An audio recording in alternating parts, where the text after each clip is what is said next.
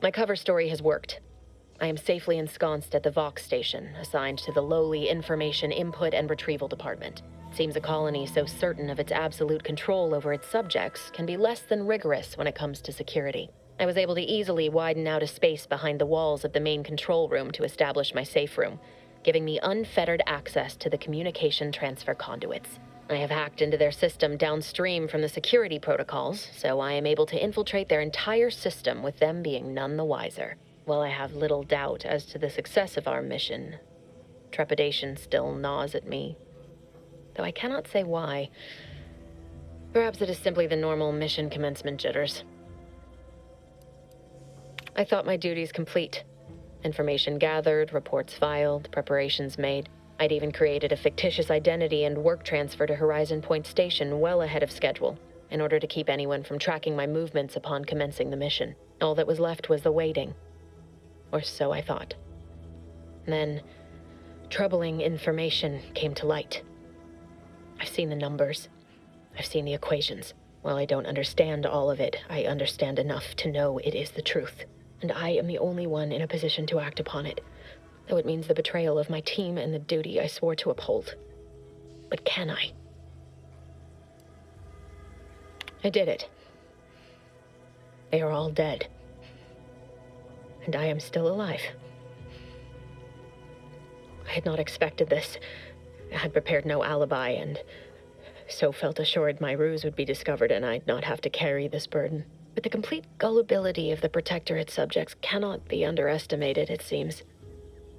My threadbare excuse of my grievous wounds as pitchball injuries was accepted without question. I can only keep telling myself it had to be done. Something which becomes harder by the day as the rift anomaly grows in the sky. But it was all part of the plan. Wasn't it? I can't believe this.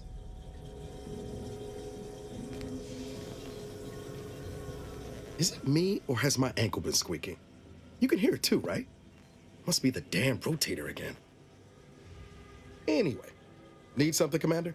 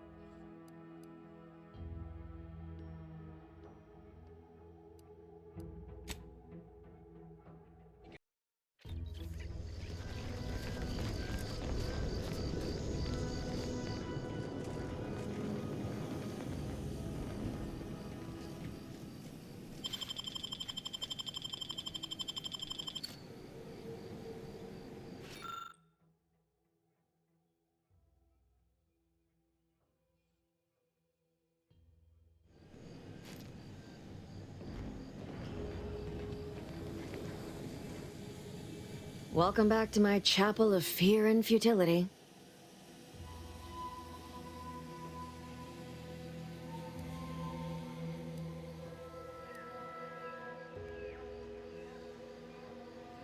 Why are you asking? Who are you? The people she tried to kill. By the architect. I had no idea. I wish I could say it was unbelievable.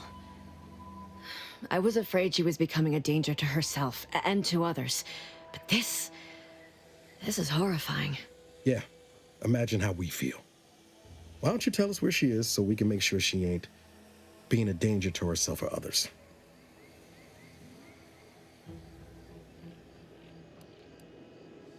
And how are you going to do that? That ain't something you ought to be concerning yourself about. If you think I'm going to help you do what I think you're talking about, you are deluded.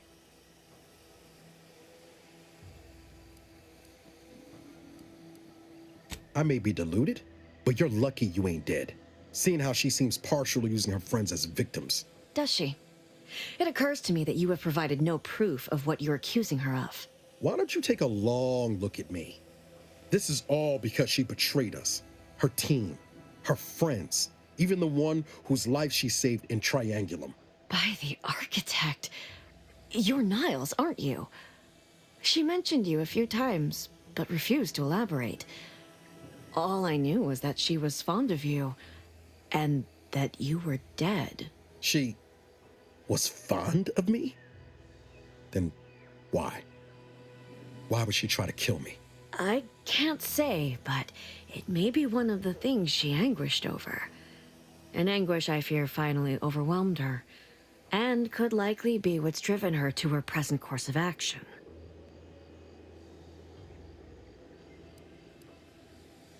I wish I knew. It's nothing good, I can tell you that. I haven't seen her since before the corporatists invaded the island. I'm afraid she's going to do something terrible, but I just don't know what. Maybe none of this would have happened had I not introduced her to Victor.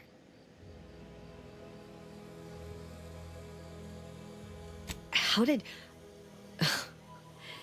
You saw her terminal, didn't you? Victor's an Order archivist. We were all friends for a time. But then, shortly before the schism, they started talking to some others inside the Order. That's when things became tense. I started to become uneasy, scared, really. She kept getting angrier with the Order the more she worked with Victor and her other contacts. On top of everything else, it became just too much for me. It was a code she used for everything. I'm ashamed to admit, I did break into her safe using that code. Was hoping she'd left me something, but it was empty. She did say once it had some meaning from her previous life. Beyond that, I don't know. That sounds like it could be her agent identification code, Commander. She said it had some meaning from her previous life. I'd hoped she'd left something for me, but the safe was empty.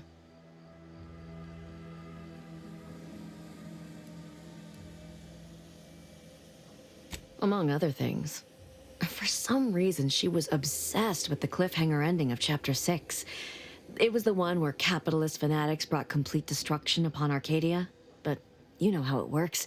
It was somehow miraculously saved at the beginning of the next chapter. Didn't matter to DeVries, though. She just kept going over it and over it. Would have talked to a Crabble about it if there was no one else to listen. That, and the invasion itself, set her mind to dark things. I begged her not to go down that road again. She was so agitated when I first met her. Must have been 7, going on 8 years ago now. She never slept, didn't talk to anyone if she could avoid it. After we became friends, she began to change. Still bothered her from time to time, but I thought it mostly behind her. I couldn't watch her go back to how she'd been. Or worse. We became friends when she... Well, she saved me. I'd said something without thinking. Must have been distracted. We all know to watch every last word we say. For some reason, she interceded on my behalf with an arbiter. And she convinced him he didn't hear what he actually did. No one does that. Void, I didn't think anyone could.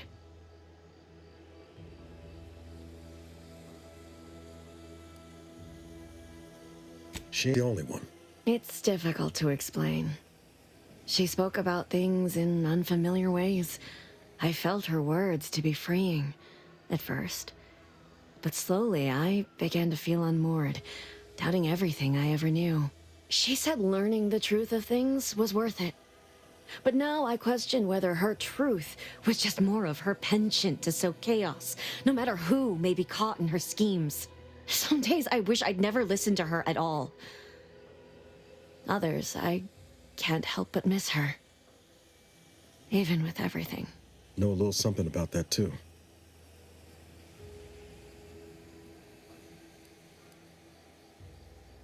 I did try to. Once. After the corporatists invaded Paradise Island and took over Fairfield. They seemed to let anyone in there. Some boisterous fellow even tried to recruit me.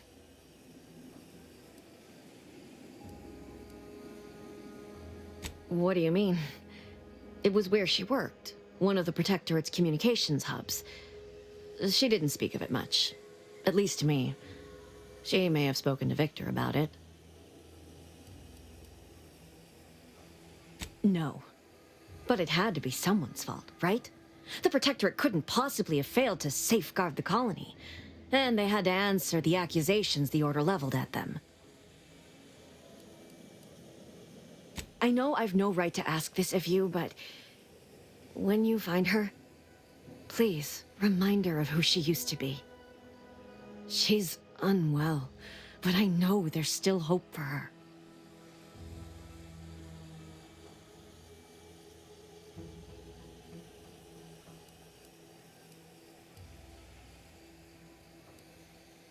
That's all I can ask. Can't get that ant anyway. Need something, Commander?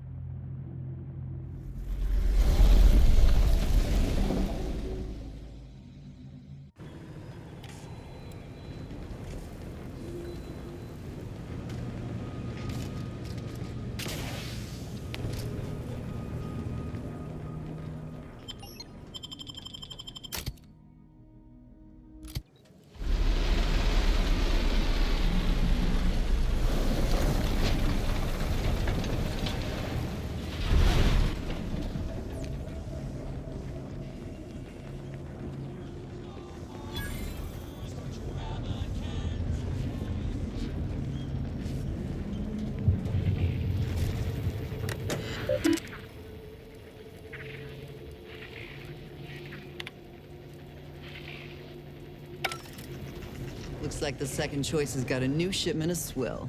Gave it a try. Welcome to the true free market, friend. Mind your own illicit business and I'll mind mine.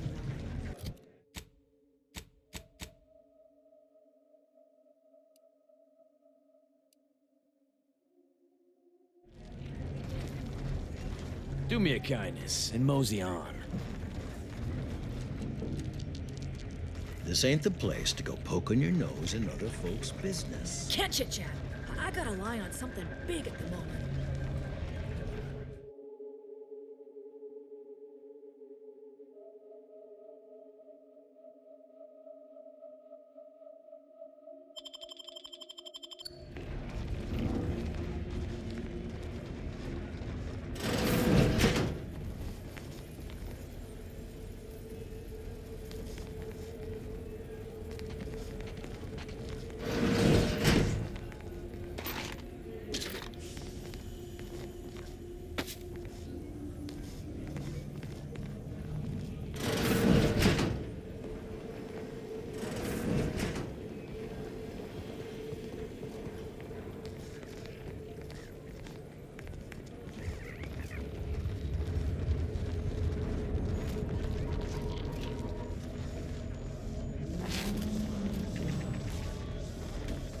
Can't tell if you're a fixer or need fixing. Lose a piece of jewelry? Buy it back at a... Sorry, pal. You look a tad too upscale for us to do business.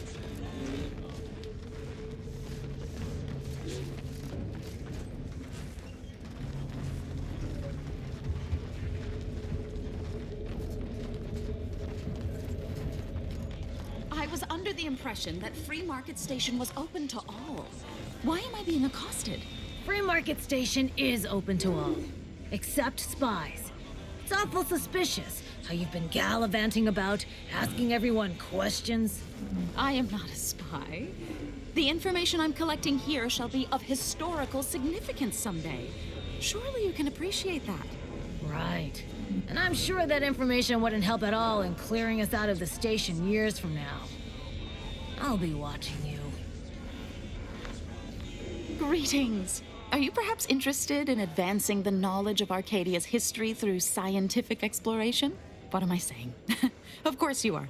Please, do tell me anything you might know about the crash of the ACS free market.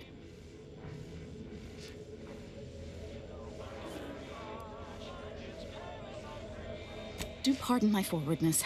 I saw that you were a new arrival, but I held out some hope that you might be able to enlighten me where the station populace has not. As an archivist, it's my duty to collect and record hitherto unrecorded knowledge wherever it can be found. But my earnest questions have been met with suspicion. The ACS Free Market is a crashed Auntie's Choice freighter. Free Market Station was hewed from the ruins and built into the settlement it is today. If some independent preservationist would be willing to assist me in discovering the truth, I certainly would appreciate it. That's great. I can offer you a stipend from my exploratory budget for anything you might manage to discover. Converse with the locals, peer into unturned corners, and see what your able hand might unearth. I look forward to furthering the cause of history with you. I'd ask about in the saloon and the bazaar. Both are places where gossip flies about like so many tarot rays. Sub Rosa likely has some information about the crash, but I'm not sure where. You also might be able to find some intact portion of the ship amidst all of the station's wreckage. Take a look around. I'm sure you'll be able to get farther on your own. Hope that wayward science type didn't disturb you much, friend. We of the station normally do our best to dissuade partisans from making nuisances of themselves.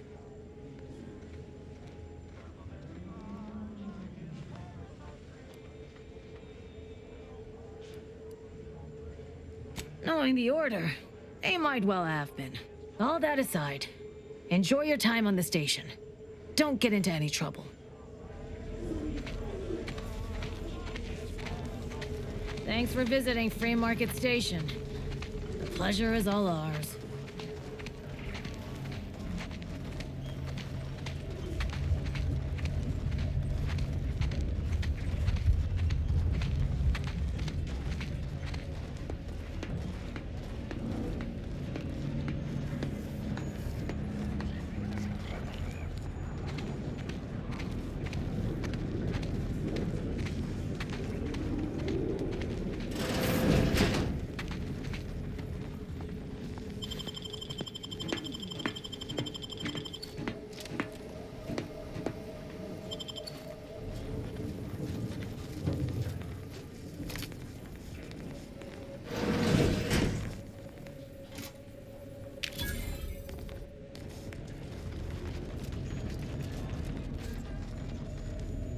Remember, nothing's a crime if you never get caught.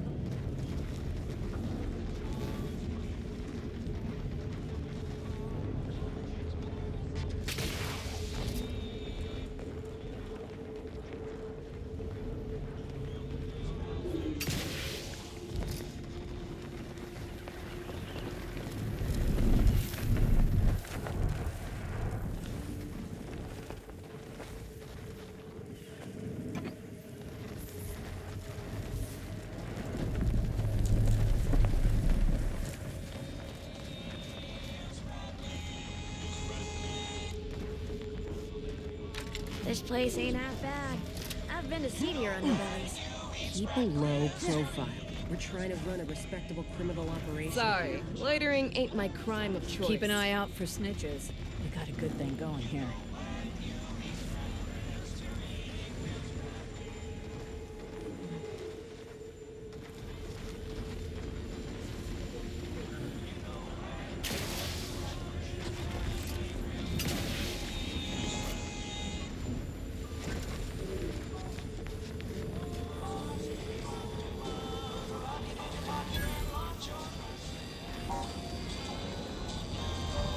If it inflicts grievous bodily harm on other people, I've got it!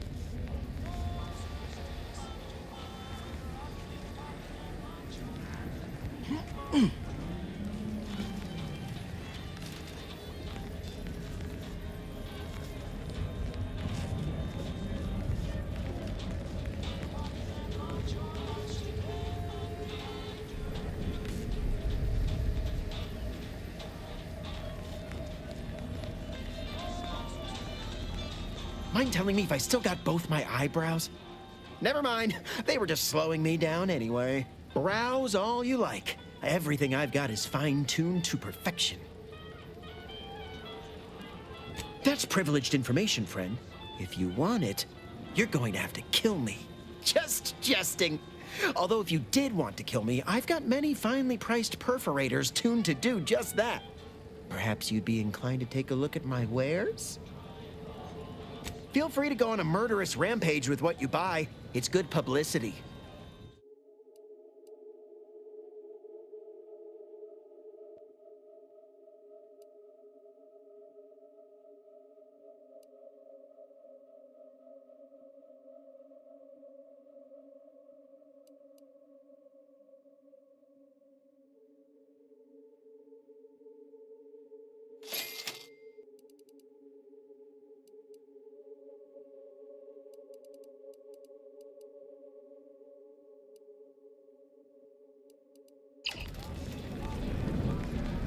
Hey, you smell gunpowder?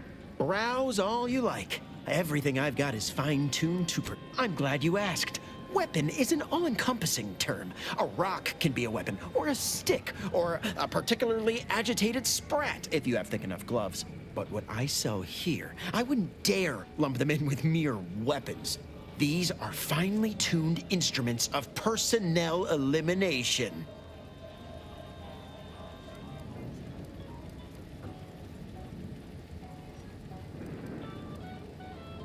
Which says a lot, considering she can't.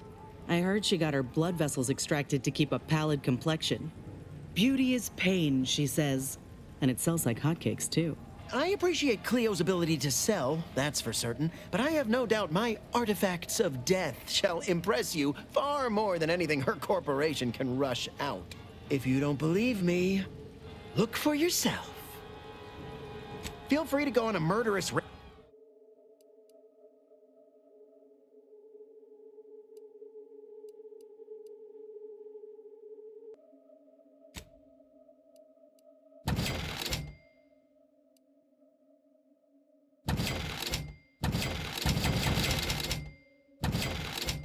buy from me and live to tell your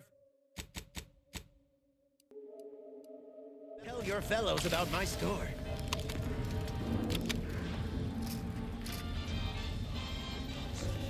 Think I misplaced it. Browse all you like. Feel free to go on a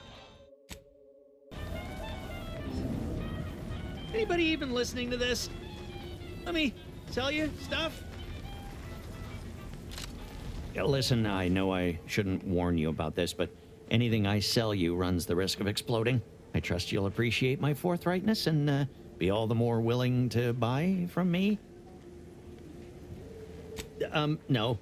Ships decidedly ain't in my purview. You sure I can't interest you in some bric-a-brac instead of this conversation?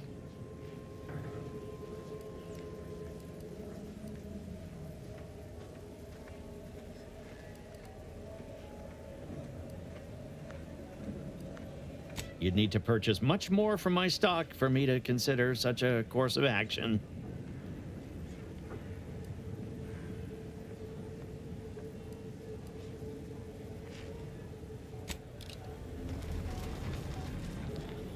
If you've a tooth pain, you know who to visit.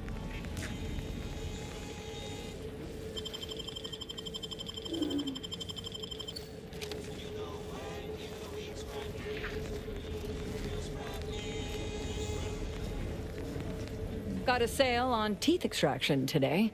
A quarter off with one or more bloodlettings. If you've wounds that need stitching or teeth that need scrutiny, I'm your doctor. Yes? Is this a problem? I'm the only doctor on Free Market Station. I think that excuses whatever quirks I may or may not have. My prior faction demanded I strictly adhere to my vocation and forego the world of dentistry, under penalty of death after a certain number of infractions. Suffice it to say, I'm pleased Free Market Station allows me to be myself. Medicaments and more, all sufficiently regulated, or thereabouts.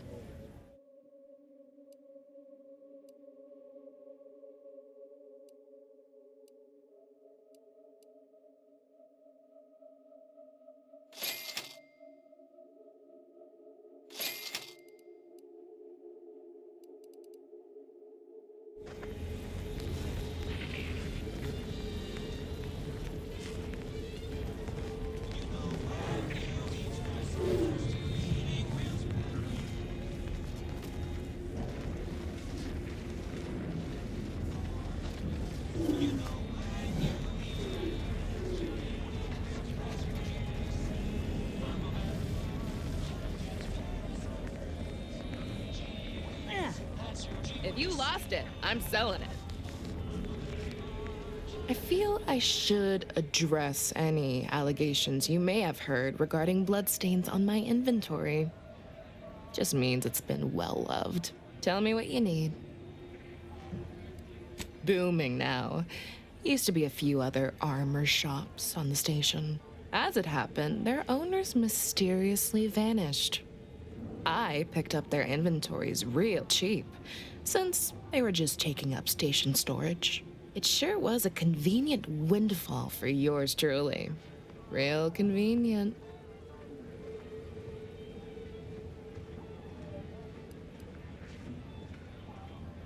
No, I wouldn't worry about that. Extremely unrelated, but I'd avoid the chef de mécanique's twice braised indeterminate flesh scraps if I was you. They can be, gamey. Can do.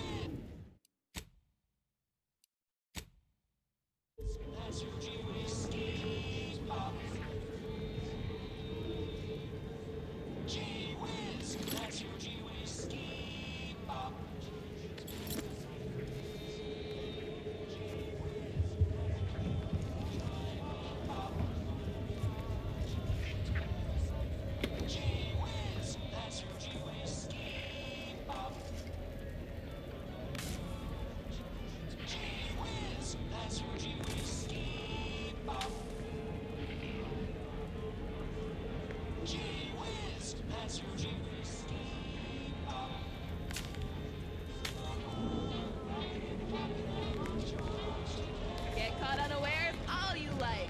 My armor will keep you safe.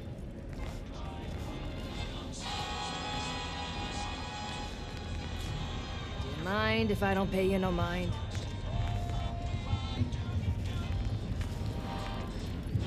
Blades, bludgeons, bombs, blunderbusses. We've got it all. Except that last one.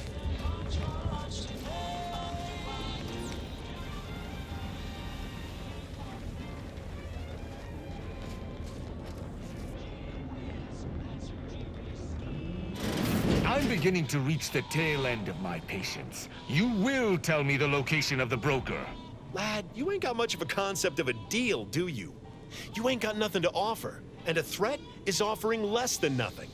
You realize any other arbiter would have crushed you where you stand for obstruction of justice long before now? That I am flowing with magnanimity? Can't say I know what that word means, but if you're inclined to keep threatening me, only thing gonna be flowing is your blood out your body. Stranger, seen my fix? Hope you're about to offer to rid me of this damn fool. You cannot dissuade an arbiter from their sovereign-given duty, no matter how much of an irritant you may attempt to be.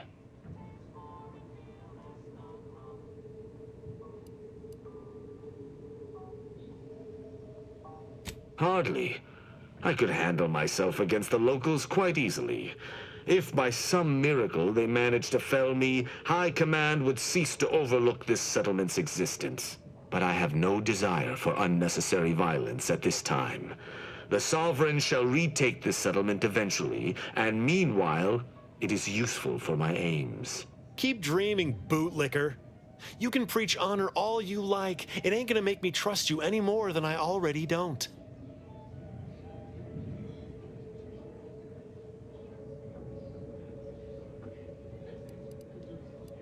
I'd hope so. I am an arbiter, one of the Protectorate's elite, entrusted with upholding Protectorate law above all else. And executing anyone who deviates, no matter how slightly they may do so. That is a gross misrepresentation. Everyone at this station has deviated more than slightly, yet I certainly haven't introduced them to my hammer.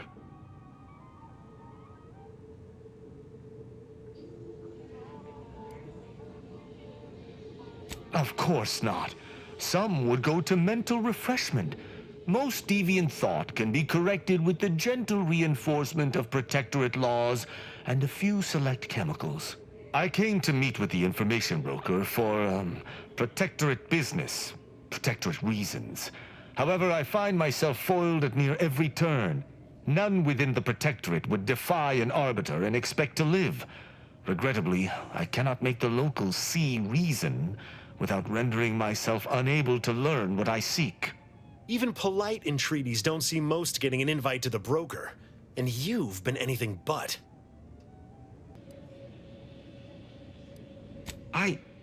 Are you daft? Do you understand how diplomatic I am being simply by staying my hand? Any other arbiter would have executed you all where you stand. You're just so merciful it makes me blush. I'm sure your staying your hand has nothing to do with the armed guards watching your every move. No matter what this fella says, he's not going to convince me to trust him. He's a walking security risk.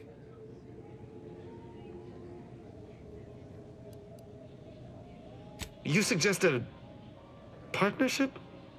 An arbiter working closely with a third party is unheard of. But I suppose if I've no choice... Interesting thought. Occurs to me there might just be something that needs looking into. Within the Golden Ridge locale on Dorado, there's a refugee camp. It's unassuming, quiet-like. Most of the folks there just want to be left alone. They see to the few needs they have by working with the broker, but we ain't heard from them in a fortnight and change. Serves to reason something untoward may have transpired there. You see your way to looking into that, maybe we'll talk. That's between them and Sub Rosa. You in or you out? Great! Take the lap canid with you. I've had enough of his excitability, and so have my customers. I don't claim to be pleased with the circumstances surrounding this co-investigation, but perhaps we may surprise one another. I'm Arbiter Tristan Rao.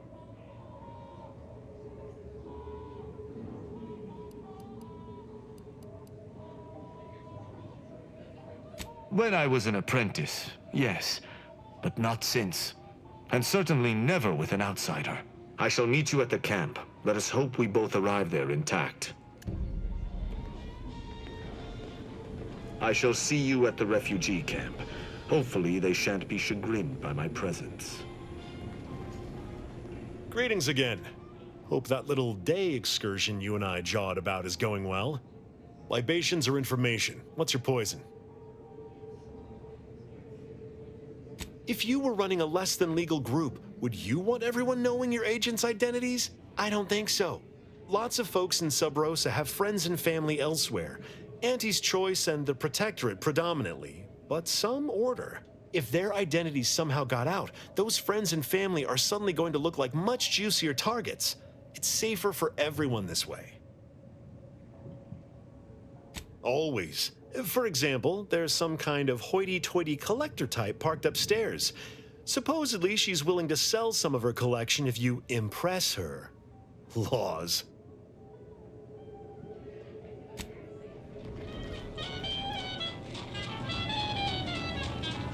Oh, come now, Prospero, you've been on that stage hundreds of times.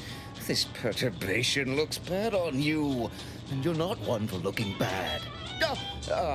Terribly sorry you've got me ruminating. A man of my persuasion shouldn't stoop to such self-deprecation, especially in front of prospective customers.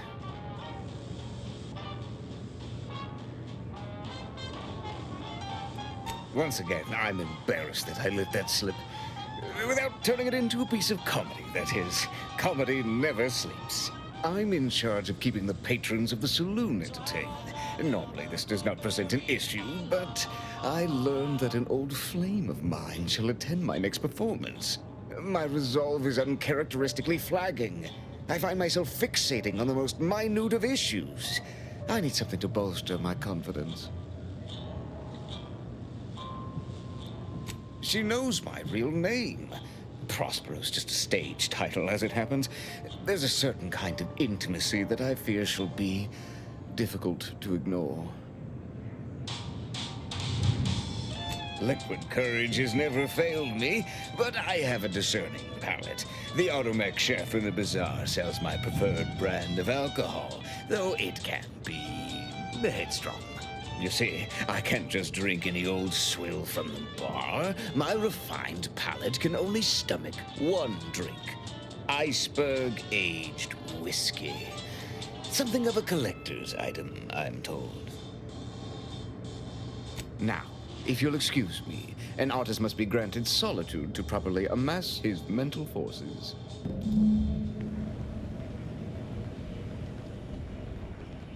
Greetings again. Hope that little day libations or information. What's your poison? Oh, sure. Got it right behind the bottled gold and spiced silver. No, I ain't got any fancy booze for our in-house drunkard. And if he wants to know if I do, he should come and ask me himself. Or better yet, focus on his upcoming set.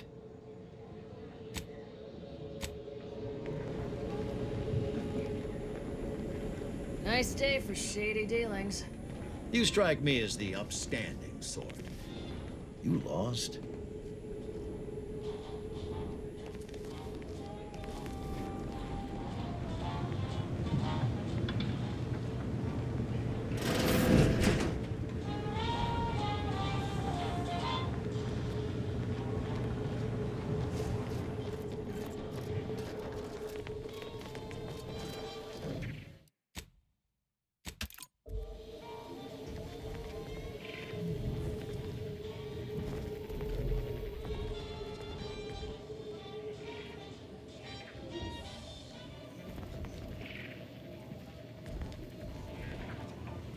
Can't tell if you're a fixer or need fixing. Another challenger approaches. Prepare to be sent weeping from my curio collection. None have defeated my collections, and none shall. But I do so delight in a competition. Are you prepared to do battle?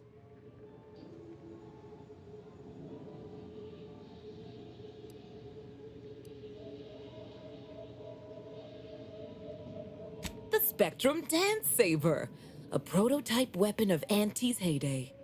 I shan't spoil its implications, not unless you prove your worth.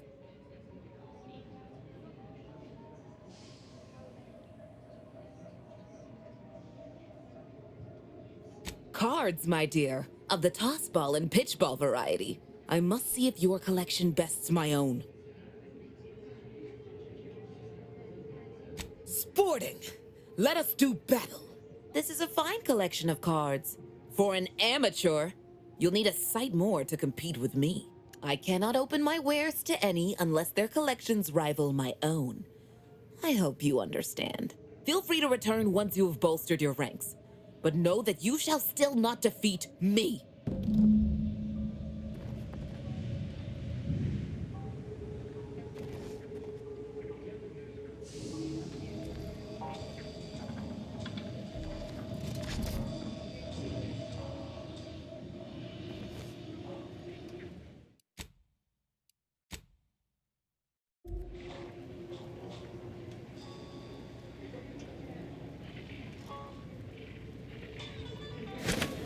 Deserves a gander. No getting over there.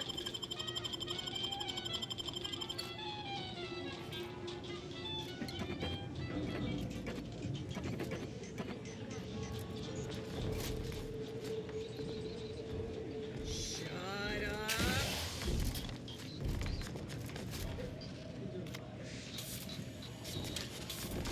Finally.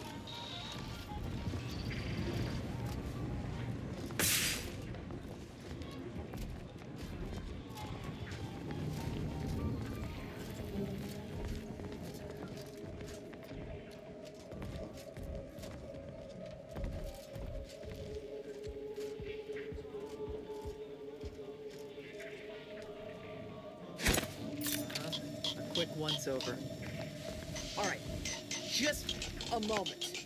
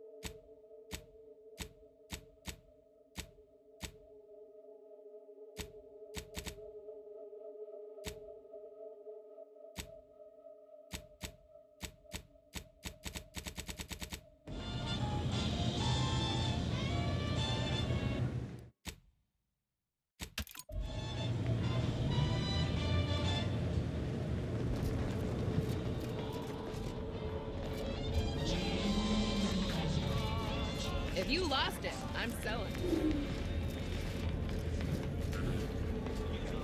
My gear has the fewest holes out of any clothes on station. My folks didn't raise no fashion monger, but they did raise a bloodthirsty opportunist. I'd like to think I'm making them proud. If you're in need of sprucing up the old wardrobe, I can provide.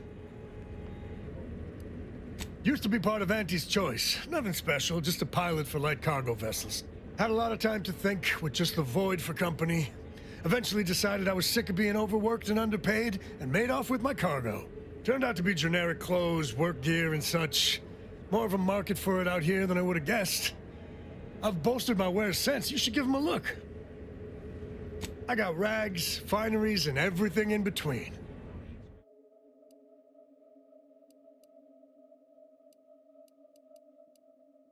You need coveralls. Mommy's here.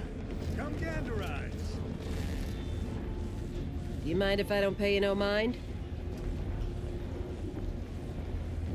Shop here to acquire fine if you became violently ill after eating here. Please feel free to write our stall an angry letter, then burn it. What may this unit rehydrate for you? Negative. This unit and stall are registered to Gerald T. Wenrich. Mr. Wenrich last visited 222 days ago. When last seen, Mr. Wenrich mentioned he was, quote, going to teach those, redacted, sub rosa, redacted, a lesson. Nobody extorts Gerald T. Wenrich. All wares were at some point cooked fresh.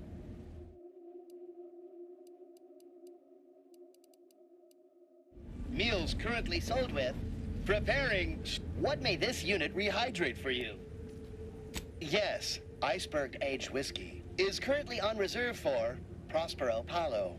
Current customer is not Prospero Palo. Unit cannot vend to current customer.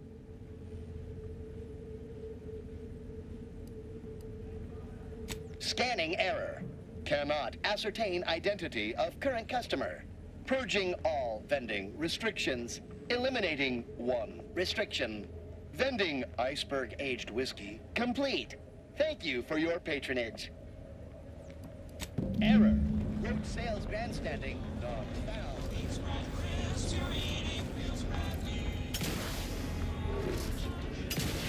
If you lost it, I'm selling.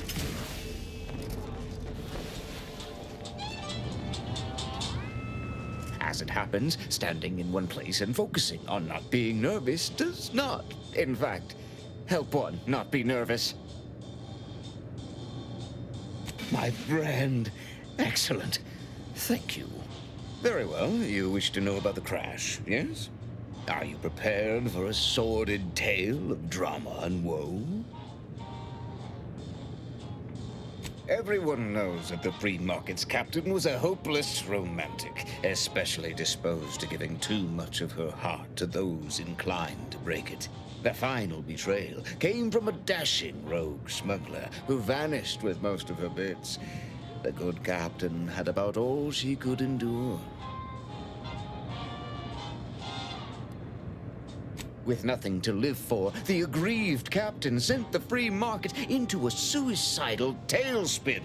The crew attempted to wrest the controls from her to save them from their fate, but alas, too late. That's all I know. I thank you for your help once again, and now I must get ready for my set.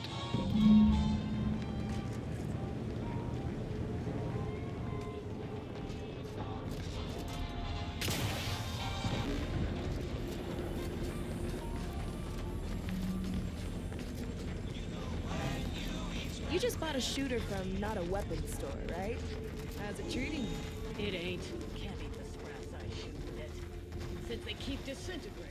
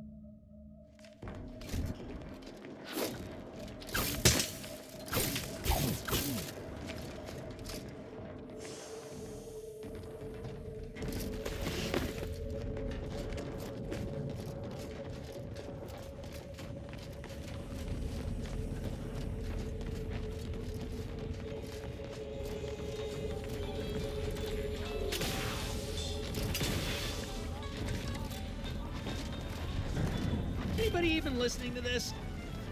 Hello, once more. I guarantee you some... Oh, I prefer to focus on the present and the future, and not things that may or may not keep me awake. Are you an alienist? I ain't never had time to see one, but having one make a business call, maybe you're right. I'll give it a try. Before it crashed, I served on the free market as a secondary engineer, first grade. Had a colleague who was very talented, but not very good at hiding it. The supervisor saw her as a threat and demoted her to the engine room. She wasn't the type to take a blow without dodging. My colleague sabotaged the engines when her partner was on his mandated 2-minute break. When the free market attempted to breach orbit, well, just about everyone died. I made it to an escape pod on the port side. The ship landed on its starboard. I got lucky. Yeah, me too. Anyway, can we get back to subjects that aren't this? I got goods to sell. Well, none taken. I never intended to be. But when life breaks your jaw and shoots out your knees, may as well learn to get good at crawling, right? My contraptions don't explode no more. Honest.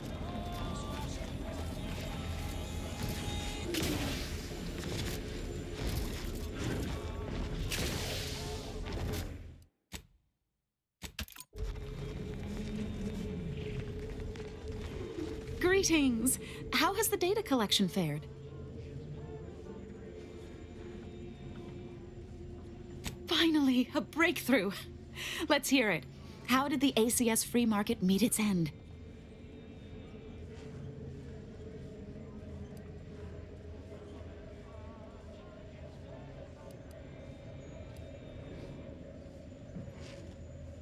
It sounds like Auntie's choice security measures leave something to be desired. I'll mark that down. Aside from the crash, what occurred in the ship's final moments?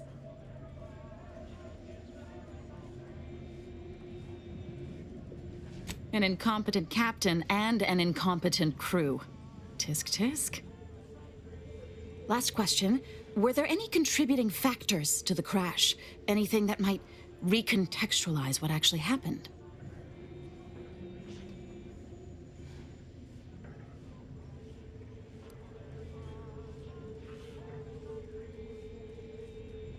Scuttling an entire freighter and killing hundreds all for a few extra bits.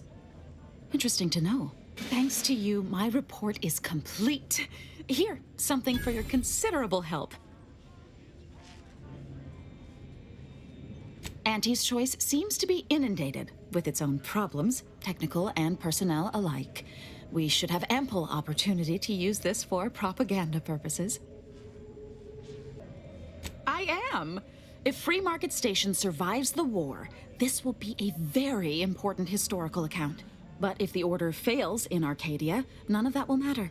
I'm just making the most of what you gave me. Oh, I'd be happy to. Anyone willing to further the Order's aims should be treated as a friend, in my mind. Now I need to get this report to my superiors. Thanks again.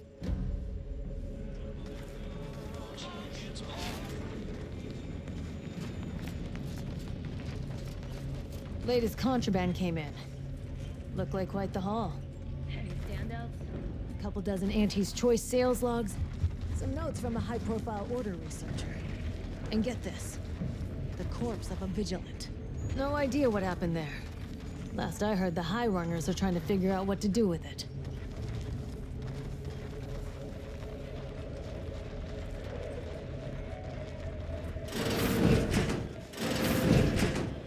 Thanks for visiting Free Market Station.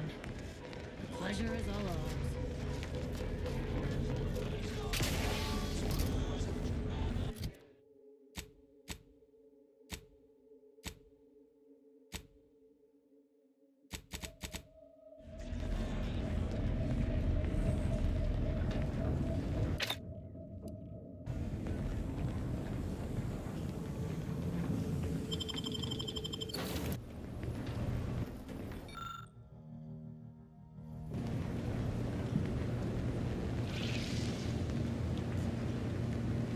can't say I'm thrilled about aiding an arbiter, especially considering he ain't been forthcoming about his motives. Hope it don't come back to bite us. Anyhow, was there something you needed, Commander?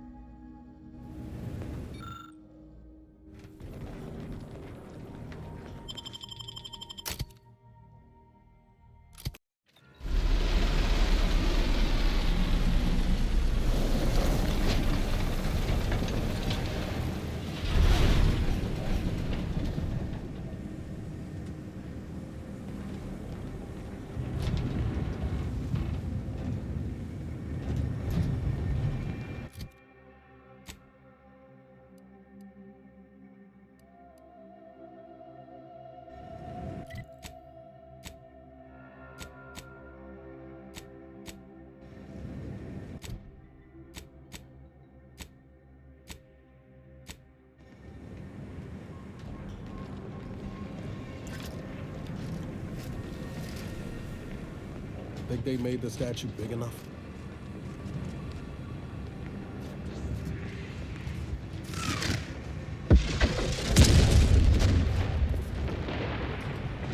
Whoa, didn't realize we were landing so close to the action.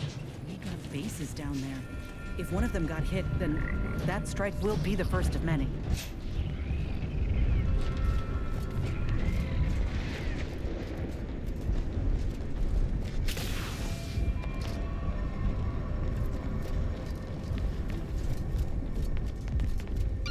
This is your 2061st reminder to keep all personal items with you at all times. Your patience is commendable, passenger. Please continue waiting quietly until the next tram arrives.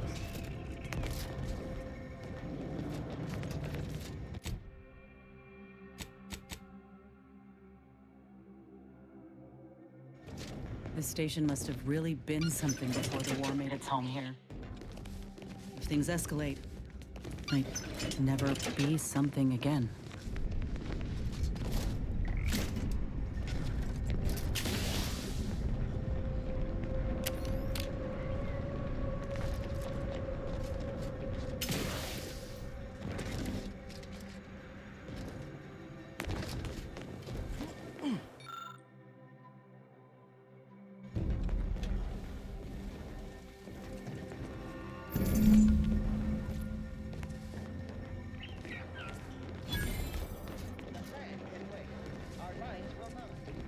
Subjects arrive 15 minutes early to avoid missing their tram.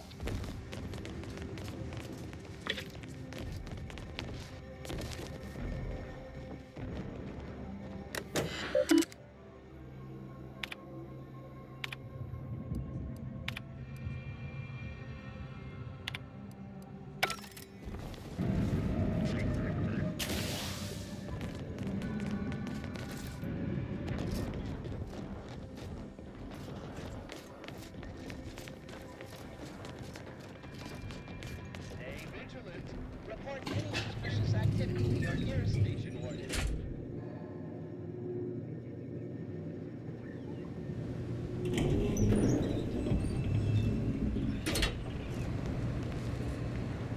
Folk were hunkered down here. I wonder how long they held out before. Well, best not to think about it.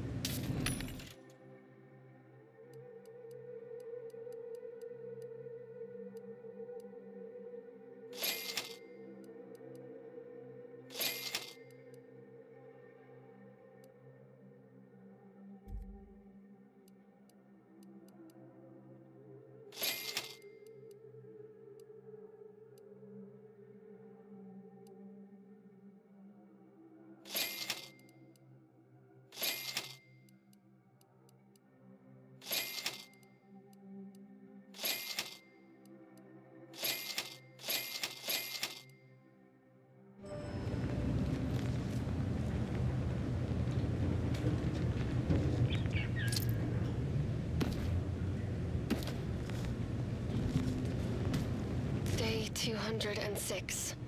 Morale? Low. Condition? Feeble. Voucher mech. Watching.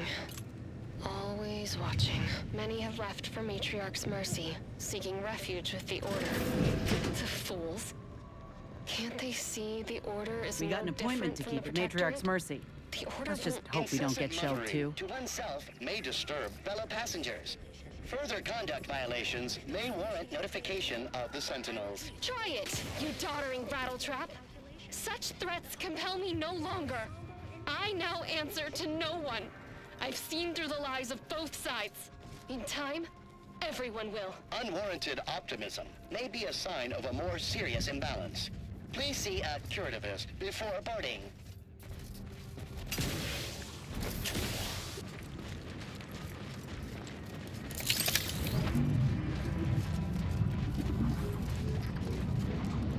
Guns cocked and loaded.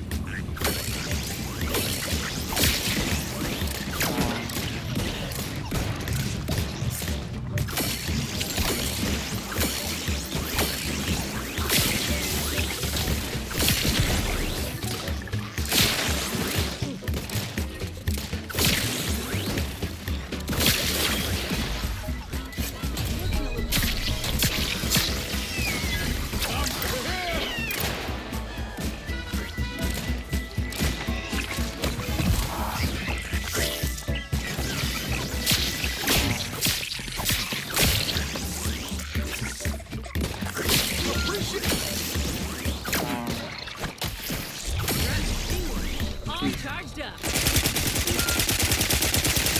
Catch me up, then we'll talk.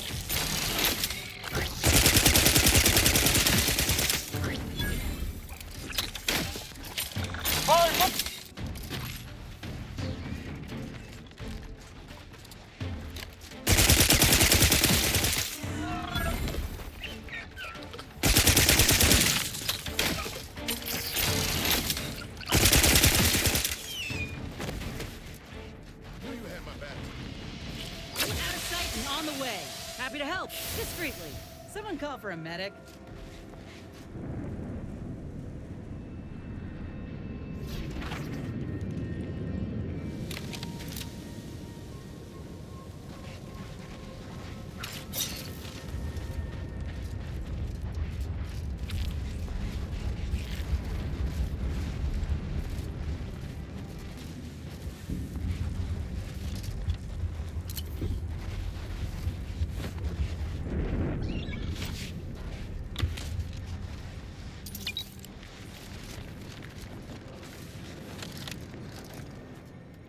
Got my lamps on an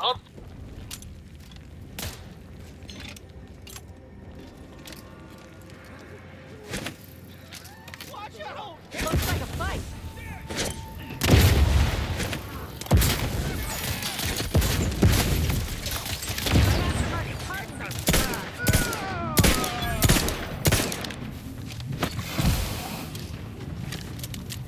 Grass itchy.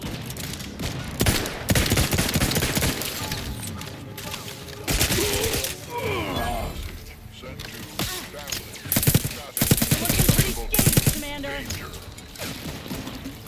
Someone call for a medic. Not quite charged yet. Let's get him healed.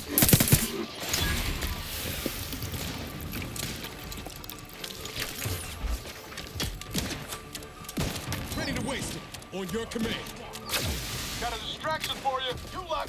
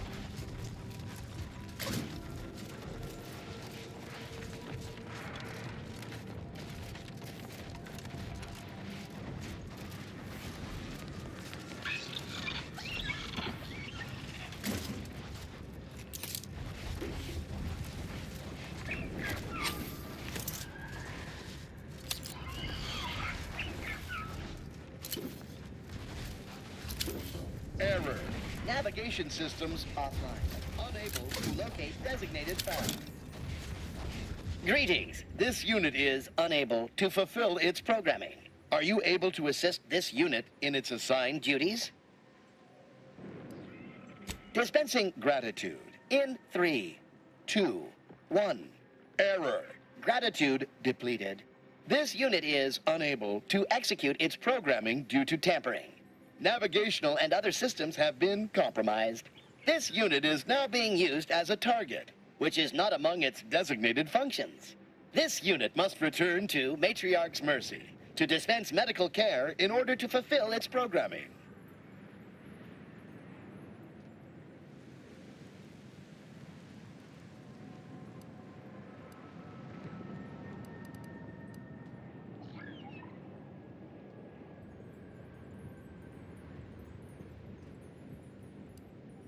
Searching for last known location of charging pad. Success! 1 entry found. Processing optimal path toward Matriarch's Mercy. Return sequence will be initiated once path is determined.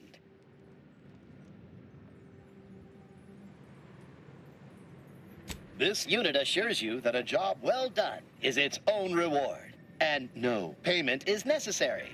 Thank you, qualified engineer.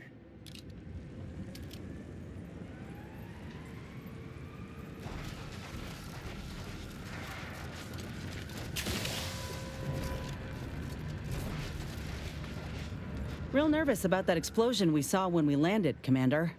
If this were deliberate, this whole place is liable to turn into a powder keg.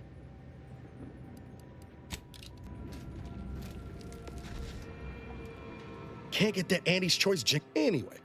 Need something, Commander?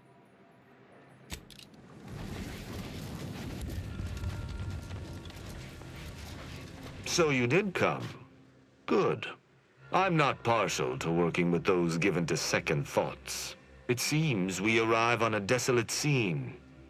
I don't know what transpired, but whatever it was killed the refugees to a person. As an Arbiter, I bear a strong stomach. But if you've any reservations about witnessing destruction visited upon the innocent, you'd best steel yourself.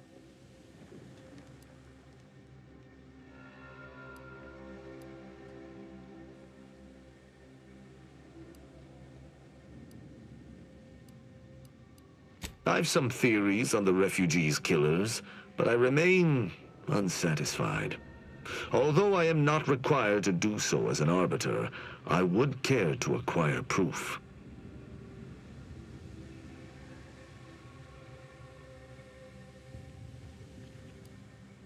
We operate under the Sovereign's indefatigable will. Thus, we do not need proof. But my training was somewhat unique in that it emphasized the value of thorough investigation. Let us comb the remnants of this charnel house.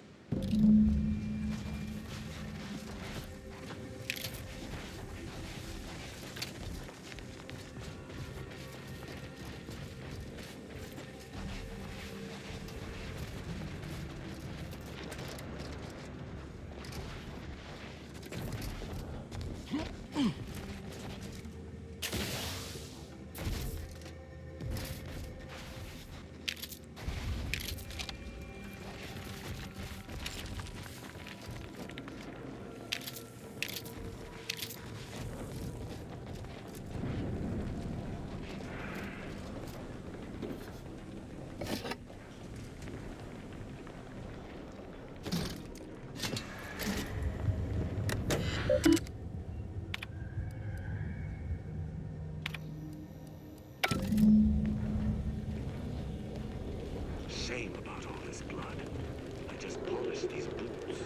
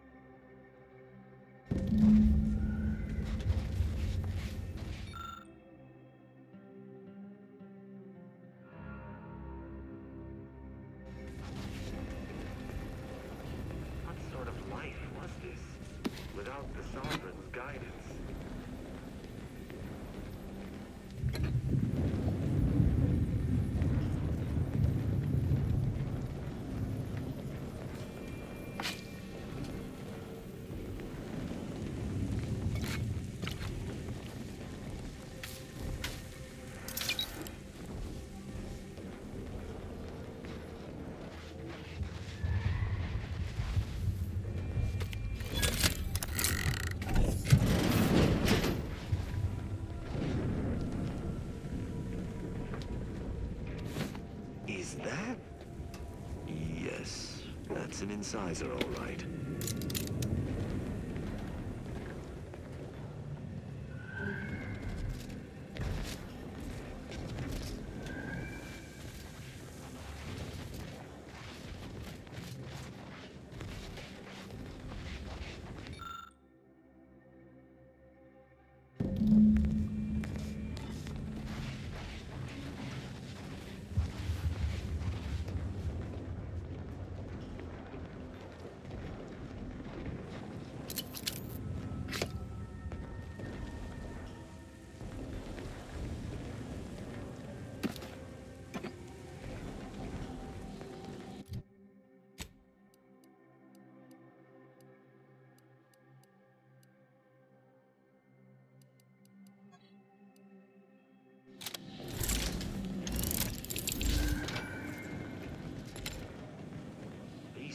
Could have been saved if they simply hadn't deviated from the paradigm.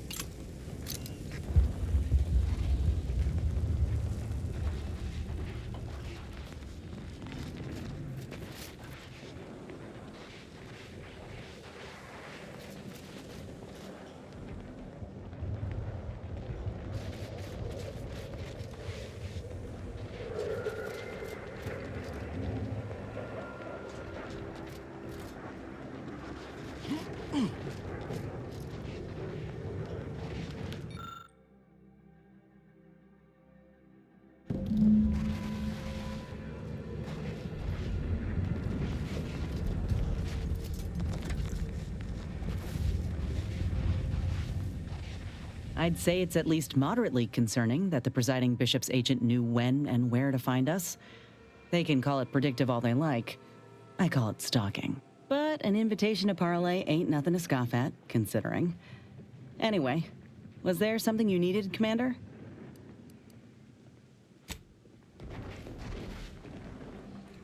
No offense to Val, but it's real nice having someone watching my back who ain't in constant need of recalibration.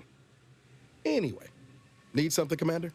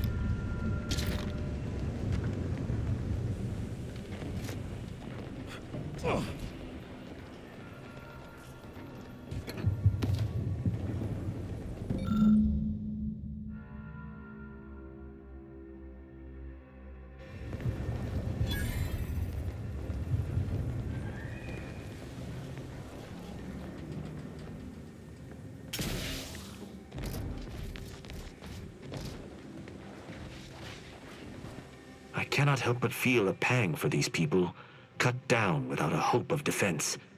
We must uncover what transpired here.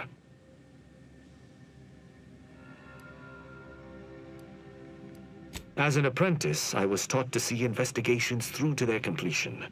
Evidence begets evidence and can lead one to uncover further criminal elements. Any further interest is purely academic. You've been busy. What did you find?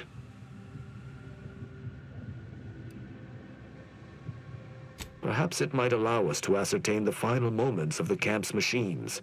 See if any final commands were sent before the camp's destruction.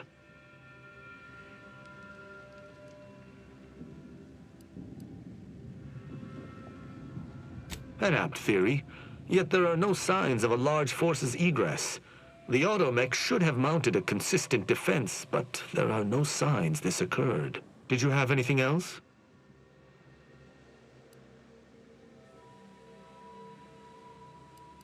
Myriad dead refugees, killed in a particular way, but only a single destroyed automech.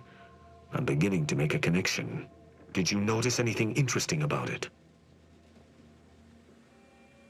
Then it was fighting blind. Doesn't seem like something a defensive automech should be doing. Seems this base has seen its share of destruction. I maintain that it feels deliberate, judging by the still standing buildings. Was there anything remarkable about it?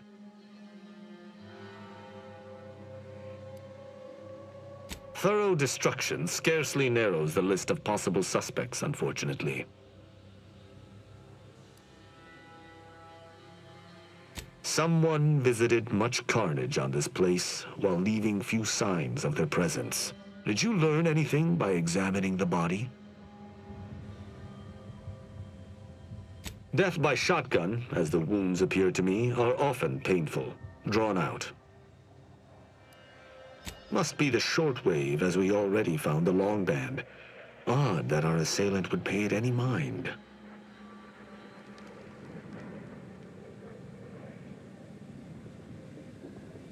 The sign that something unusual happened there may fit snugly into our other observations. We shall wait and see. You're certain you've combed the place to your liking? Then let us debrief and see if we can deduce what transpired here. Have you any theories as to what killed these people?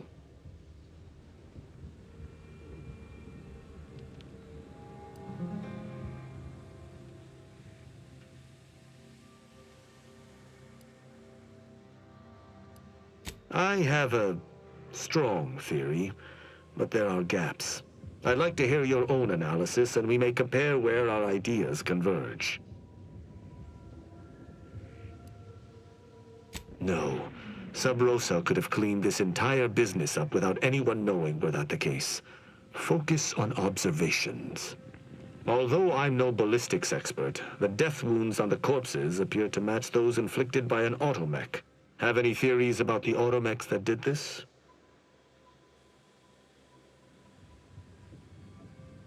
My thoughts exactly. How do you believe they were compromised?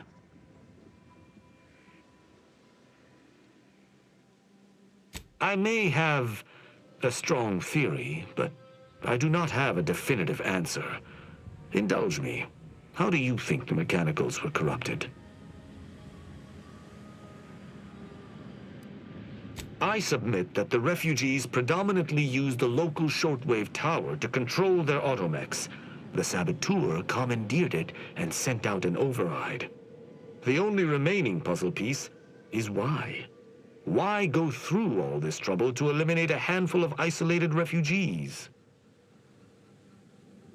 Yes, that relay tower in the rear of the camp was clearly not built by the refugees, but stolen from the Protectorate, which likely means that they were Protectorate as well. The refugees must have used it to listen in on Protectorate communications, then sold what they learned to Sub Rosa.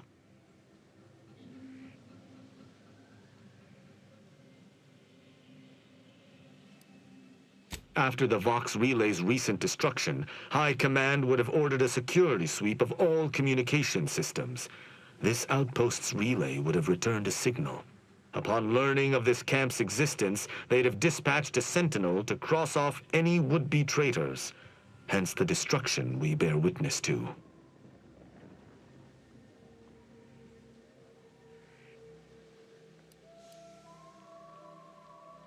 I admire your enthusiasm, but these refugees were traitors to the Protectorate, though I still believe there was a solution here beyond complete annihilation.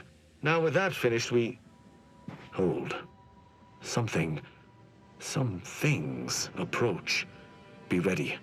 I suspect someone has disapproved of our inquiry. Seems the machines return, bent on eliminating any stragglers. Go on!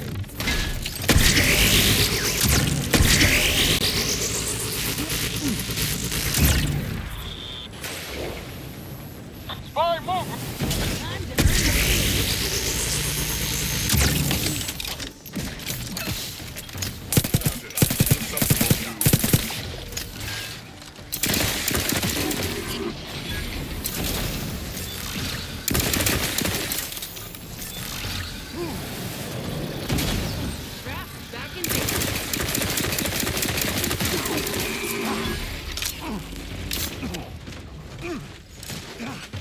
Troublemaker approaching. Ready to take the heat off you, Commander. Just say when.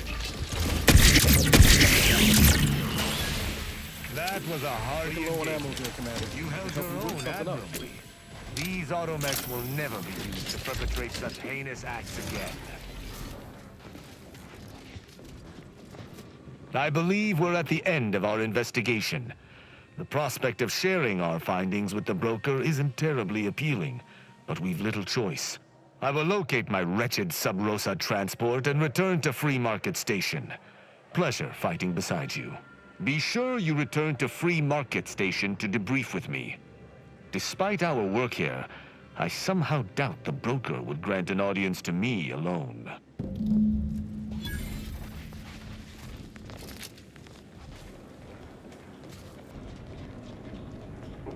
Greetings again. Hope that little day excursion. Libations or information? What's your poison? The encampment had been razed. I'm sorry to say there were no survivors, but I believe we were able to uncover what transpired.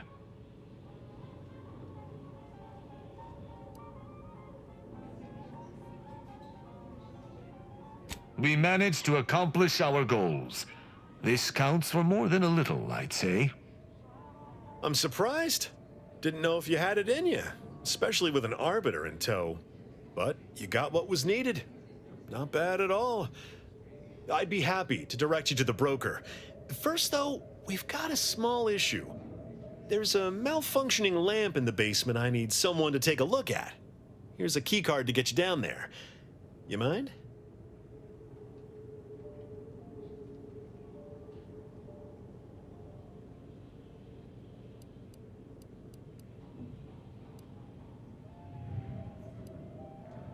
Just trust me and go give it a look.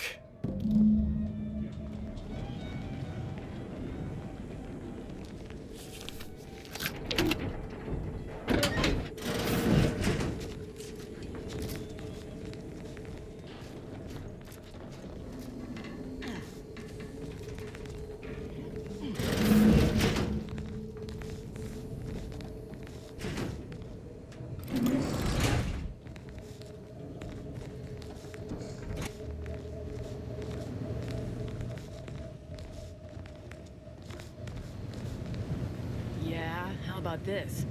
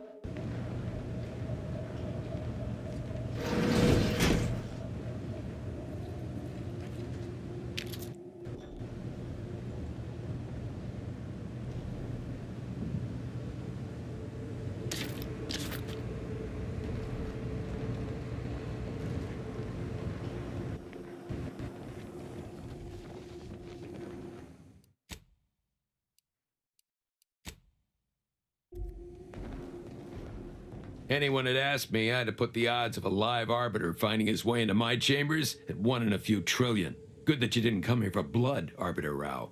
Barney would have sniffed it out and broken you in twain. And I do disdain mopping up Protectorate corpses.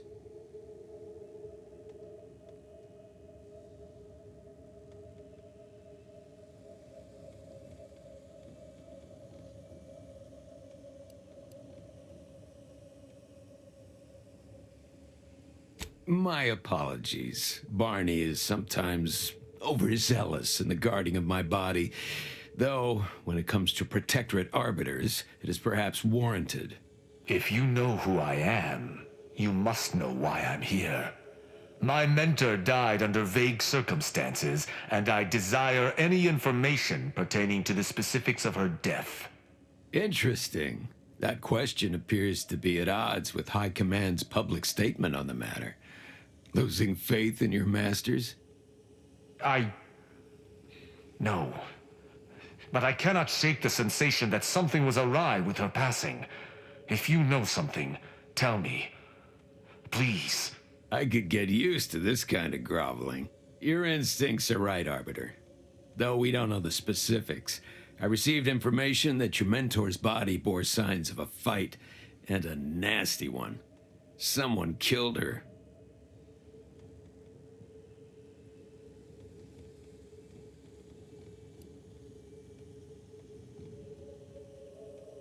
Yes.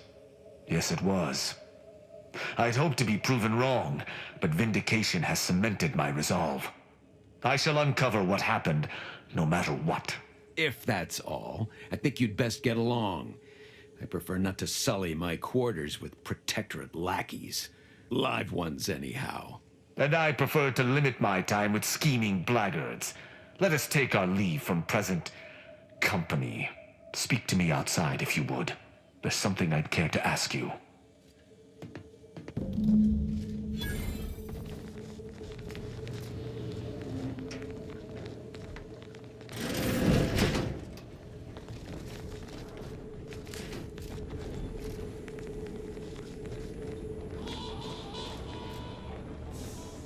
Greetings again. Hope that little day libations are information.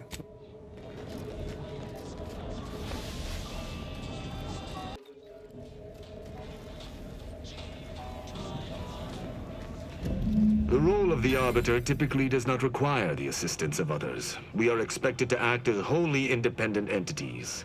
But I fully realize that had I not your aid today, my investigation's progress would have stalled and withered. During our investigation, I gauged your trustworthiness and did not find it wanting. What say we travel together?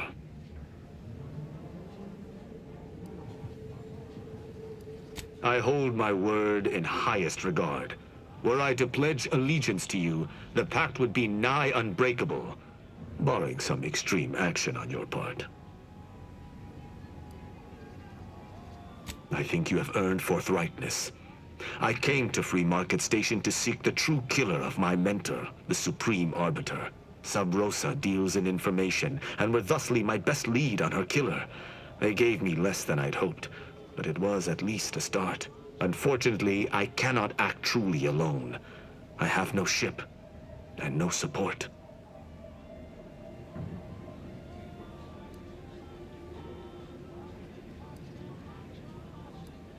I do not know your allegiance, and accordingly shall not speculate. Suffice it to say, for now, that I fear the true killer is within the Protectorate.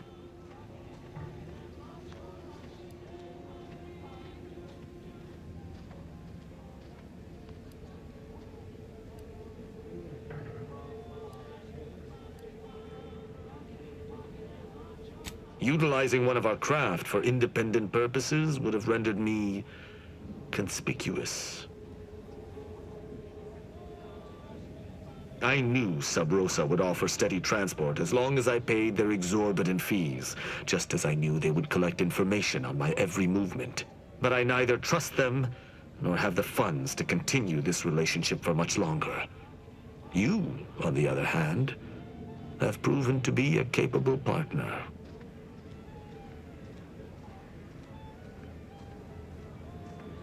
My colleagues have accepted that her death was a natural one. Questioning an explanation of that nature is foolish, dangerous even. Nonetheless, the circumstances of her death trouble me. I cannot allow myself to accept the explanation that's been put forth without investigating to the fullest of my abilities.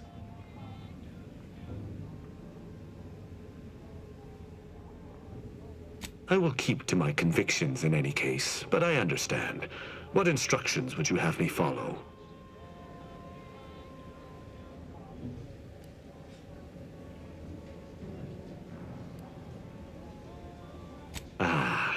I should have considered this eventuality.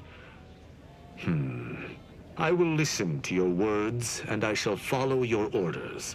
I will not assail enemies of the Protectorate without your consent, though I will not like it. But if my sense of duty outpaces my willingness to comply with an order, or if you attack my brethren unprovoked, our relationship will come to an abrupt end. Excellent. I hope our working relationship is most fruitful. I'm sure we shall discover much together.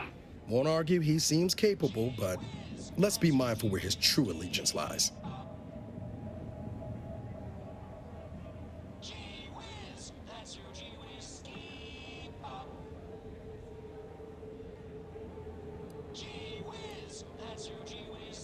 All right, but don't come to me with tears if your new friend decides to judge you the moment I've gone.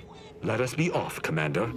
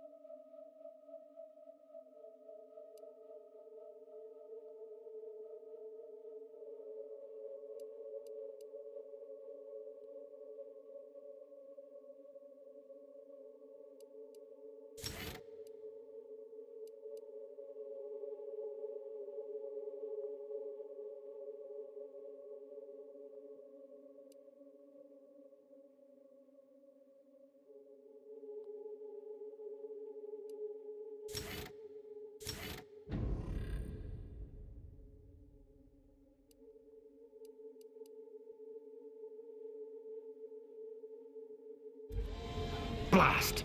I was halfway through my backwards recitation of each Protectorate law. Good that repetition strengthens the mind. Speak freely. Certainly.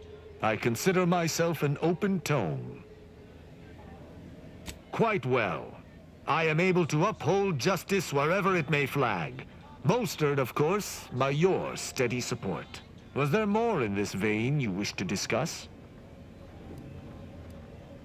She taught me all that I know. Her teaching style was stern, but enlightening. If ever I erred, she would teach me to avoid making such a mistake in the future. Though she did not raise me from infancy, I was brought into her tutelage quite early.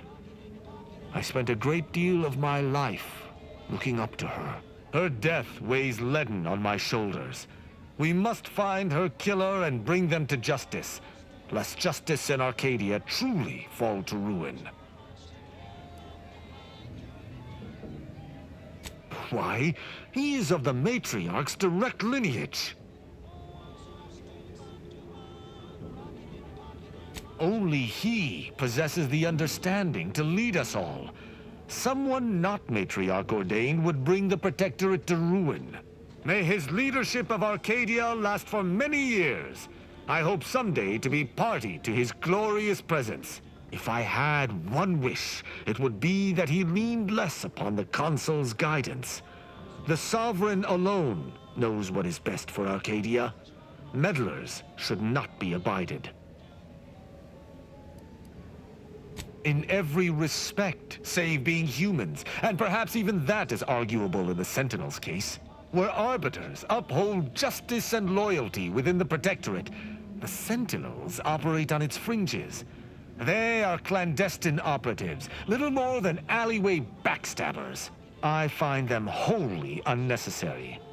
As you might expect, they are the Consul's pet project.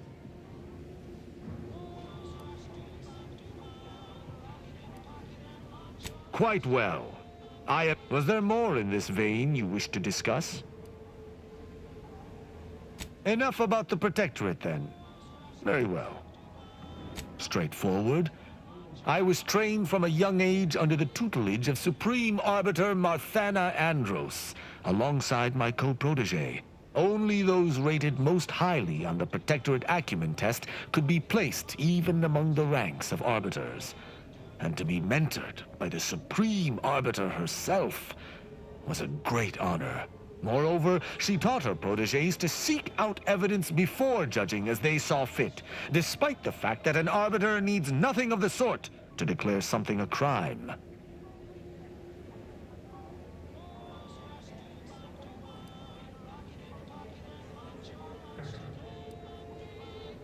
As the Protectorate's most elite, we protégés needed to be able to think flexibly and adapt to situations that faced us should they require adaptation.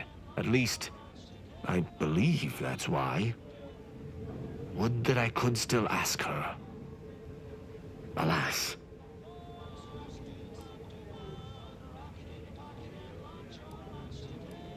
Sneer all you like, but our society has operated in this manner for more than 100 years.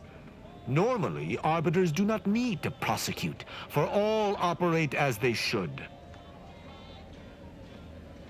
An arbiter would never abuse their power. Every action we take is on behalf of the Sovereign and upholding the Protectorate.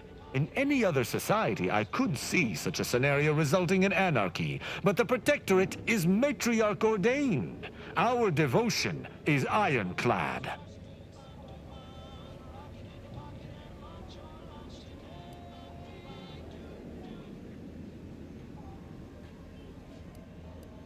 Why would they need to? The Protectorate provides everything any individual could want. Anything beyond the norm is unnecessary at best and actively traitorous at worst.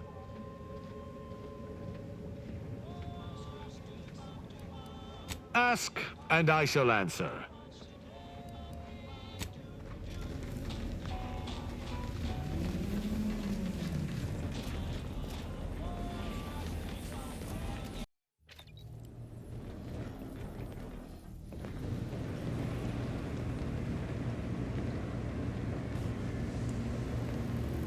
Arbiter Rao has been admitted to the ship. This unit will proceed with a Protectorate Welcome Protocol, which may include burning, prodding, and/or light electrical shocks. Agent Ibarra refers to this as somatic tolerance testing, and really funny.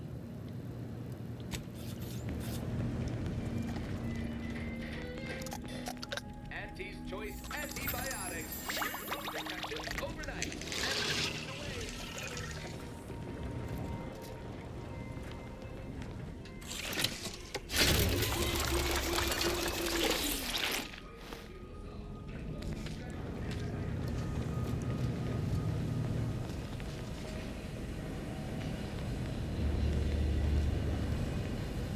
So, Arbiter Rao. I can sympathize with his plight to some extent. Dead mentor, apparent cover-up, sure, I'd be mad too. But why do we have to be the ones to help him? Hasn't he got any other Protectorate hullheads to come to his aid? Maybe I ought to spell this out. I'm his enemy commander, and he's mine. Letting him aboard is putting both of us in a bad spot.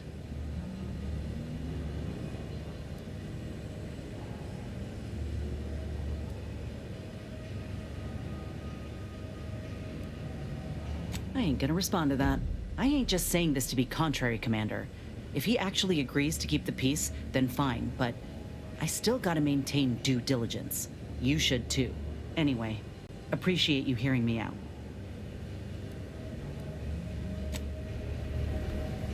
Glad you stopped by. I had something I wanted to ask you. Now that we're out of pulping distance, are you sure about recruiting that Arbiter? That hammer's a fine piece of weaponry, sure enough. How much can we trust the hand wielding it?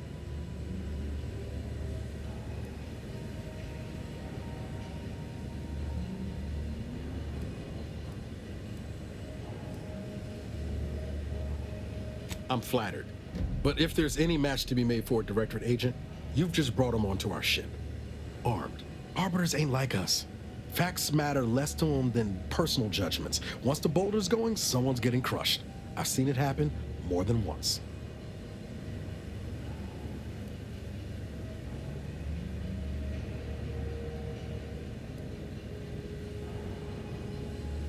What's that saying? You are the company you keep?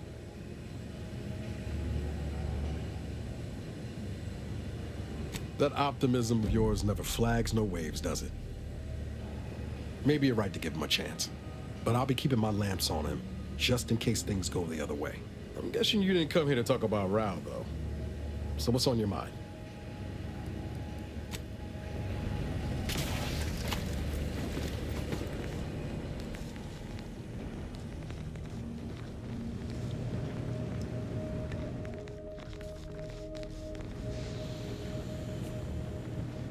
This ship is certainly quaint. The grease stains and thrice retrofitted pipes give one the thrilling impression that the ship might burst into flames at any moment. I suppose there's something charming about its lived-in nature. Nevertheless, I have availed myself of the ship's cleaning supplies. Unsightliness is an enemy as sure as any other.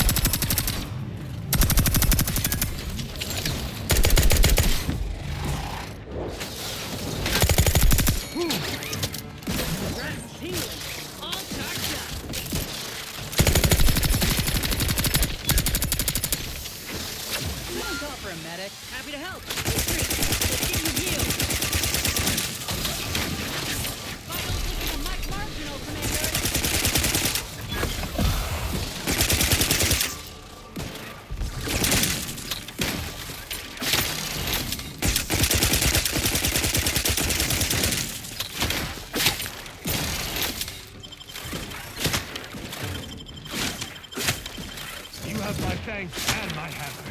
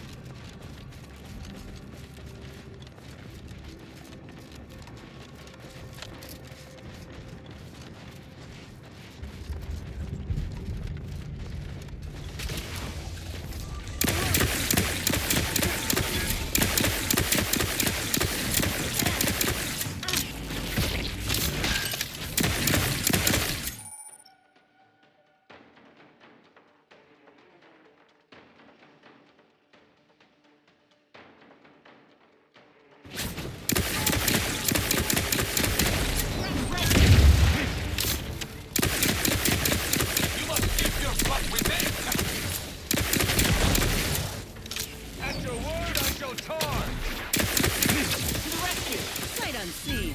Happy to help. Discreetly. Commander, stop dying at once!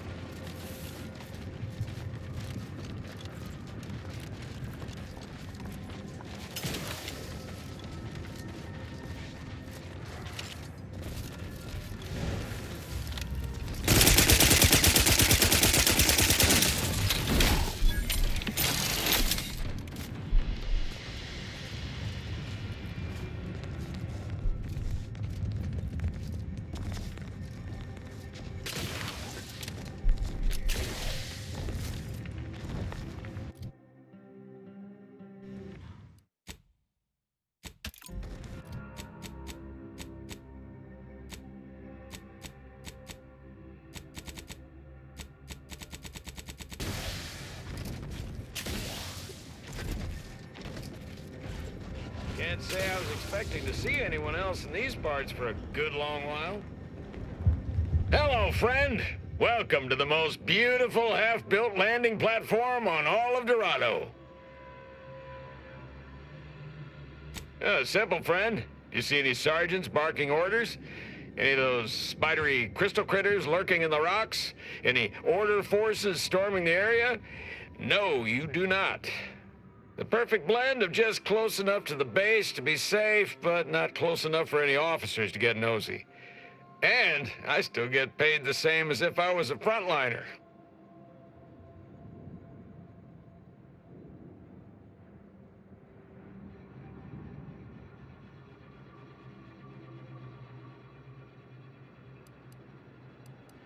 Ah, there's the real beauty of it. They won't. The Order's anti-air guns are a damn sight better than we expected. There's no reason to finish the landing pad on account of nothing can land. Command won't go back to building it until the war is won. Then I'm in no danger of being shot anyways. Maybe I'll even get a promotion for doing such a good job keeping this place safe.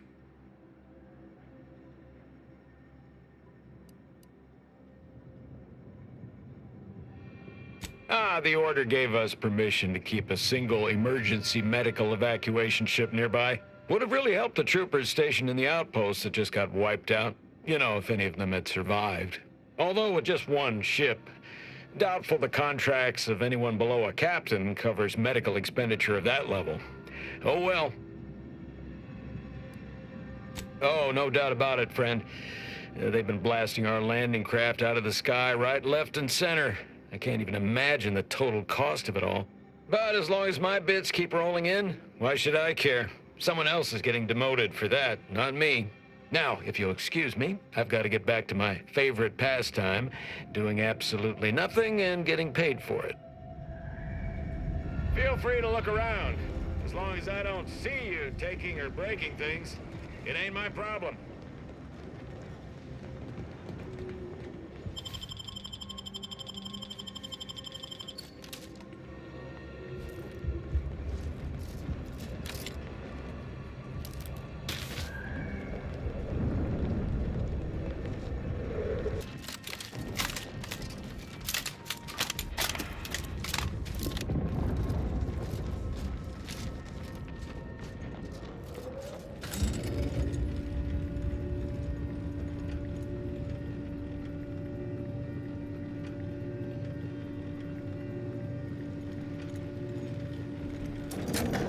An unscathed Auntie's Choice Fortress?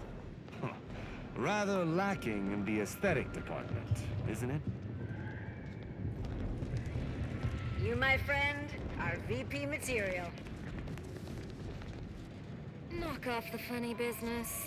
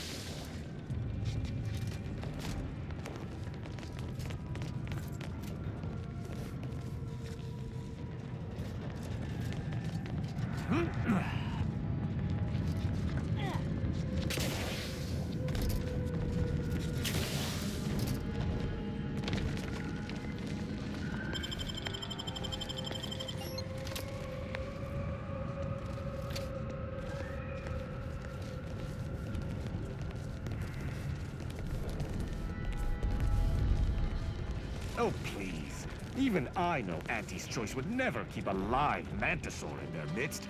Surely they saw my approach and chose to stage this. Honestly, Bradford, I've no notion of how to cool your conniption. Corporate says I'm in charge, so I'm in charge.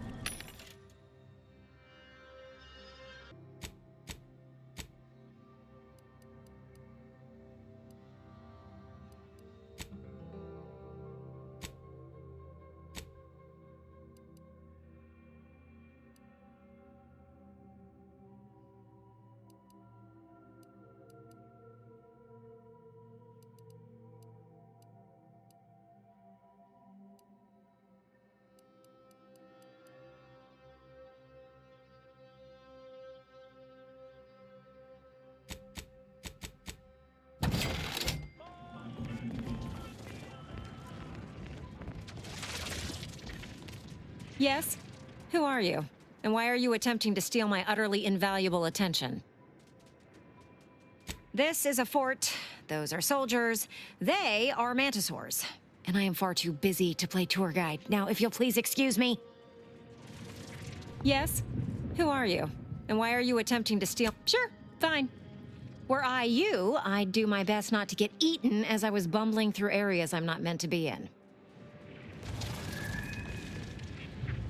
Yes, I hope you're not here to apply for employment. I'm already overwhelmed by the sheer volume of peons I'm forced to oversee.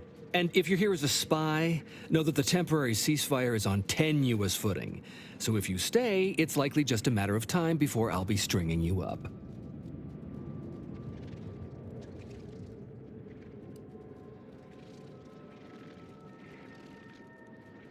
Save me? From him? Oh, no. Not only is he not a threat, he's actually our senior officer. Allow me to introduce Strategic Ingestment Executive Wojciech, senior-most representative at Fort Endurance.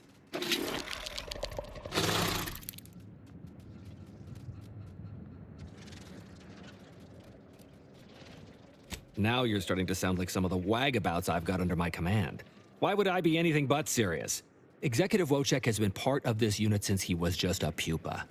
As he grew, he's shown exceptional bravery, stoic stalwartness, and strong leadership. It's earned him promotion after promotion, until our last battle against the Order deprived us of our former chief executive and left him as the senior-most trooper. The executive welcomes you, but would like to know what your business is in our base. My experimental mantisaur graft lets me speak with him as easily as I do with you. He emits pheromones that my antenna can detect. He wouldn't be much of a commander if he couldn't communicate with the troops. Hey, Commander, it's my professional opinion that we should back away slowly. This guy's craft is either messing with his gray matter, or he's messing with us.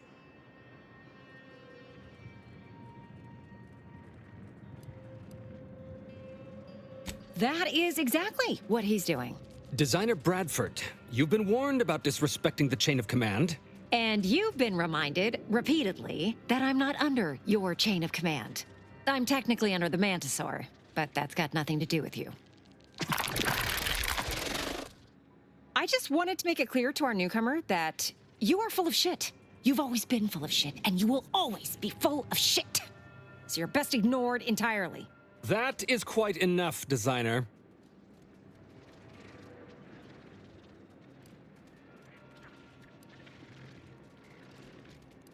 Of course not. I'm just a lowly trooper acting as interpreter. Otherwise, surely these folks would have figured it out by now. We have all figured it out. Unfortunately, I'm the only one willing to say it to your face. Yes, well, please excuse our curmudgeonly biologist. She's been a pill ever since the promotion that made Wojciech outrank her. Still, that ugly moment behind us, it's a comfort to my mind that you're here. Executive Wojciech has an assignment we're desperate to have done, but it can only go to someone outside our chain of command. Ugh, not this crabble scat again. There is zero chance you're right. Zero. And this brilliant assignment of yours didn't go so well for the last group. Just rumors and conjecture. The base gossip is that another team was sent to recover the pupa and never returned. But I'm sure they're just deserters. Wojciech can sense that there are some kind of mutated mantisaurs over yonder, and he wants us to secure one of their pupas to raise as his own. Oh, stop it. The creature doesn't want a pupa. He doesn't want to breed a superior race of mantisaurs. He wants to eat meat, excrete the excess, and be left alone. That's it. Even if he could ask for a pupa from a rival nest, he'd probably just eat the law-be-damned thing to cut down on competition. He's a bug, nothing more. That is enough. One more word in question of our executive officer, and I'll have you pitched over the edge with the rest of the enemies we've conquered here. Yes, sir.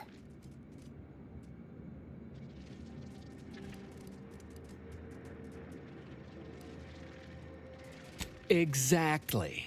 With it, Wojciech can raise a Zeranium-mutated Mantisaur army, which will be even more dangerous than the ones Auntie's Choice evolved from the Halcyon stock. We need you to infiltrate the mutated Mantisaur nest, secure a mutated pupa, and bring it to me here. Do that, and I, and Executive Wojciech, shall make sure you are well rewarded for your efforts.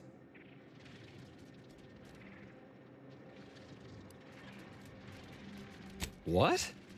I can't even imagine the odds that you just happened upon a Zeranium-mutated pupa in your travels, but that's exactly what we need. Now, if you'll just hand it here, I'll... No. You really don't want to do that. Biologist Bradford, that is quite enough of... Listen to me. The man is a charlatan, a fraud. And if you give him the specimen, it will be forever lost to his ignorance. And while it's not unique, it is difficult to acquire. The Mantisaur doesn't want it, nor could it ask him for it. Wentworth only knows it was there because I made the mistake of telling him it was almost a certainty. If you give it to him, it will be wasted. If you give it to me, the science I will perform will fuel biological weapon advancements currently only dreamed of.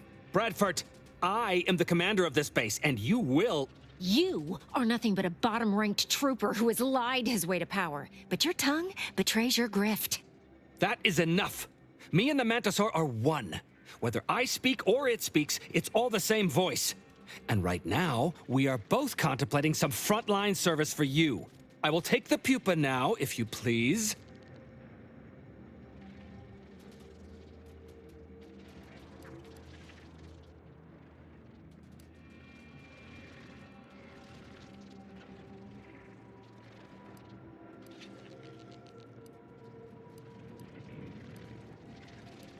What?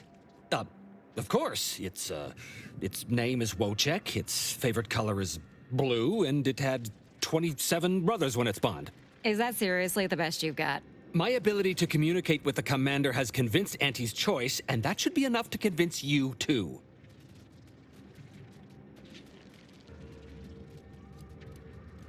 Oh, thank law. You've made the right choice. And the research I'm going to do with this little beauty will allow me to retire rich, respectable, and powerful. Am I supposed to be overjoyed at this turn of events? I'm doing my utmost to act as if none of this is happening at all. Mantisaurs, eyes up, troops! A mess of the bastards are coming from the east. Did they follow those folks back from that nest?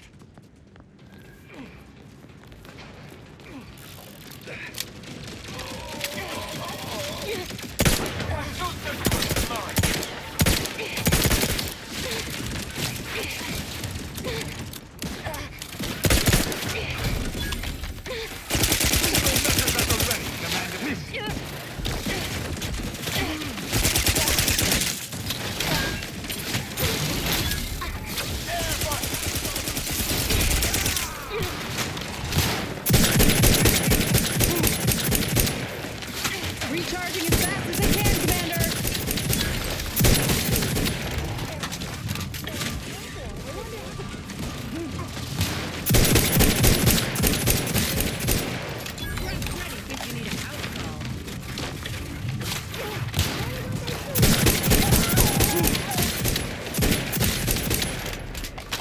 This is what happens when you put a giant insect in charge of product development. Anyone left for us to file a complaint to?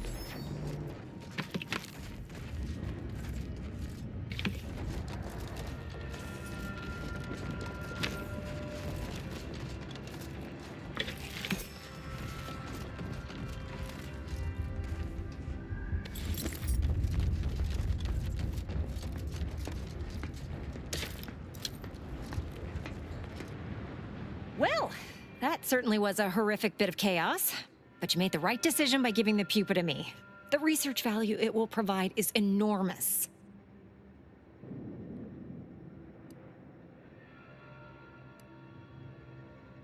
Absolutely. And that research will bring me promotions, wealth, and status that is long overdue. My genius will ascend the corporate ladder, and they will be lucky to have me. Yes, you have your bits, and I will have a long, illustrious career spanning decades. Works out perfectly for both of us. And now, you should be off to your next adventure.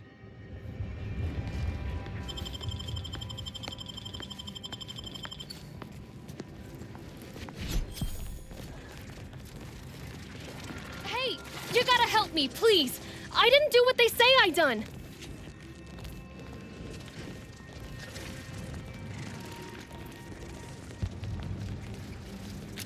Nobody in their right mind is gonna believe I talk to these things now.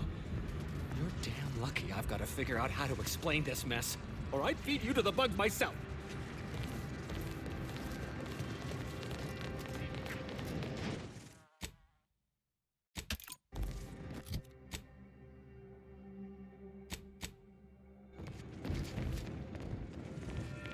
Hey, stranger! Please, you gotta help me. They're gonna railroad me into a guilty verdict. Then I'll be declogging sewer sediment tanks until I'm dead enough to mulch. They're saying I murdered an officer, but they don't care what I've got to say about it. They just want me locked in here until they pen me in the sewers.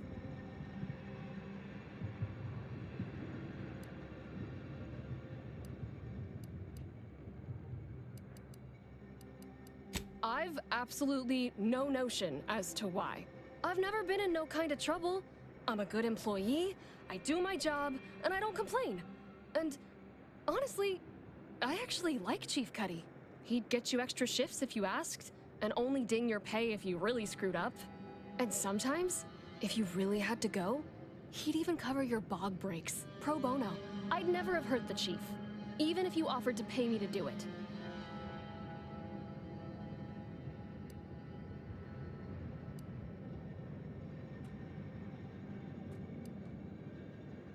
I don't think nobody killed Cuddy.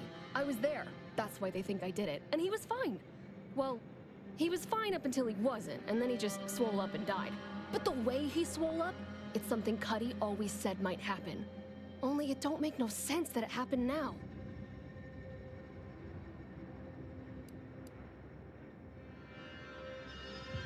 We were eating chow at our post.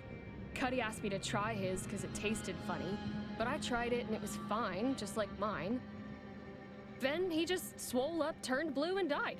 I made a ruckus, which called everyone in, and all they saw was him dead and me fine. So Security Officer Abner charged me with murder and threw me in here.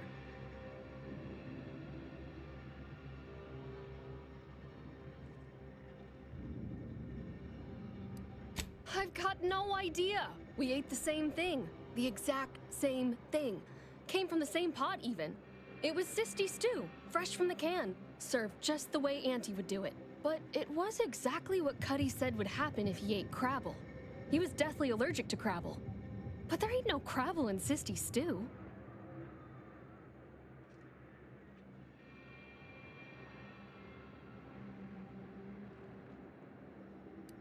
I don't have to. Cuddy told him himself. He told absolutely everybody, repeatedly, over and over, constantly. Nobody would have served him Crabble knowing that, but that's still gotta be how he died. So I need you to talk to Security Officer Abner, remind him of the allergy, and let him toss all my gear. He won't find Crabble anywhere.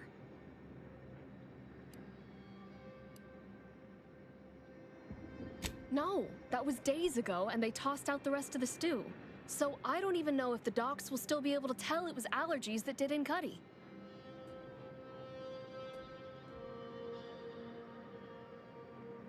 He will. He has to. It's the truth. I didn't murder nobody. Please, make him understand.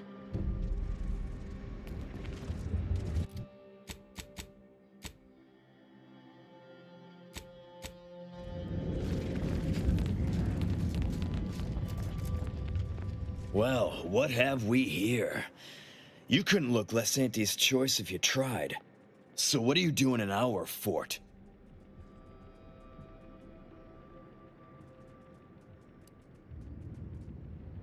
What on this face conjures the notion that I'm looking for random chatter? Go away, I'm busy. You're back? Why?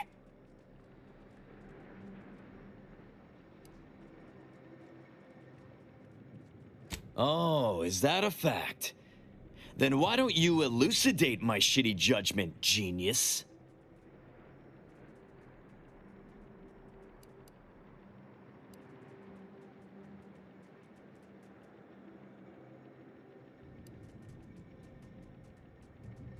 What? How could that be? I made the stew myself and every one of us ate it.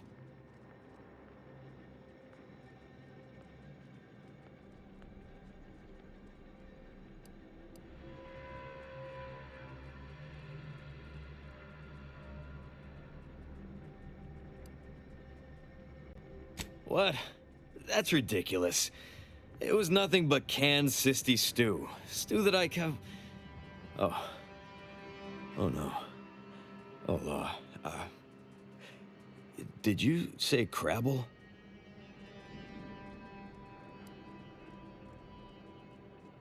Well, he told everyone that.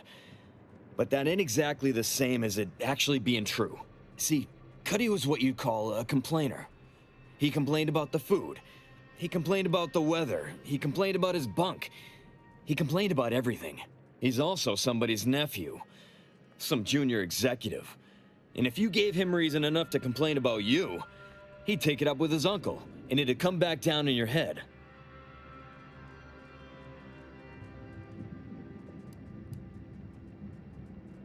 Half his gripes were really nothing but reasons to grouse. But if you push back too hard, he'd run to his uncle. So most of us just ignored him, assuming he was constantly full of it, and didn't think twice about doing things like stretching the stew with canned crabble stock.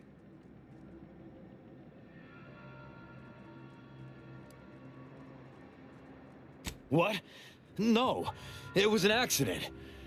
Nobody would have... At least nobody'd mean to. Law, his uncle is gonna see me transferred to mid-operation engine cleaning on the claim. Unless... Hey, how'd you like to make some bits? Some real bits? And keep a tragic accident that'll lead to the end of a promising career. Total secret.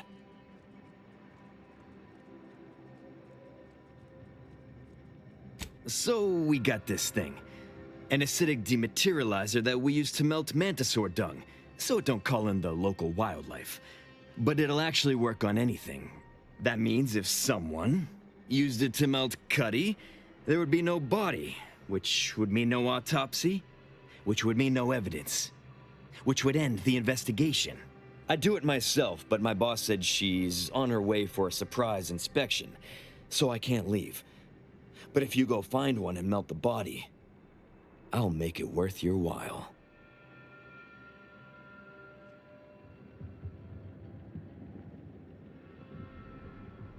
Yes. Yes, that's exactly it. Now just head over to Cuddy's corpse and make it disappear.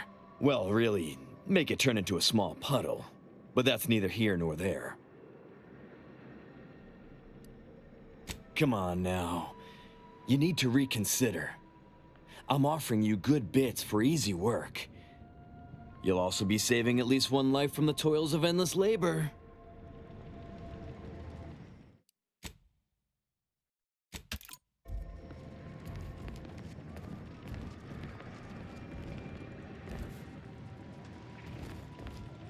Honestly, why do you persist in antagonizing me?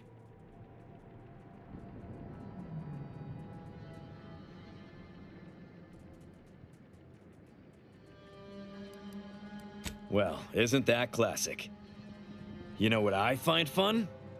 Locking you up and throwing away the key if you bother me again without good cause.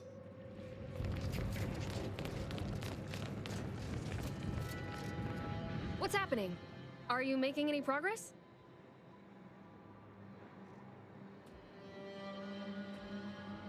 Thank you, but please hurry. I've got severe claustrophobia, and being locked in this tiny cage makes me feel like I've got a Manosaur Queen sitting on my chest.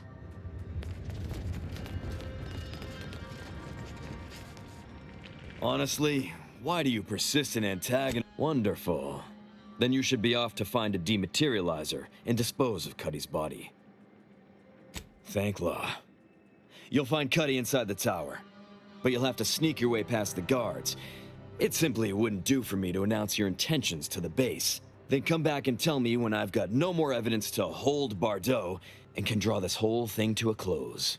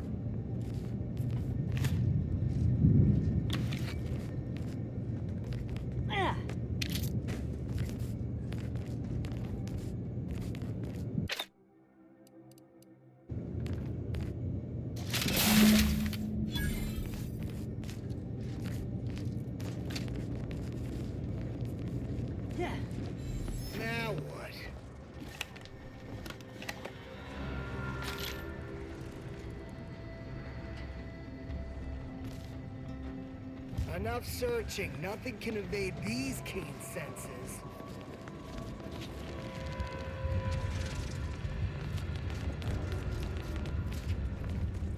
I've been told Chief Cuddy's corpse has gone missing. Which is a surprise to both of us, I'm sure. Thank you for your help. You've saved 2 careers today and allowed us to put this whole miserable affair behind us.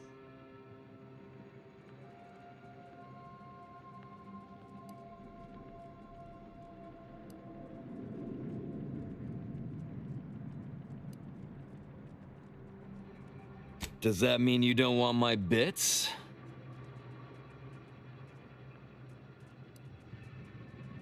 Well, aren't you a moral marvel?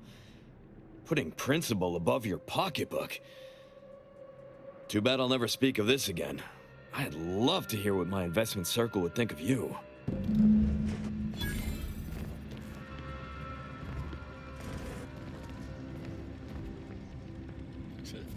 Takes all sorts.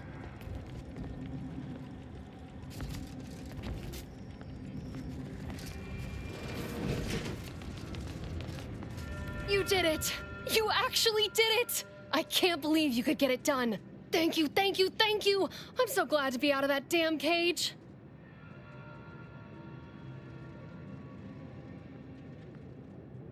Someone else's crime. So you know what happened?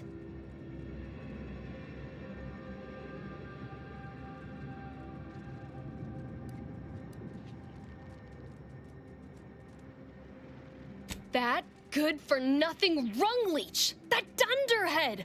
I can't believe he'd...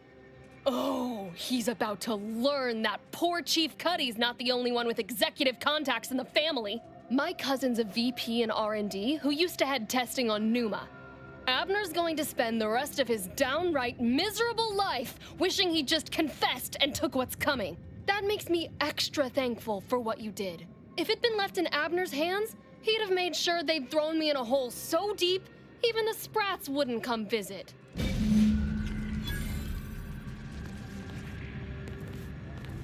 I've put in for that transfer, and under the circumstances, I think they'll give it to me. Thank you again for your help. Stop that scrounging around.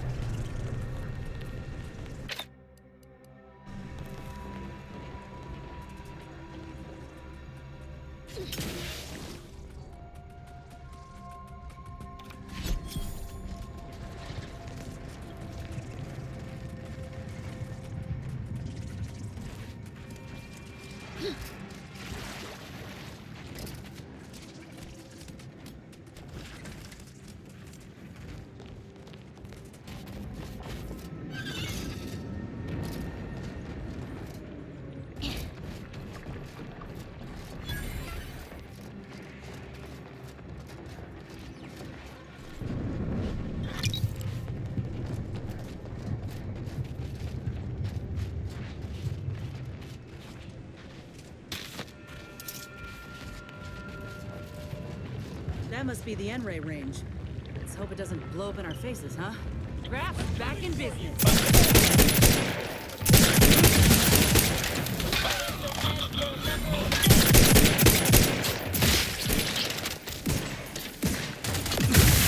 Vitals will be the Mike Marginal, Commander.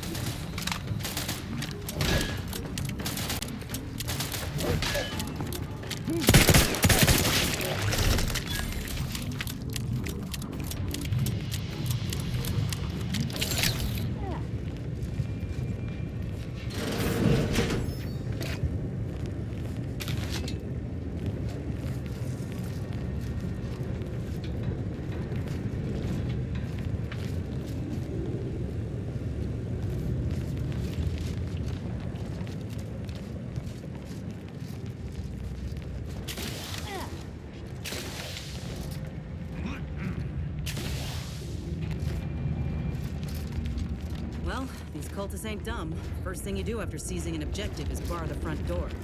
But there's always another way inside.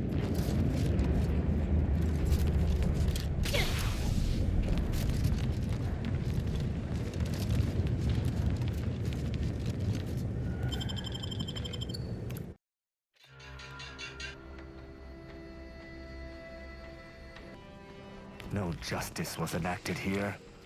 This was a massacre.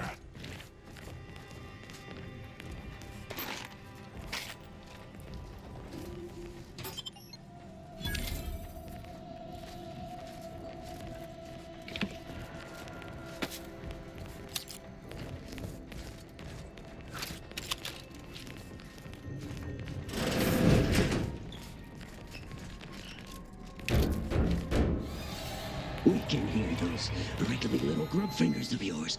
Bring them close so we can chop them off.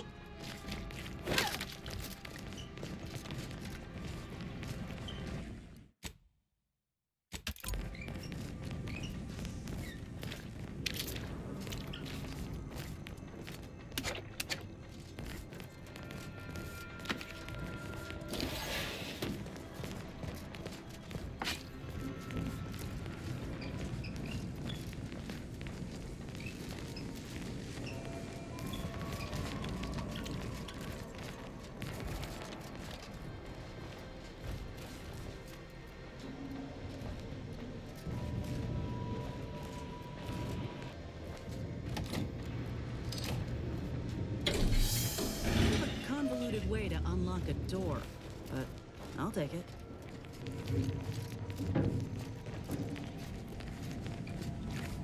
To the rescue! Sight unseen! Someone call for a medic. Out of sight and on the way!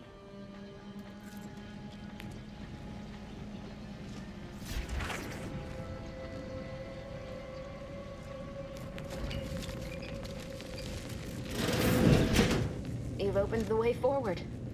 Very good work.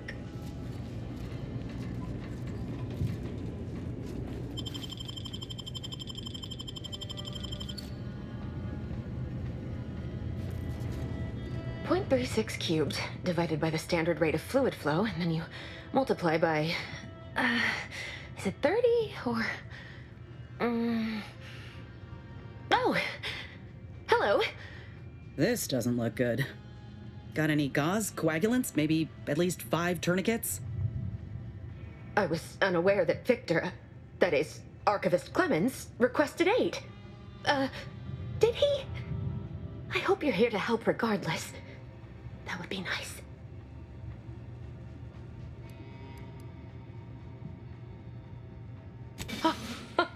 Architect's mercy, thank you. It is so much easier to be polite when I needn't fear all of my bones sliding out of my body. Oh, dear Archivist Clemens has been so strange lately. So distant, so agitated. And not his normal agitation, mind you. This is something different. Much worse.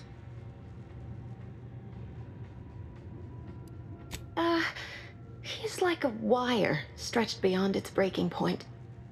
Never a harsh word to anyone, but being in his presence, well, it's as if his stress is infectious.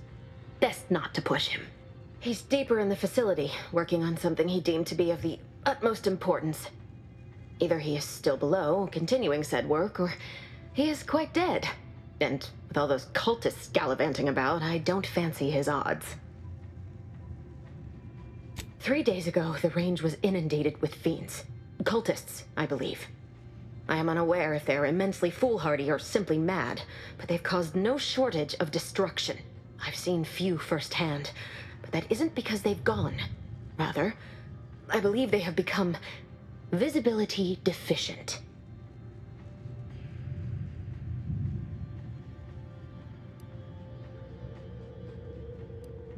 These cultists broke in from above and immediately set about damaging what they could. I don't know the specifics, just that they can't be seen through normal means. It's a shame the facility is in shambles. We've an N-ray scanner device that may render the cultists far easier for one to locate.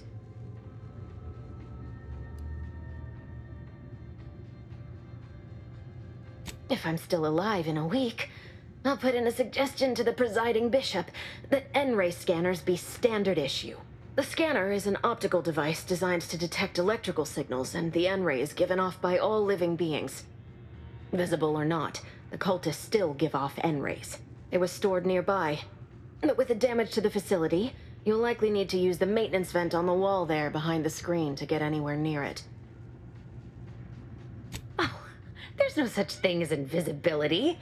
I can only theorize that their visual forms were sent out of phase when they haphazardly tampered with pressurized N-rays. I appreciate your aid. I'm going to wait here and try to prevent my wounds from reopening.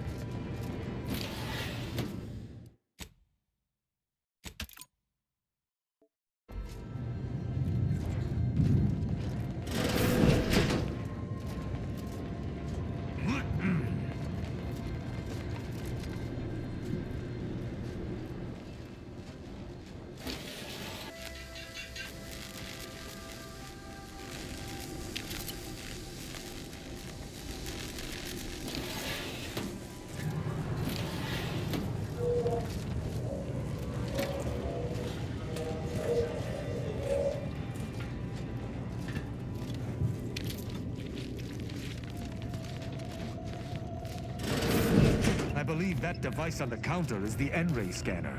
Let us hope this is not one of the Order's unstable prototypes.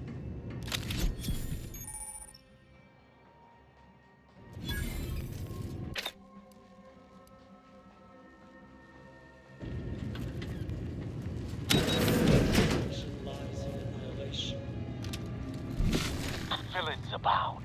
Be on guard.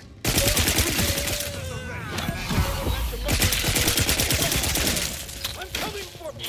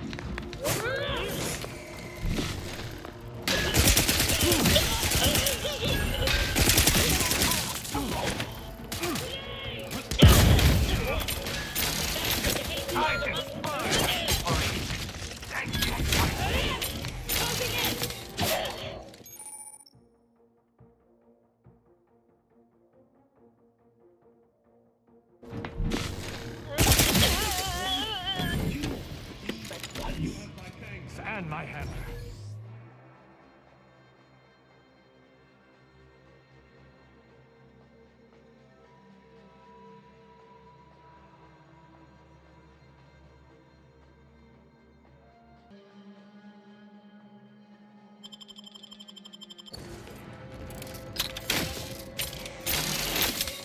Recharging as fast as it can, Commander!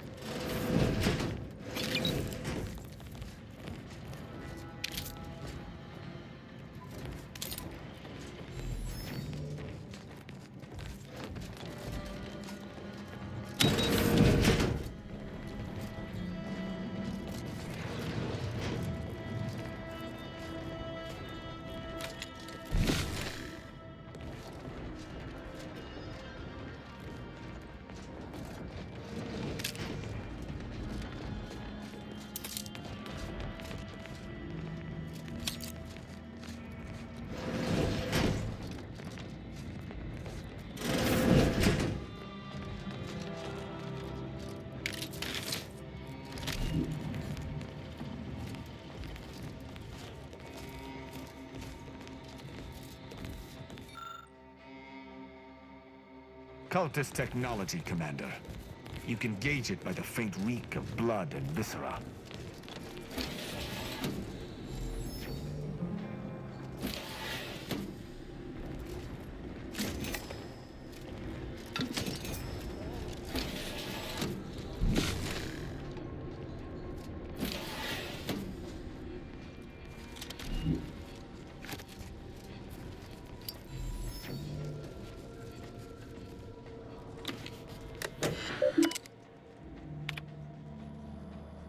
Victor, I fully understand the importance of your work. This is exactly why I push you so.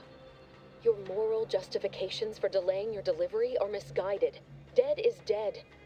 What matter is it if their ends come in 1 minute or 3? If you seek to be humane in your duties, fine. So long as I get the explosives in time.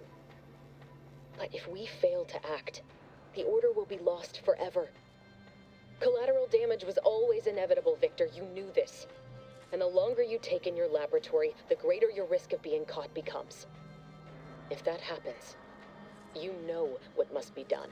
But I should remind you that such a failure will result in vastly more suffering for all parties involved. We need those explosives now, Victor. Let's finish this.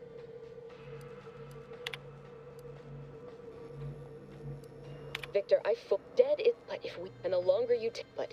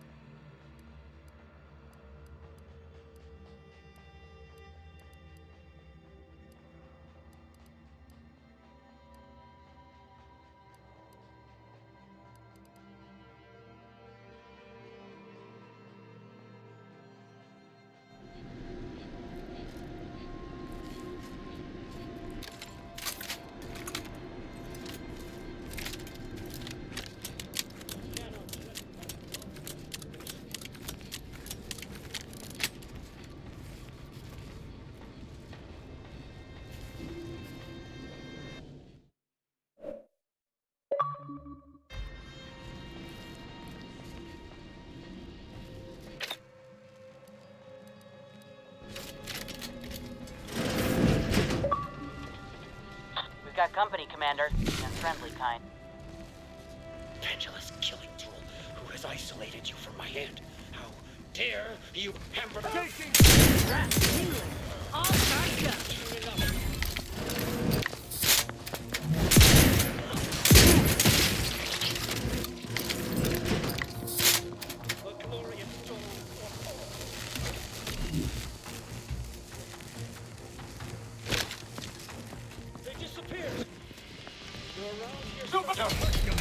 Steel yourself!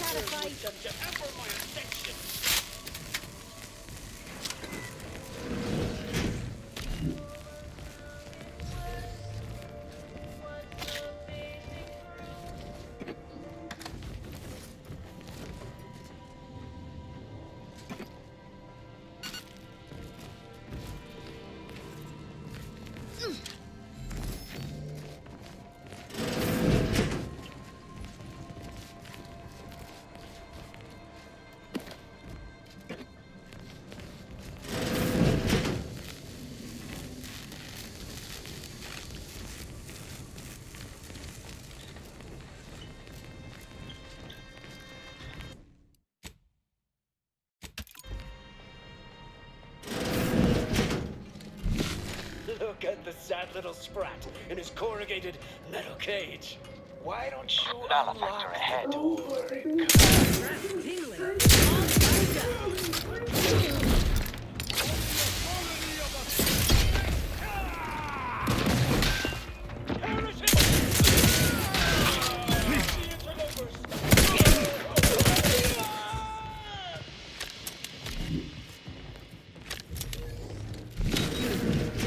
Friend of friends are a greater ally than any number of fellow scienticians.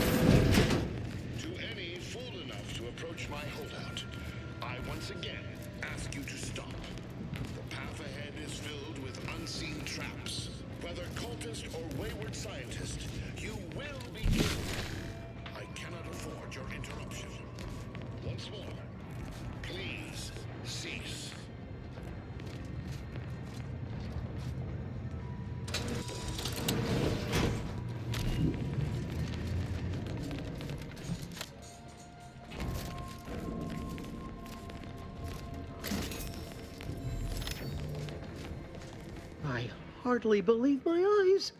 I didn't think I would be leaving this room with all of my innards within. I see you possess our N-ray scanner. Ooh, ingenious device. If I'd had it, I may have evaded being trapped here. Oh, I shouldn't have had to worry. Damn that Victor and damn his hubris. Fitting that his experiment would cause so much strife. Yet he would be untouched by the ensuing pandemonium.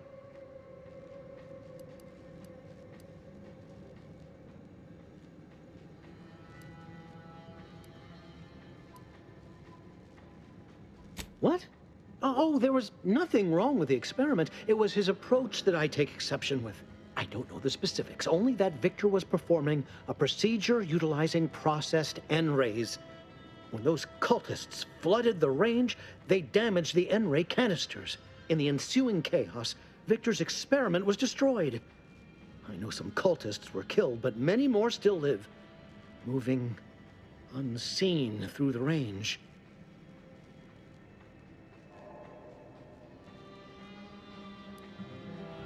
Survived is something of an overstatement. Most of the cultists died immediately upon exposure, and according to past experiments, those that haven't are experiencing accelerated organ liquefaction.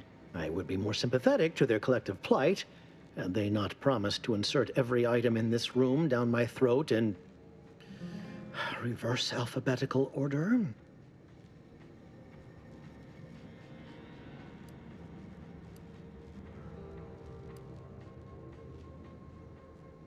Although it requires further investigation and experimentation, out of phase refers to a shift in the dimensional presence of these cultists. They are physically here, but only partially, hence their unseen state.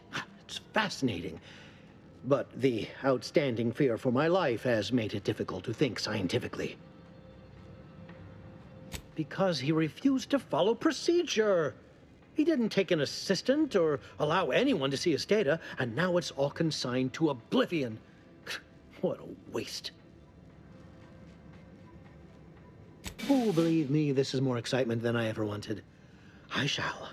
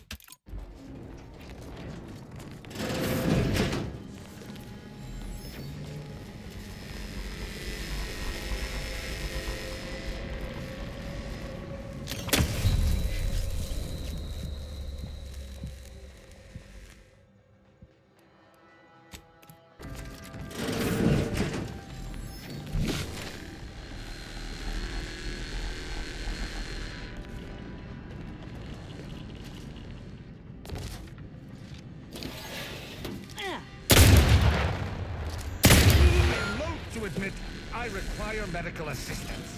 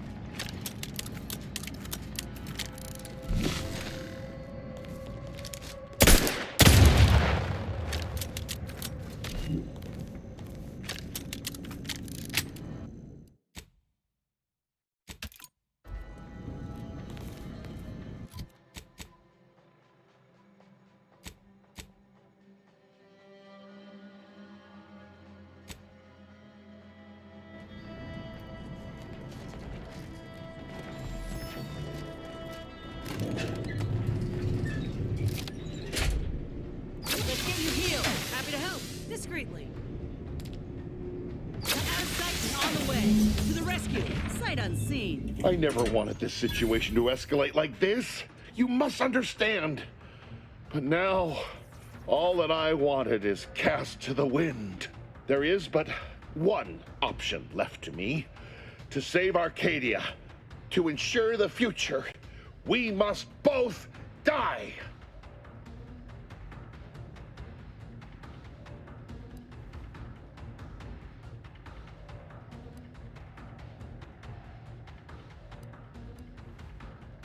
Because the Order cannot be hindered by war or by compromise.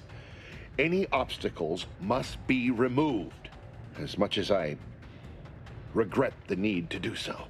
If DeVries does not receive my explosive, she will resort to a violent assault.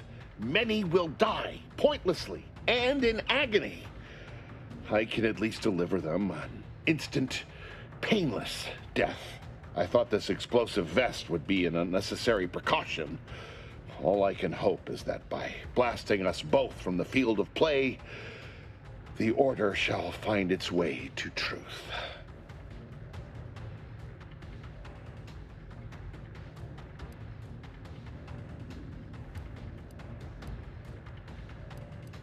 Want has nothing to do with it. I have very specific instructions on how to proceed in the face of contingencies such as yourself. And you cannot possibly understand whether I am or am not capable of martyrdom. You do not know my depth of character.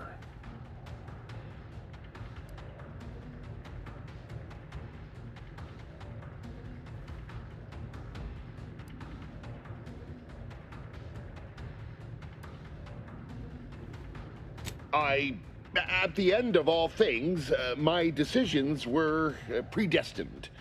I am not at liberty to divulge the reasoning behind my actions. You're not with the Order. You cannot understand why this would be. Could I explain, the words would be lost on you.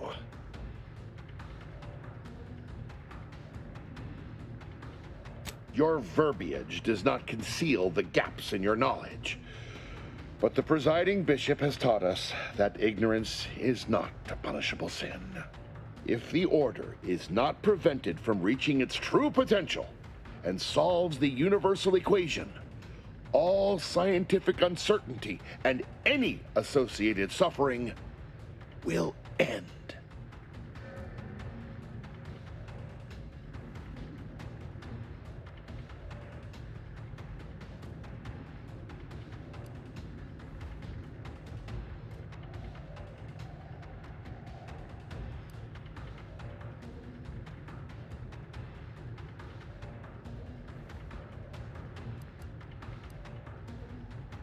If what you say is true, then you have my tentative thanks.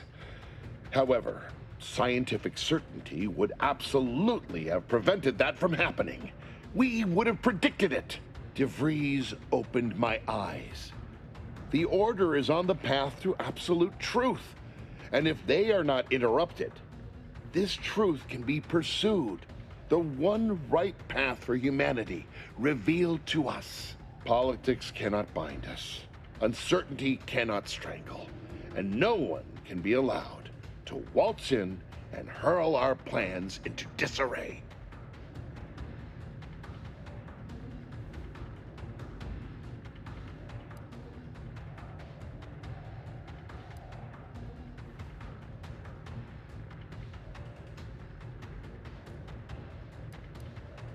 What?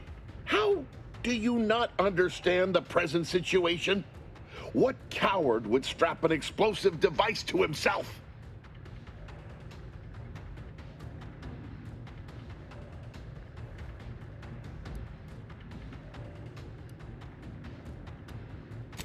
No, that's not all this. Helping DeVries, completing the work on my explosives is important. It matters. DeVries agrees.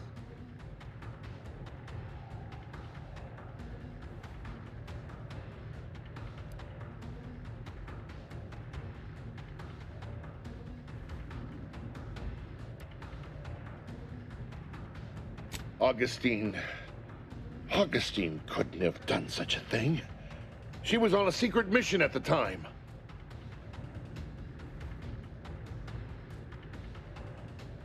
I don't wish to believe you, but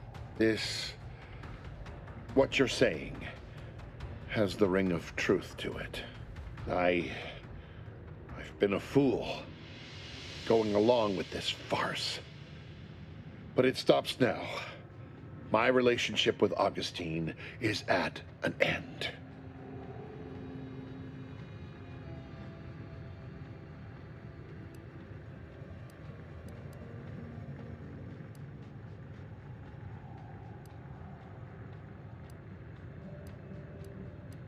I found a way to, via the use of processed N-rays, send objects out of phase.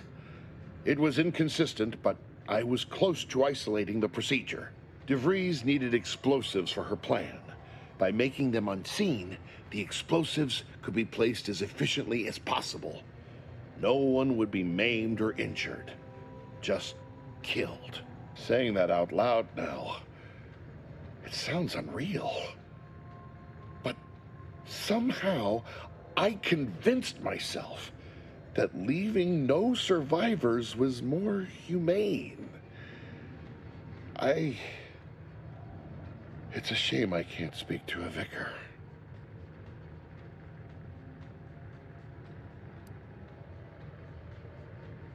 Here, it is the key to my quarters. Take whatever you find. That will ensure that I cannot use any of it to further DeVries' aims, even if I wanted to. I appreciate your consideration. Things could have been very different had your cooler head not prevailed. You've certainly convinced me I cannot remain here. May we meet again, when the paths of our lives are at greater apexes.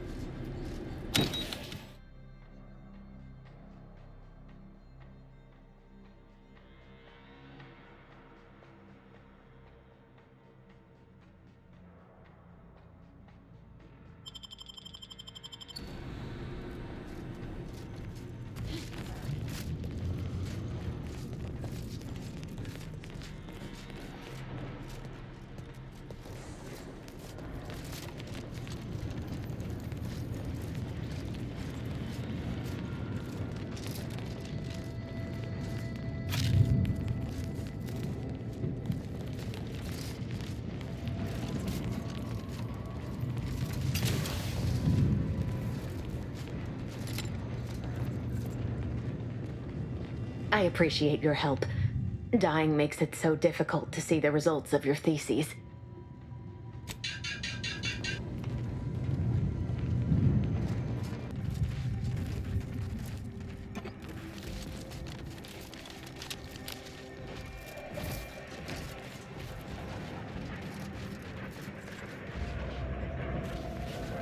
What I wouldn't give for a big bowl of purpleberry crunch right now. Got something that needs doing, Commander? Reckon Victor's a shining example of what happens when you fall in with the wrong crowd. But I'm real glad we managed to talk him down. He seems a gentle sort. I find our decision to spare Victor troubling.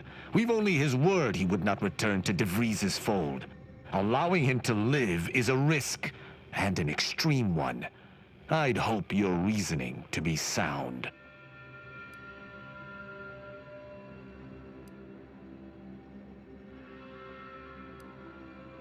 That platitude is much more effective in regard to those who would not blow us up.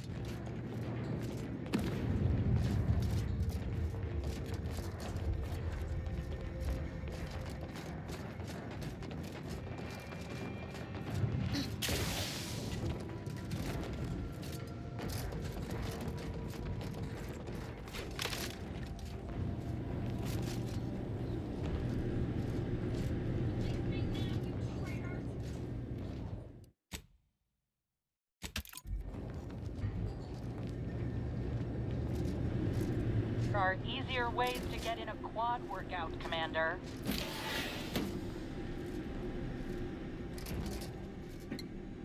We've got company, Commander. The unfriendly kind. Never affected me without subterfuge. Let me out, and I'll show you how it.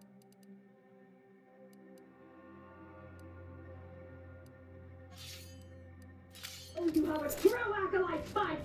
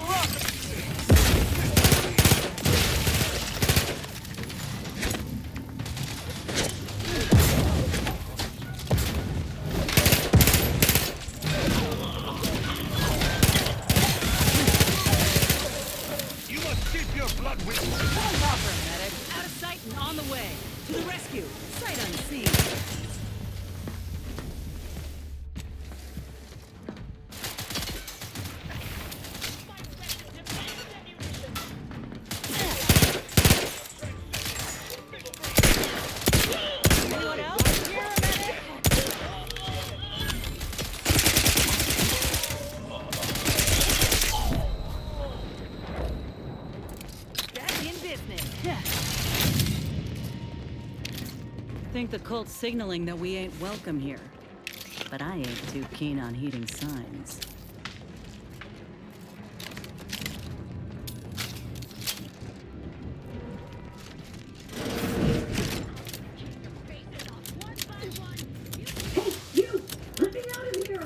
Wow, what a hard bargain. Architect's balls! That was some fine killing! Would have preferred you'd left one or two of those traitorous miscreants for me to sharpen my blade on, but no matter. Serves me right trying to help those sorely lacking in the gray matter. But they rightly paid for their transgression. Betraying someone sent by the exalted leader of the glorious dawn herself warrants a painful death. Name's Azza. You are?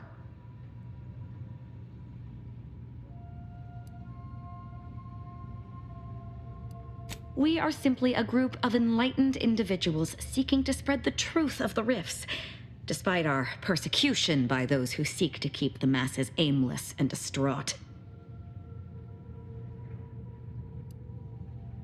The rifts only seem destructive because we are looking at them from the point of view of imperfect, mortal bodies. To be deconstructed by a rift is to be reborn in perfection.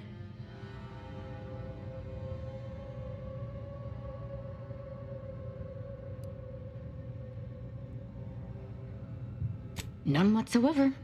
All I know is that they were planning on killing me by filling my room with Zeranium gas.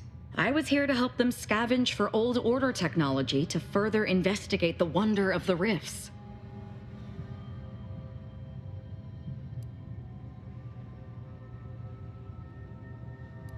The rifts are a device of the architect to hasten humankind's perfection. They reduce whatever comes into contact with them to mathematically perfect information. We are nothing but that information, but we cannot see that because we exist in a chaotic and disordered reality. The universe is decaying, and our efforts to manage it are futile. The rifts are a perfectly ordered phase of existence. No chaos, no striving, no suffering. Peace and unity with the architect themselves. No, it does not. Perhaps I will tell you what does, should I ever count you among my few compatriots. There is one other thing. I have similar business at the N-Ray range. These fools were only part of the contingent that betrayed me. I aim to see them pay the same price, though maybe with more disemboweling. Your violent tendencies could be of great help to me there, as I'm sure mine could be of service to you. If you deign to take me on, of course. I see. Well, that is disappointing. I wanted to look into their eyes as they died. I'm, admittedly at a loss here. It seems to me I remain in your debt. You could still take me on. I'm all geared up with nowhere to direct my violent retribution.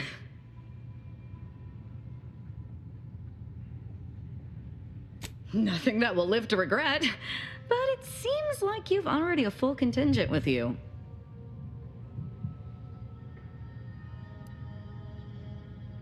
If you think remaining alone with this cultist is wise, I shall return to my quarters. Perhaps I'll use this time to catch up on my reading. No offense, but I'd like to check out your handiwork at the N-Ray range firsthand as soon as we're able. Just need to confirm you turned all the traitors into corpses.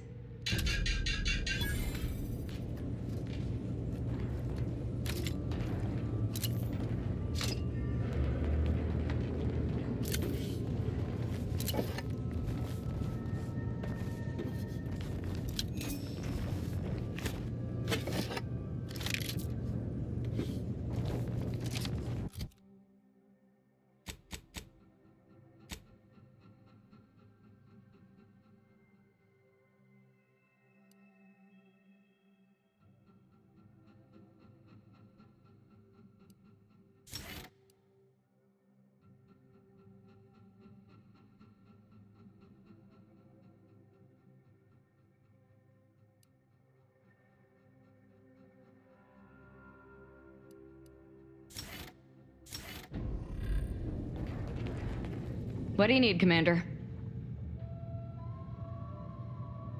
Such as? We are simply a group of enlightened individuals seeking to spread the truth of the rifts, despite our persecution by those who seek to keep the masses aimless and distraught. Such as?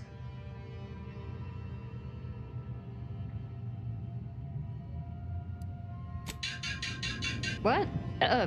Sorry. Caught me lost in my upper story. Such as? Nothing of much worth to tell there. I'd rather hear your story.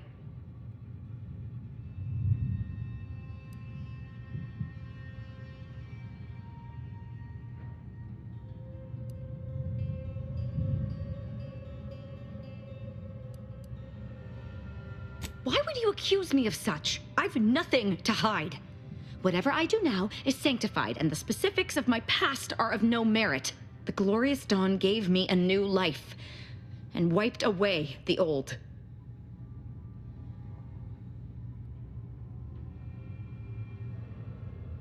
As I told you, the dawn know and seek to spread the truth of the rifts. But it is even more than that to me. It is my life. My world used to be devoid of color. Everything was gray. Now everything is vibrant, like the arterial spray of a freshly opened vein.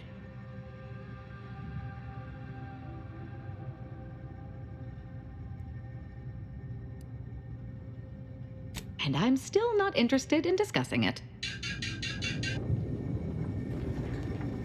If there's anything worse than my former fellow protectorate subjects, it's corporate toadies. Such as?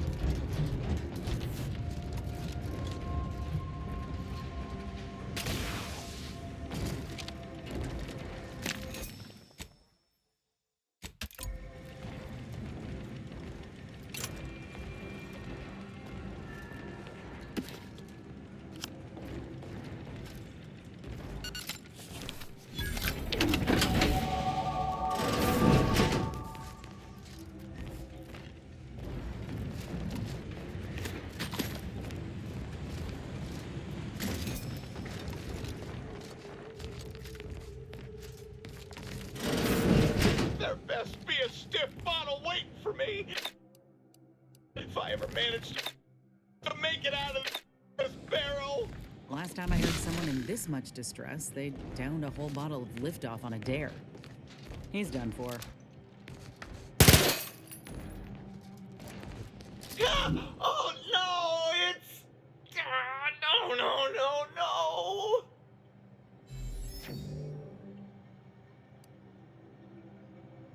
Well, there was uranium on my hands when I came in here, and now it's... Why didn't I wash them first?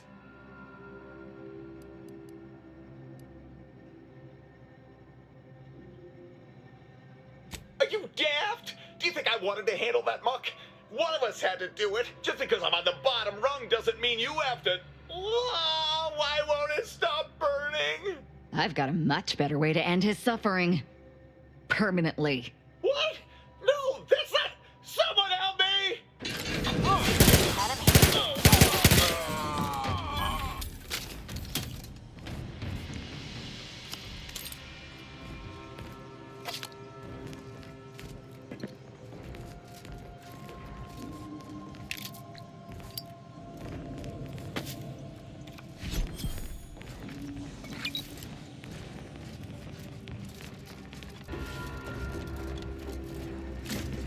Yeah.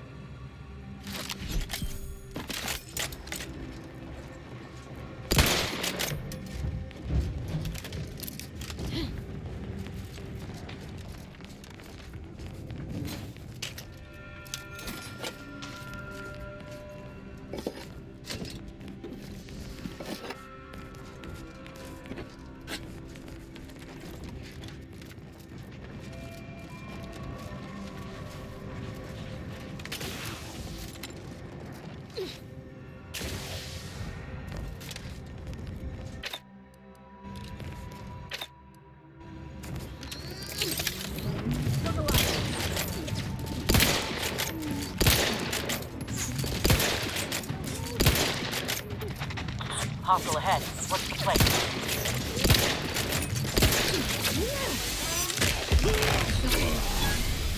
Happy to help. This street. Let's get you healed.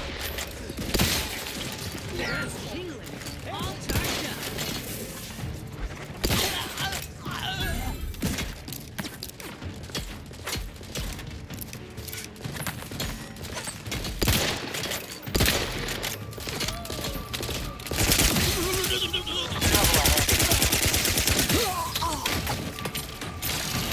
Happy to help. Discreetly. To the rescue. Sight unseen. Commander, you're waiting.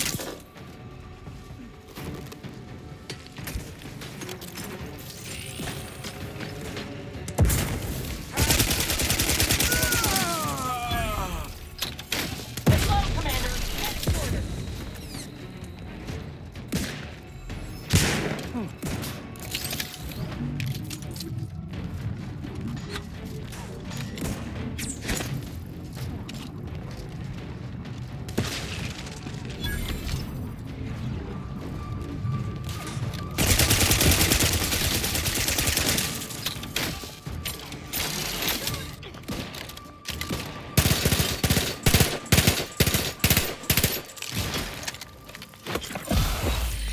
Looking a little hazy there, Commander.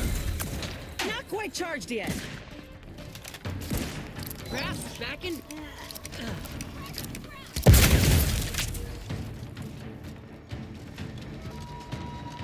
Sight's on the way. Someone call for a medic. Let's get you healed.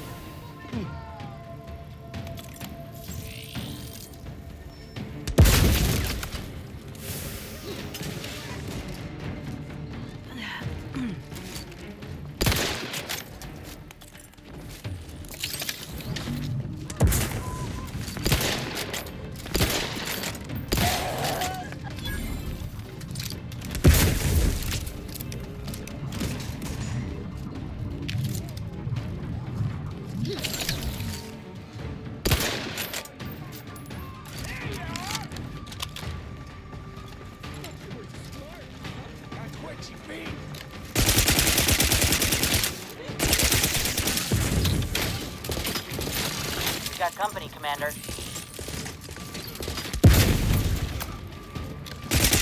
Adrena time.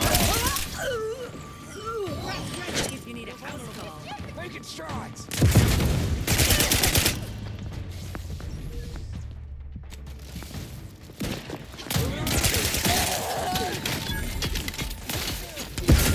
For help, but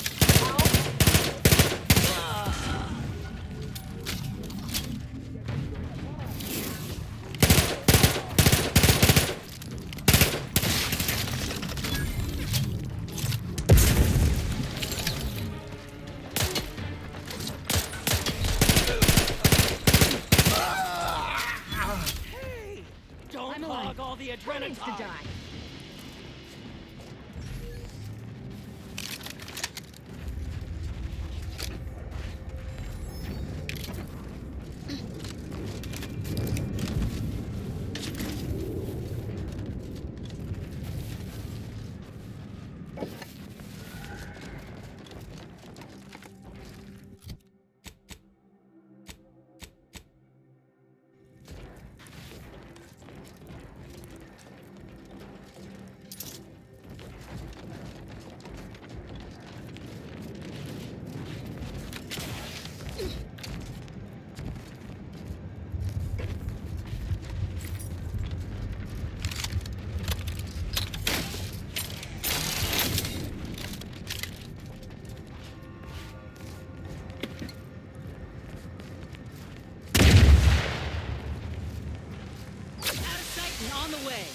get you healed. Happy to help, discreetly.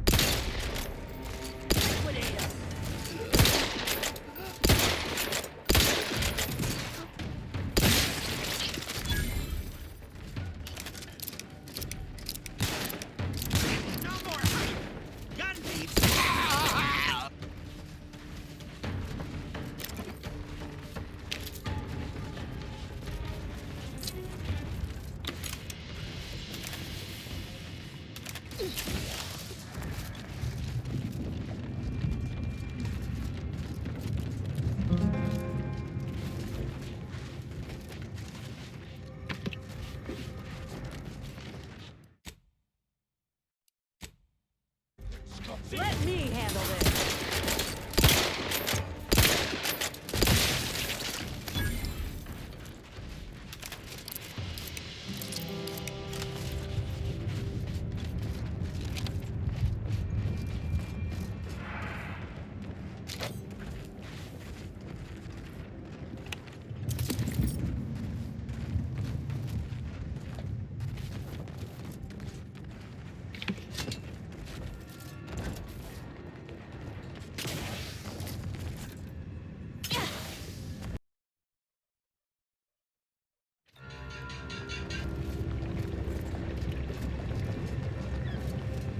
Impressive killing, Commander.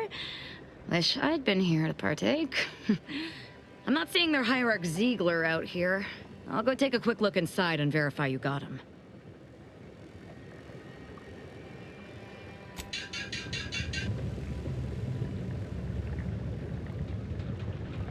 They're all dead, but their treasonous scum of a hierarch Ziegler isn't with them. I did find one of our communication devices, though. Seems like he took a small group of acolytes with him to study a rift on Paradise Island. Idiot didn't even have enough respect to stay to kill me himself. Well, it's of no consequence. Now that I know where he is, let's go show him the error of his ways.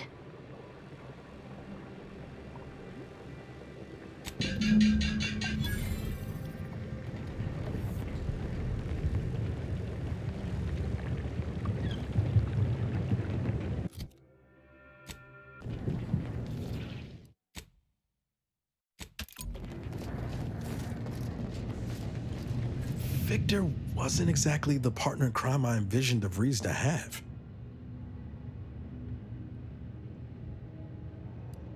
Someone with a little more grit.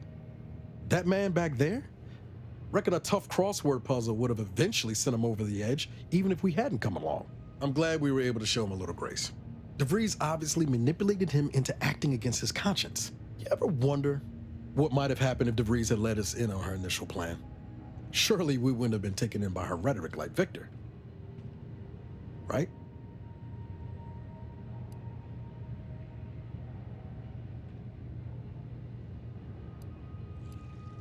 Hotshot Earth Directorate agent swoops in to liberate your colony, sets you on a new exciting path, and you're telling me you wouldn't have been a bit smitten?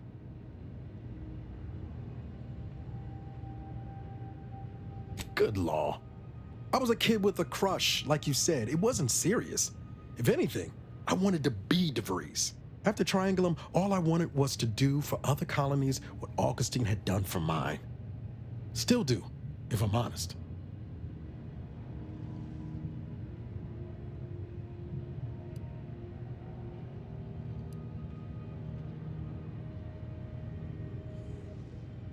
Maybe not. Past 10 years have more or less proven that out. Thanks for letting me wax for a bit. We can get back to what we were doing now. Unless there was something else you needed.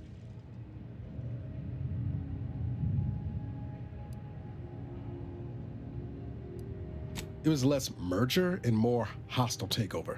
I don't have all the details, but it sounds like Spacer's Choice tried to outmaneuver Auntie Cleo through quasi-legal means and got a hell of a lot more than they bargained for. And now her new brand's been turned into an invasion force bent on conquering the entire system. Funny how life works out.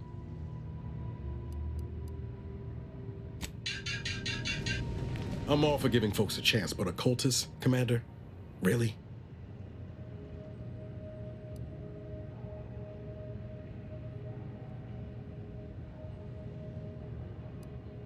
Sure, about as harmless as a failing air recycler. Leaving all else aside, the problem is that we don't know this woman, and she's not giving us much cause to trust her. In fact, I say it's just the opposite.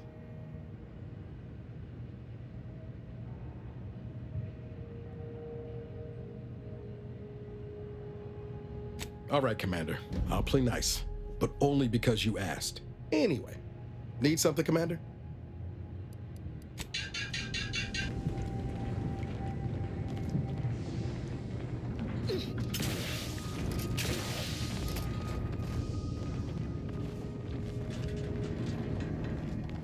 Inez's grafts are unthinkable.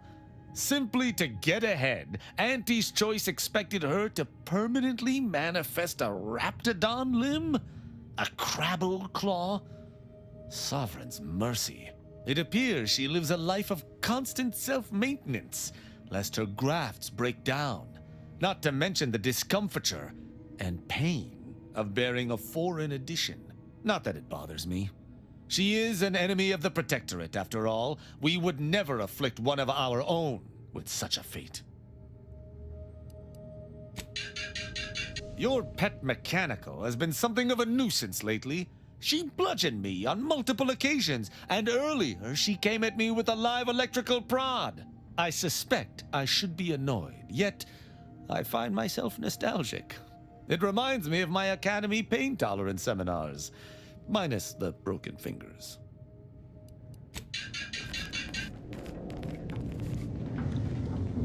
We going to kill Hierarch Ziegler soon? My knife hand's getting itchy.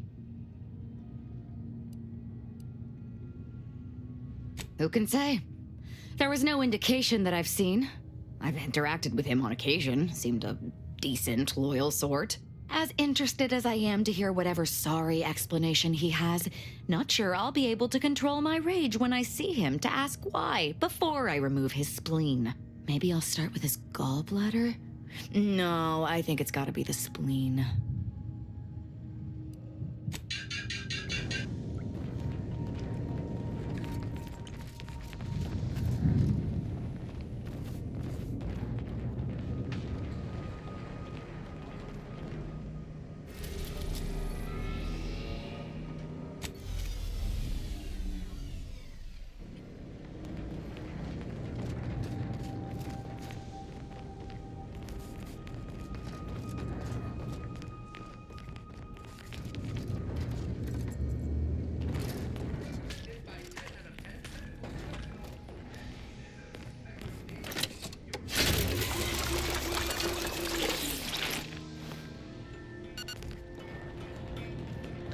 Trying real hard not to be insubordinate-like, Commander. But this Azza, she ain't right in the head. We got enough to worry about as it is, and adding this much chaos to our little crew can't end well. You sure we ought to be helping her?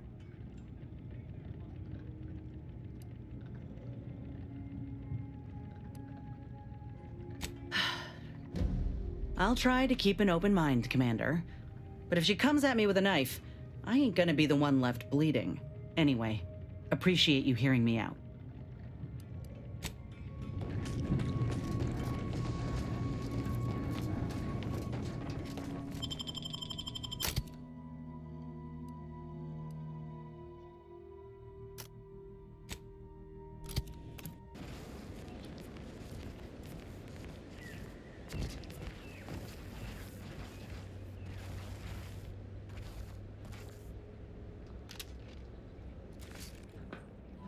Enemy spotted.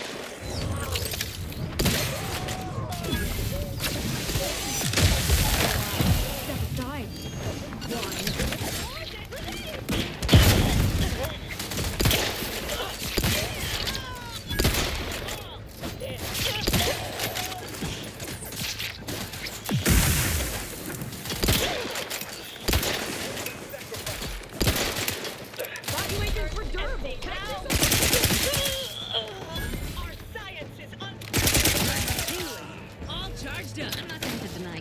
these traitors was invigorating, but their leader still needs to be dealt with. That I'm really going to enjoy.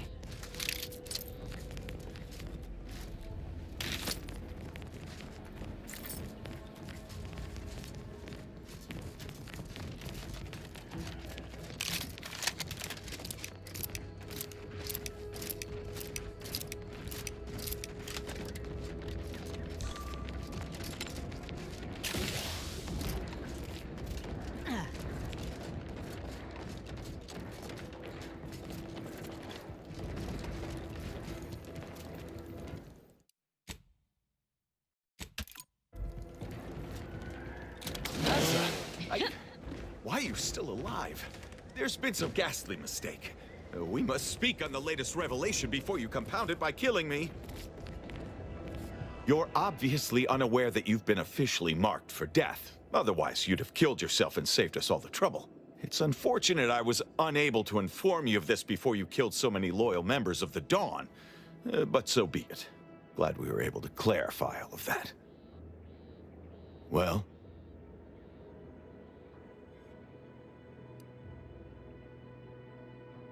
I'm thinking I'd normally just kill this idiot where he stands, but I must know what in the architect's name he's going on about. Ziegler, what's got into your brain pan?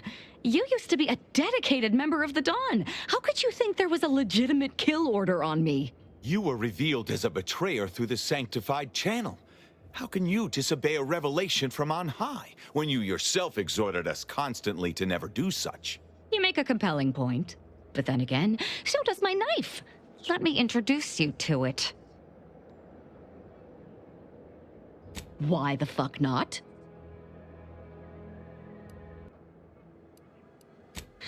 You're such the jester, Commander. You actually had me going there for a minute. Now, where were we?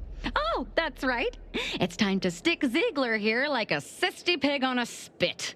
Aggressive in range.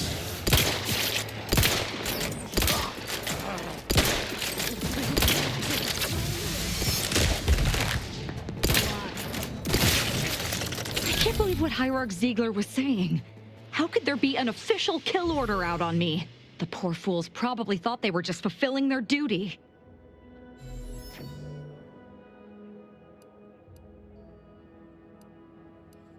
Damn straight they should have. If only it were that simple. It should be impossible for someone to infiltrate our communication systems, especially when it comes to a high-level communique. Unless they somehow have our codes. This could only mean that one of our members has been compromised. I have no idea. If I go anywhere near one of our encampments, I'll be forced to kill members who believe they're following orders. Of course, any member of the Dawn who turns on me without thinking is asking for death, but this could still make solving this even more difficult. Don't worry. I'll stay on as part of your crew until I get this all figured. It's given me an impressive amount of opportunities for killing, and all the killing helps me think.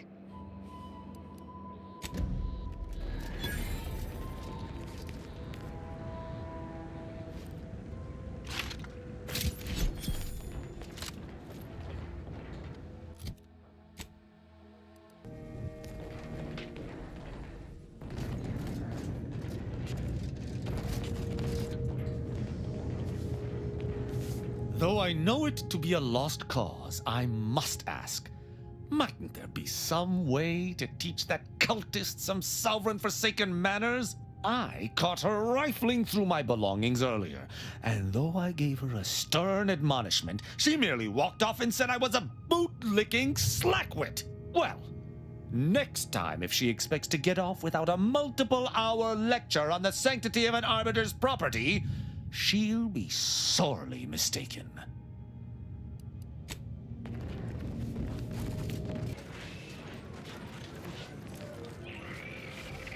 Another refugee?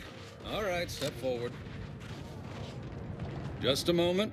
Allowing anyone into Matriarch's mercy unprocessed will upset the precarious ratio of refugees to aid.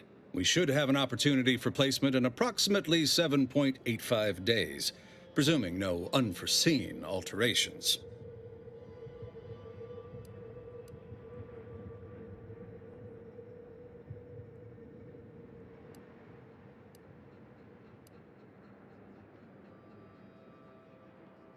That a fact?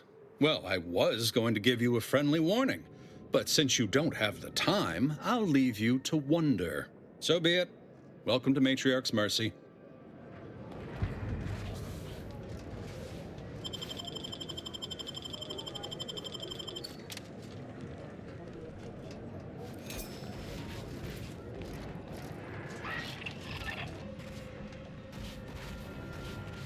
I remember this place. Do you believe Arcadia shall ever return to... Do you believe Arcadia shall ever return to how it was?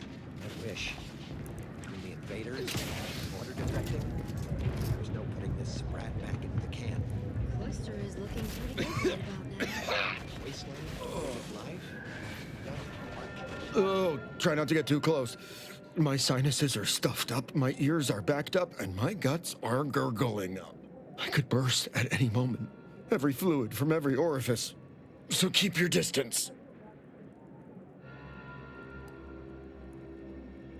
Oh, you want me to keep sickness to myself? Is that it? Well, I refuse to give in to shame and fear.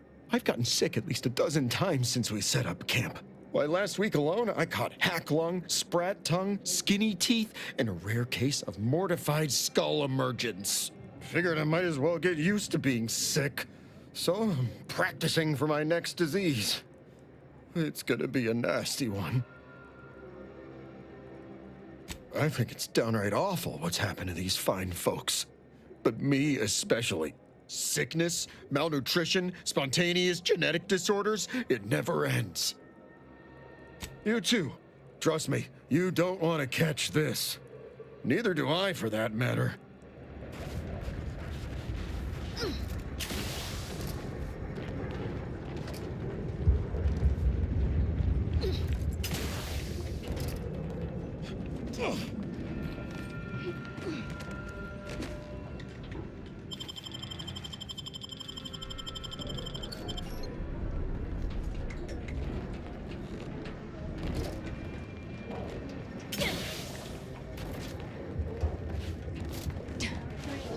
Broke my nose last scrap.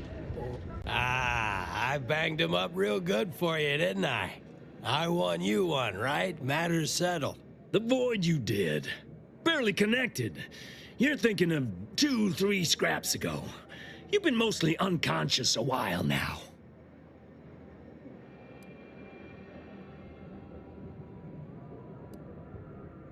Okay, no need to get sore or nothing. I don't think it works like that, but I ain't gotta be right. I don't get paid to, speculate.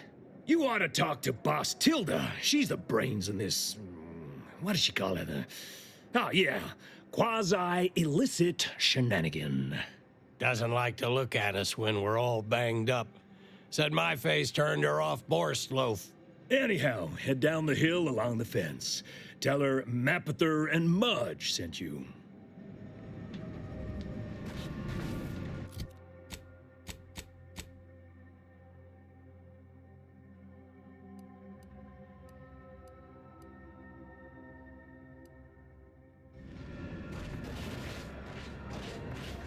Looks like Sub Rosa. Always find flies circling corpses.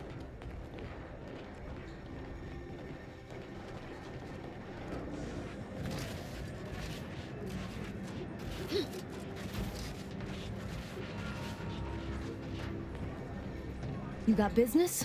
No? Move on.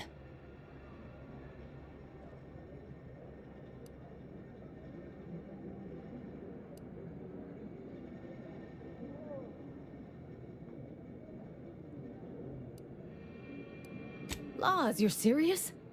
Go on ahead, I won't stop you. But I don't care how tough you are. Lay a hand on the boss, and we'll show you what for.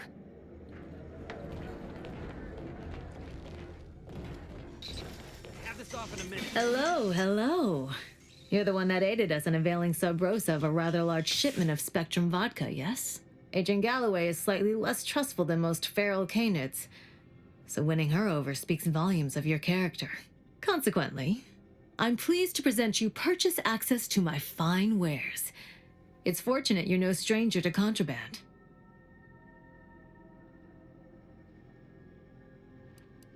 we stand that we'd like to make a good ton of bits on the war, and maybe expand our reach in the process. Beyond that, I'm not supposed to comment. But Sub Rosa consists primarily of ex-Anti's Choice and ex-Protectorate personnel. We've still got folks we care about out there. Complicates some of our feelings on the fighting.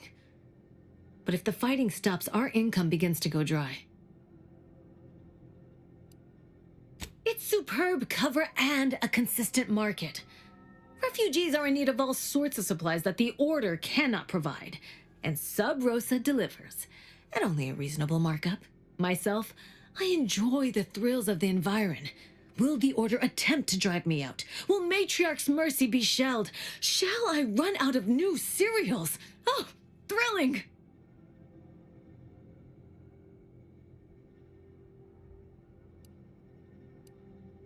Agreed. You'd do well in Sub Rosa with that philosophy. Supposing you didn't get killed anyhow. Feast thine eyes on the merchandise!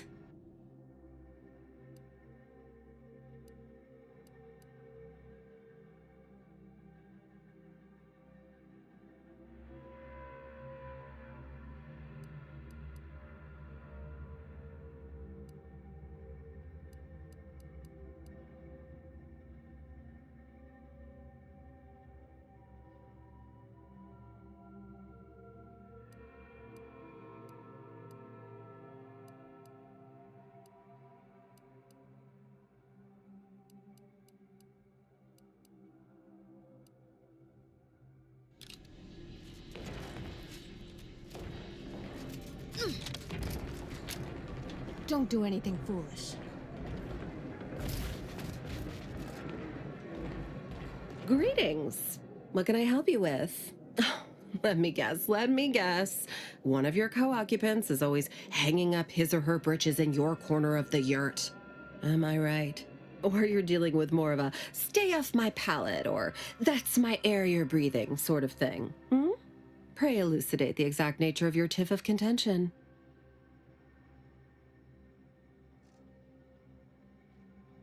Oh, really? Like they strung a few words together in a row and it all made sense? That's a marked improvement on earlier. Guessing they left out a bunch, though. Here in Matriarch's Mercy, if you're not a member of the Order, you're probably living close to somebody else. In some cases, sleeping on top of them. Sort of thing tends to cause friction between neighbors. Would lead to fights, but nobody here wants trouble with the Order. So they hire our hooligans to battle by proxy.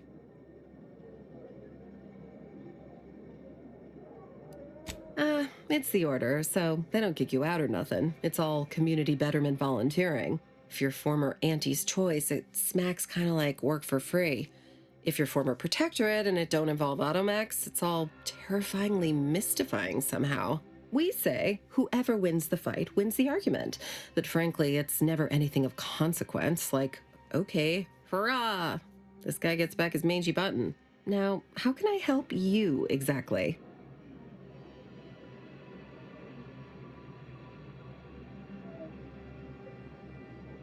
Ugh, a tourist. Well, clear out then, huh? Can't have you scaring off real customers. I got a bunch of yeggs, 2 pugilized pugilists, and a cicanid to feed.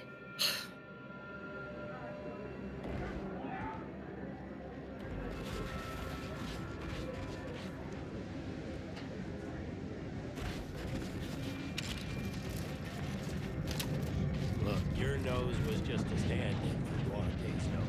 Don't feel like no stand-in. What happened to this place? Oh, Matriarch's Mercy is no safer than the trenches. Look on the bright side. I predict that the worst is behind A visitor. us. Without notice.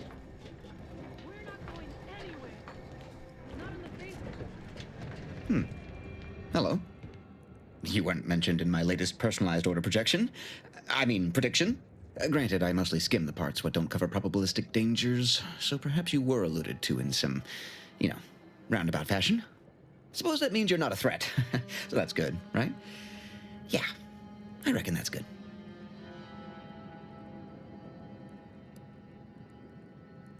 First time I got a POP, it was on a lark. It said, Rolo Nast, our seer has predicted you must wear a helmet today. I borrowed one. As a laugh, everybody ribbed me about it. Just after lunch, wind picked up on the cliff above and dropped a mock apple 152 meters straight down onto my head. Fortunately, I still had that brain case on.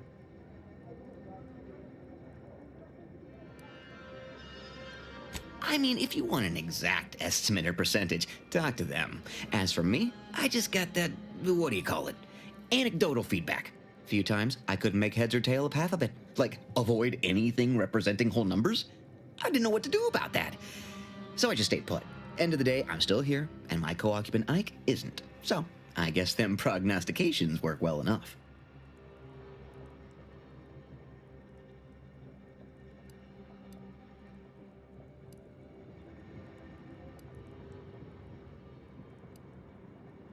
Sure, but I've had 9 POPs so far, and at least 3 times something similar happened. Avoided drowning in a culvert, sidestepped my mantisaur allergy. Forget the other. Things like that just illustrate the fragile nature of human existence, especially here in Golden Ridge. My co-occupant Ike had a POP done, had told him avoid liquids for 48 hours. He ignored it. Later got drunk, passed out, drowned face first in a puddle of water. You did catch the part I said they'd save my life, right? I think alive is a notable improvement on dead. That's something you can take to the bank, you know? Figuratively speaking. I don't know why the other displaced have been so slow to take to them. But I'm not complaining too loud. Waited for my latest POPs long enough already.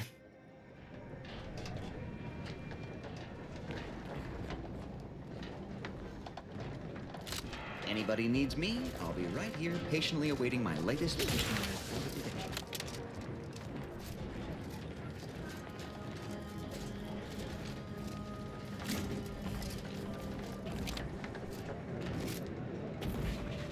The paradigm is a self-centered derivative take on the grand plan. That's how little the Protectorate respects your intellect.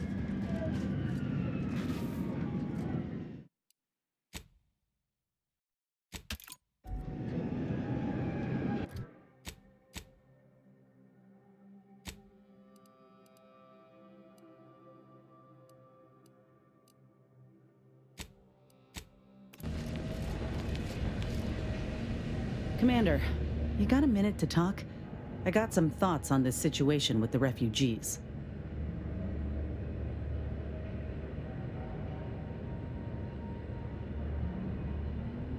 The number of folks seeking refuge from the war is, well, it's beyond what I expected.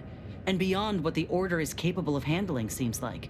Andes may not be faring much better here, but we could at least find enough work for these folk to buy some food.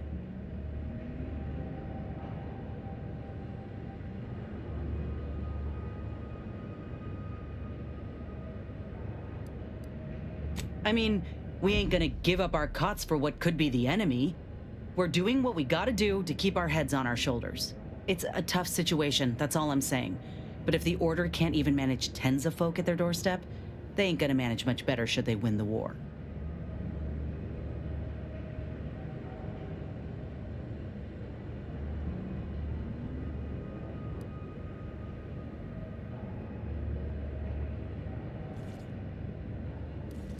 Except we have resources to spare on these folk. Does the Order? But that ain't all I'm getting at. I went through this myself when Andy's Choice took over Tau Ceti. It took time to secure the merger, but once they did, we folk got the help we needed real quick. And all they wanted in return was the signing of an employment contract. Now, I ain't seeing any contracts in Matriarch's Mercy. So what is the Order actually gaining by doing this?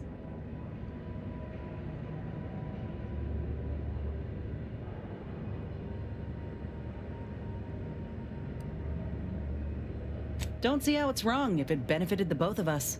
Anyhow, if the Order is in fact helping these folk with no hidden aims, then, well, I'll be the first to admit that there might just be merit in what they're selling. Appreciate you hearing me out.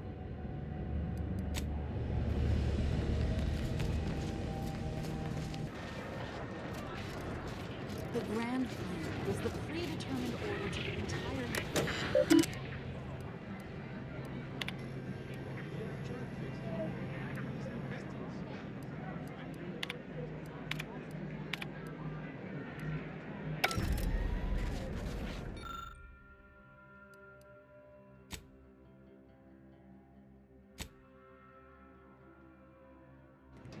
Shame what happened there. I seen the whole thing.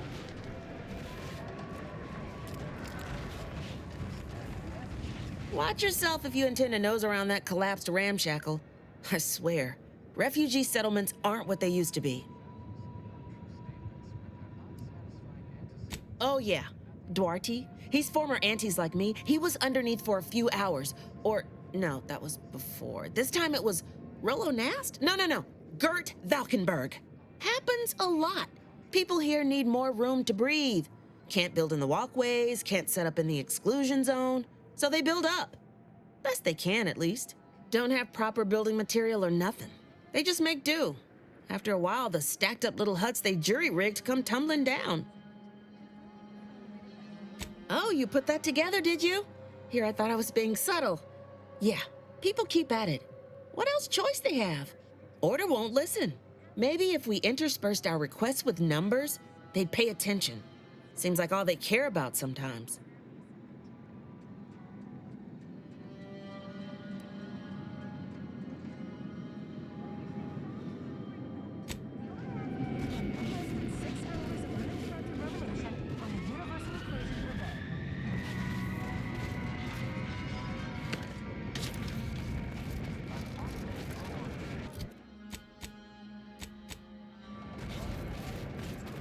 The Protectorate have only been told a watered-down... Apologies, outsider. As a vicar, I am usually tasked with guiding non-order lay people, such as yourself. Lately, the abbot has tasked me with the education of the refugees in our care.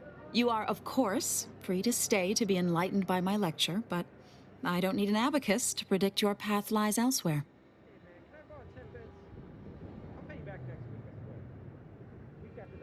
Well, if it's in the displaced's best interests, I imagine I can find a moment. Yes, I reckon I do have my ear to the grimy dirt floor of Matriarch's Mercy. I hear what common lay people are saying, and the wide array of bodily noises they make. Suppose I, more than any other member of the Order here, connect with non-scienticians. I've begun daily lectures, including practical advice on efficiently planning their days. I frequently launch into extended orations on everyone's favorite topic, math, and meticulously expatiate on our sex origins in the most rigorously pedantic detail.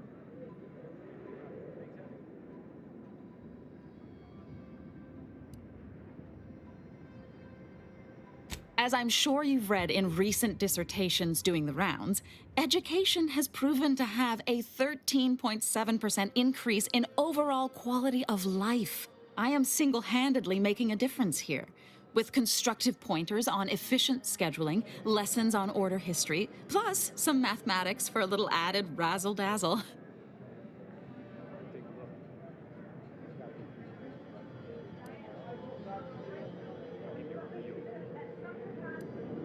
Never as many as I would like, perhaps, but my little congregation grows by the hour. Eventually, my unsophisticated layperson friend, the knowledge just seeps right in. Give it a few years and they'll even be asking questions. Friends, neighbors, while you shelter in Matriarch's Mercy.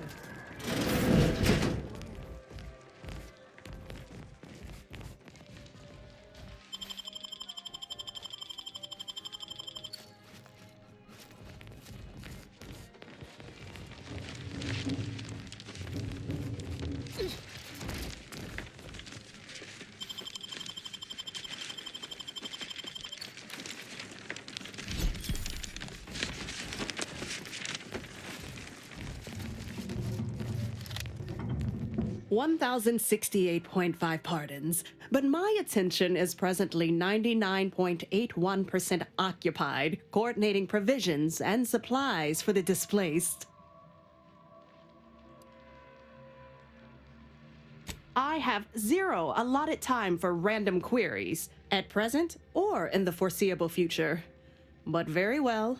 As the assigned provisioner, I am responsible for coordinating the requisition and distribution of comestibles, medicinals, and miscellaneous vital supplies. The overwhelming majority of my time is dedicated to this, leaving only moments to see to the Order's needs in the settlement. But it is an effort I undertake with great relish. You may not have noticed, but the refugees do not want for food or medicine.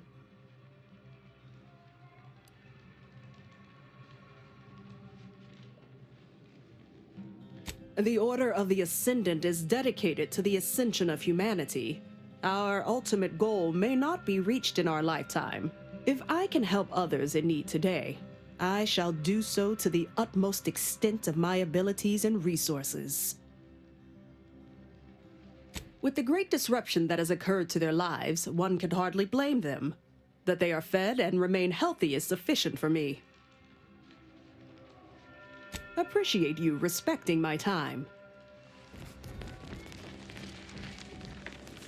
What is it? I have 15 seconds of allotted time for non-specific discourse, so choose your words with expediency. Oh, new arrivals. Of an independent operative nature, one presumes. Did the abbot assign you to help?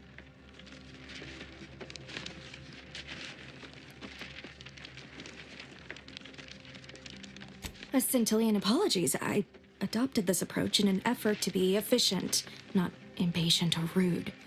Point taken. To explain, infrastructure requests from the displaced exceed present resource capacity. The mounting accumulation of prevailing desideratum is regrettably beyond us. Or beyond me, more to the point. I am simply one person, impossibly stretched thin, and unable to attend to the needs of the displaced.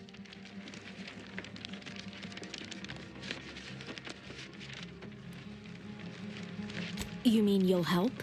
Thank the mercy of the cosmos. Tell me, what do you know of the exclusion zone?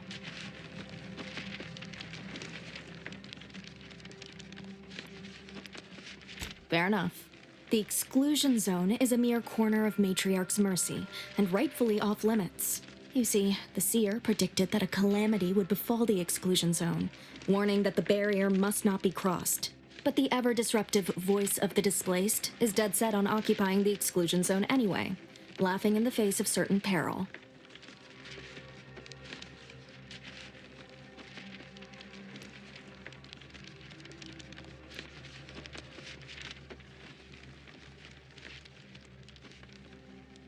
Indeed, and I'm hoping that's where you come in.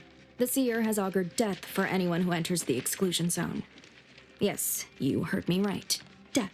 Furthermore, and I quote, an outside mediator, having earned the confidence of both sides, has a high likelihood of clearing up an ongoing dispute. We can't have the voice of the displaced sowing disorder. Will you help us? Will you be our outside mediator, as was foretold?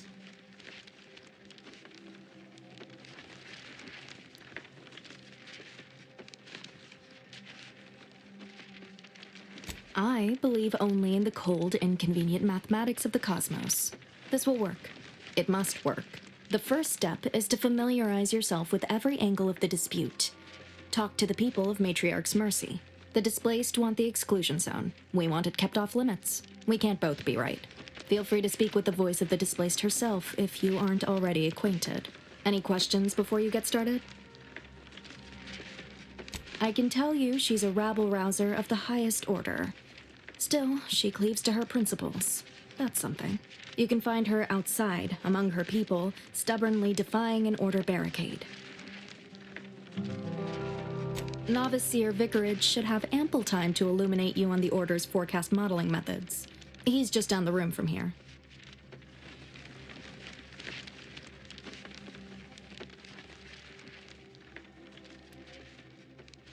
These are the data points we need. Keep at it then. Precision is ever our ideal. Many people around camp support or object to our methods. Speak to them, form your own opinion, and when you are ready, we will decide the fate of the exclusion zone.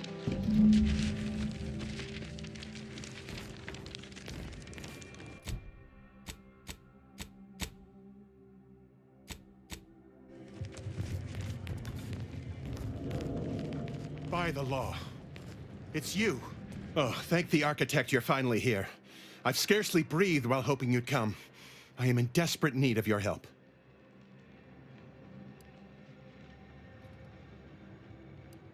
Forgive me. I had almost lost hope of seeing you in the flesh. You see, the Seers are members of the Order who labor over the universal equation. Even in its unfinished state, the equation gives them the means to predict the future. Recently, I had a rare opportunity to ask the seer for guidance. He told me that a dashing outsider would answer my prayers.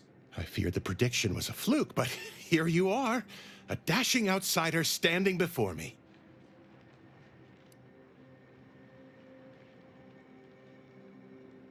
Strictly speaking, it isn't. Not yet. But the math is very, very, very good at predicting what is probably most likely, extremely possible. In theory. Within a margin of error. Anyway, that is the seer's business. My business is the health and welfare of this camp.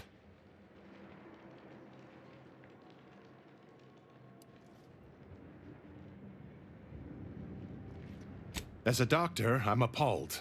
We don't have enough beds or private quarters to separate people, so sickness is blazing an unhappy trail through the refugees. Of course, the Order keeps us well supplied with meds, but things will get worse as long as we're overcrowded. Yes, I can treat sickness as it arises. It would be leagues better to prevent it entirely. That means space to spread out. Since you asked, you can run this medicine to Horst Lamping. Just don't shake the man's hand. He has a habit of coughing into his palm when he covers it at all.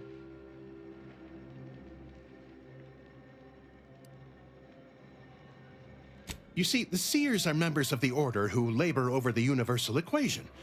Even in its unfinished state, the equation gives them the means to predict the future. Recently, I had a rare opportunity to ask the Seer for guidance. He told me that a dashing outsider would answer my prayers. I feared the prediction was a fluke, but here you are, a dashing outsider standing before me.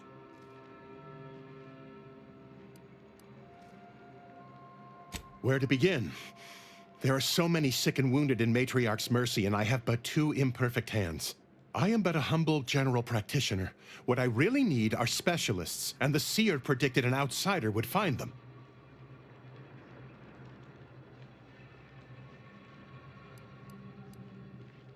Might have time to patch up 1 or 2 patients before we head out. I used to be a combat medic. A good one, too. You also strike me as someone on the go. I need committed medical employees, not a freelancer. The Seer gave me a datapad with explicit instructions that I not read it, for my intervention could only throw probability into disarray. Now, take the datapad, with my thanks.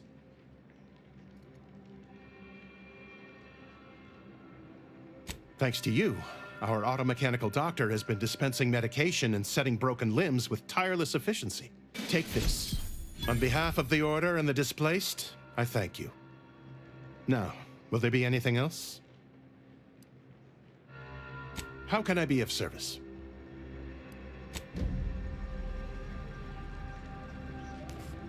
Greetings, qualified engineer. You're right. The universe does not orient itself toward fairness. But it's my firm belief humanity can do better.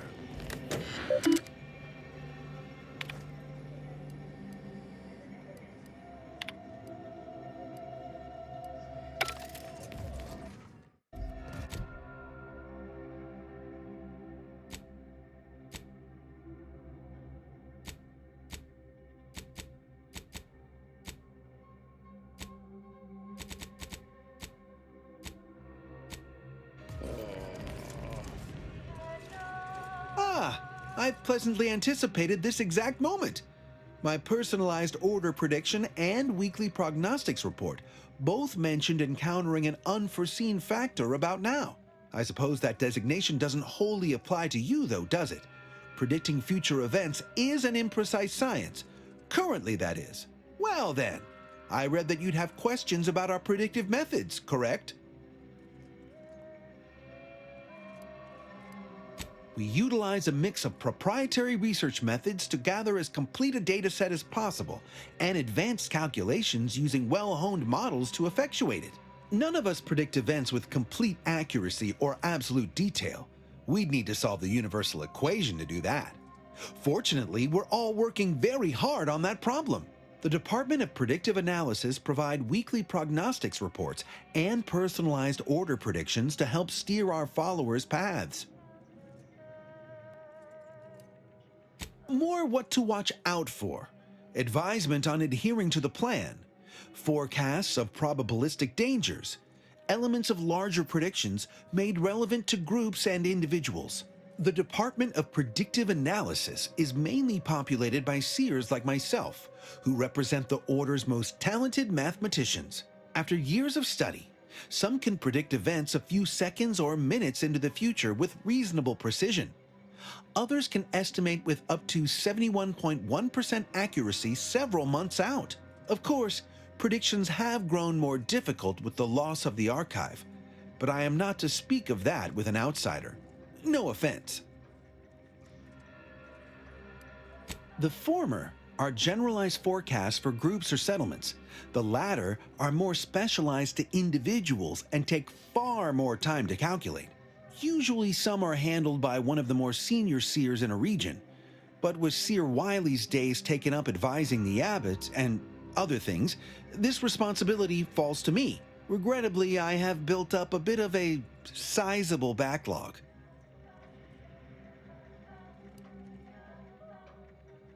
True, my situation does lack a certain refinement. Regrettably, this is Matriarch's mercy. We all must do the best we can with limited means. Matriarch's mercy is brimming beyond capacity with those cast out by war. But we of the Order rise to every challenge and continually strive to better our guests' existence. Why, I, for instance, have availed my predictive methods to our refugee neighbors in the area.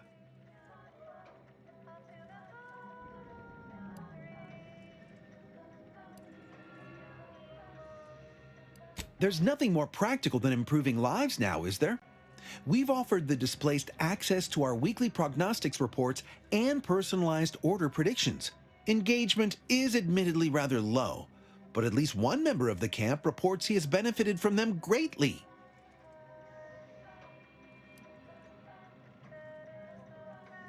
I believe my services will be increasingly sought after the more of the displaced learn of our methods. Vicar Orendi, for instance, is assiduously occupied with such efforts. One of our recent guests, Rollo Nast, has received multiple personalized order predictions. I believe he could speak to the effectiveness of our ways firsthand. If my own humble assertions are not enough, I trust his attestations would convince you, and perhaps other members of the displaced as well.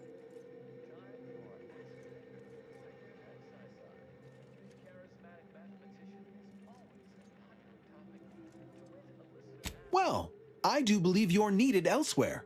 Farewell.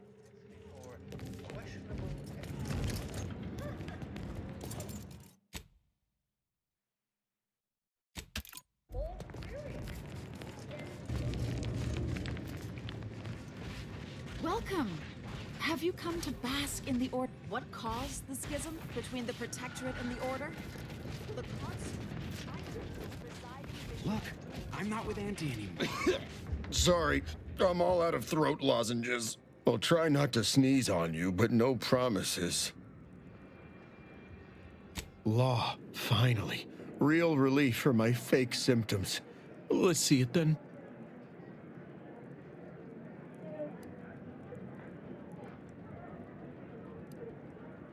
Well, ain't this healthcare in a nutshell? If it's bits you want, you can partake of what I scrounged together on account of folks taking pity on me. You have my gratitude, stranger.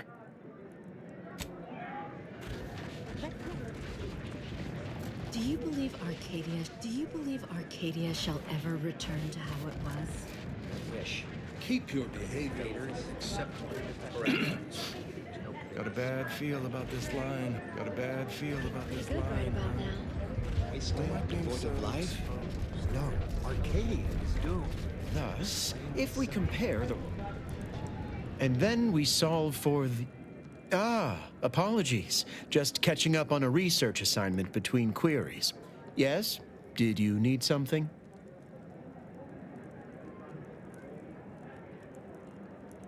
Typically, no. And it has been somewhat challenging focusing my concentration. The abbot felt a scientician operating in a conspicuous spot in the thoroughfare might be useful. An illustrative way for our guests to see how we operate.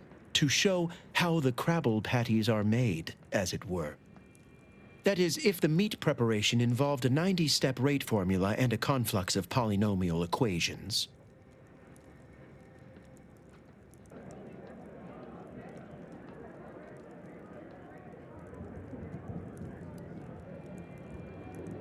I am also on hand to answer queries by providing data supporting our actions.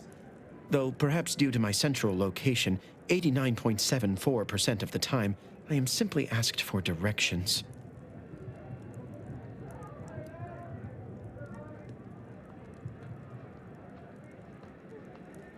I am sure they bear any inconveniences with grace and dignity. I mean, the statistical jump correlated to residents within Matriarch's Mercy has some pretty compelling numbers. According to data, life inside shows a notable uptick in key relevant quality of life factors: longevity, access to medicine, potable water. Life outside sees increased risk of starvation, inclement weather, and hostile xenofauna. Yes, indeed. Numbers are really against you out there.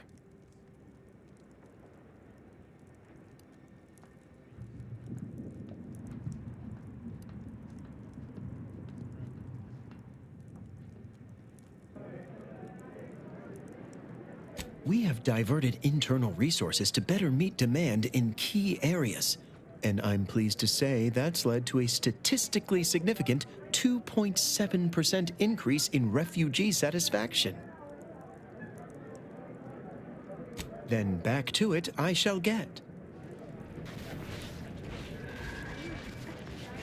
How long are we meant to stay here? Ask the order. I'm not in the prediction business. My noggin sure is sore.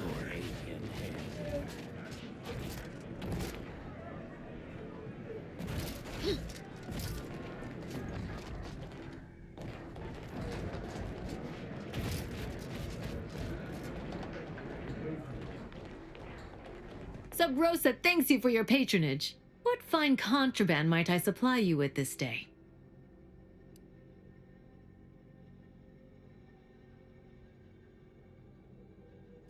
Savvier than you look. Might be that I've got an agent over by the Guardian Estates that I haven't heard from in a spell.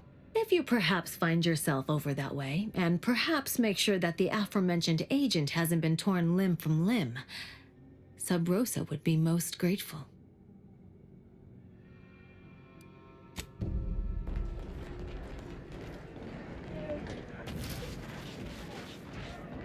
Don't make me call Mapother and Mudge over. They don't like no fighting for free.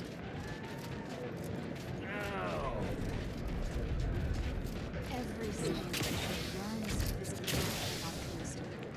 Anybody needs me, I'll be right here, patiently awaiting my latest personalized order prediction.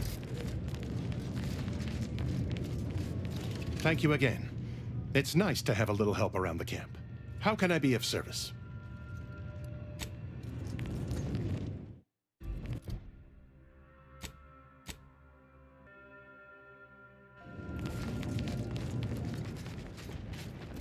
What happened to this place?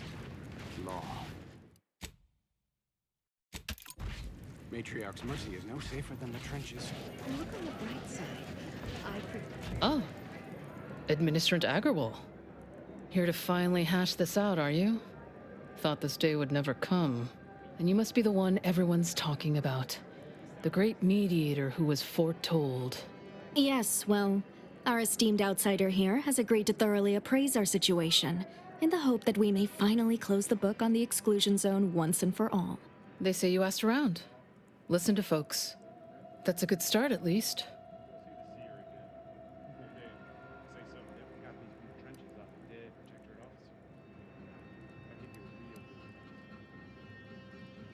The seer predicted imminent danger to the exclusion zone.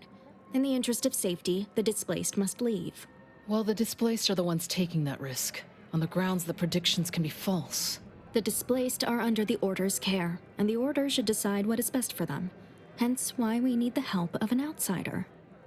Mediator, I leave the fate of the exclusion zone in your capable hands. I'm all ears, Mediator. The what now? When grievances between the displaced approach fisticuffs, we hire Sub Rosa hooligans to duke things out for us. That is unquantifiably absurd, and I don't see how moving into the exclusion zone will help.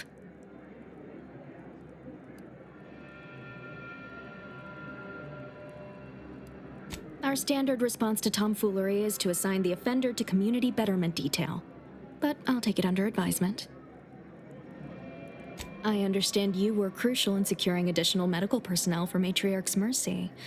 Thank you. Yeah, much appreciated. Way to go above and beyond. Anyhow, what was the good doctor's diagnosis?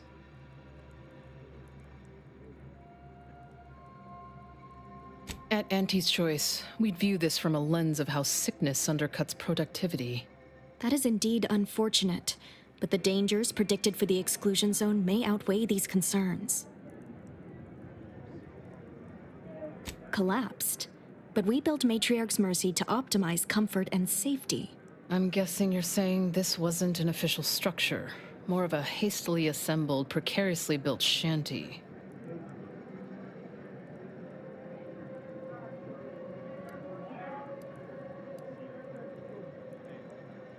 Aren't you just proving my point? We haven't got the resources, but that's your call, not mine. Speak on then. Did he also happen to mention they were needlessly oblique and vague?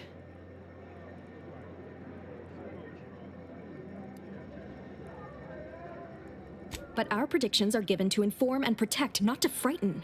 Forgive me. I do not mean to disrupt. You mean that missionary type who's always talking at everybody instead of to them?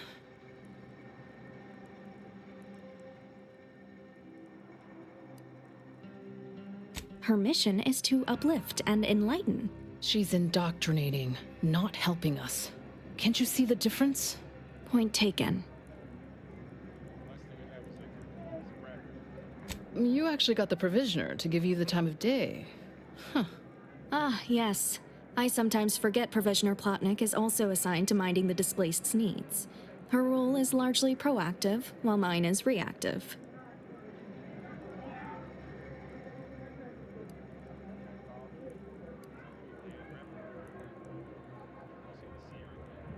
If the Provisioner's booked up, I say redeploy another egghead at the matter. It's less of an issue of personnel as it is of safety. Contrary to your assumptions, we do care about your collective and individual well-being. By my calculations, you've explored this topic from every conceivable angle. Admirable work, Mediator. I suspect that your sympathies lie with the displaced. Unfortunate if true, but I leave the decision in your capable hands.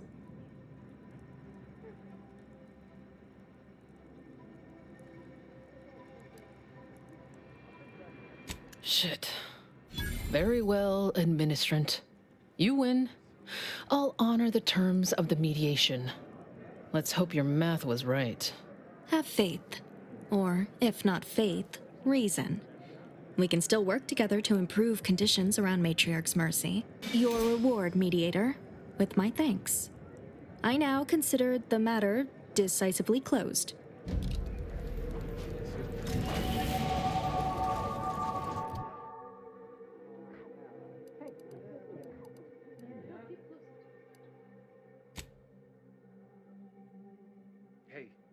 Buy something rare? Come take a look. Got these from the trenches off a dead Protectorate officer. I'll give you a real good price.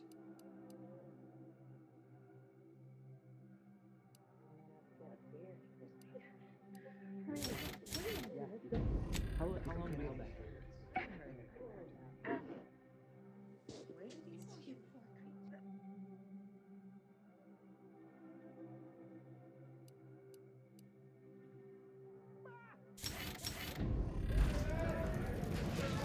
You take this prediction business pretty seriously, don't you? Yes.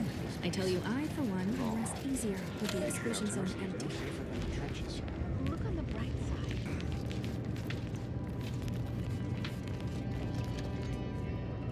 Ah, you must be the, Earth Directorate agent I was told to expect. Your punctuality is commendable. allow me to welcome you to Golden Reach. I'm afraid I've no refreshments available, but can I interest you in a customary debate over decidability?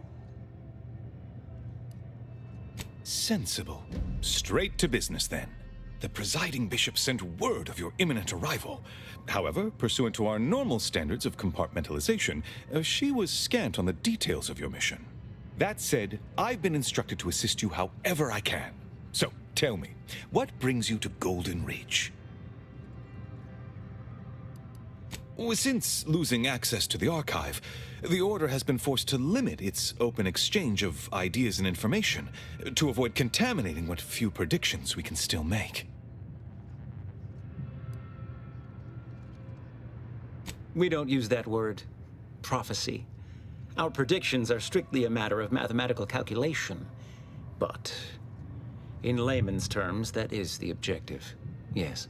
The archive is a vast network of computational machines built beneath the ice of Cloister. Prior to the invasion, the Order used it to generate predictions on a vast scale. But listen to me prattling on. I'm sure you aren't here for a history lesson.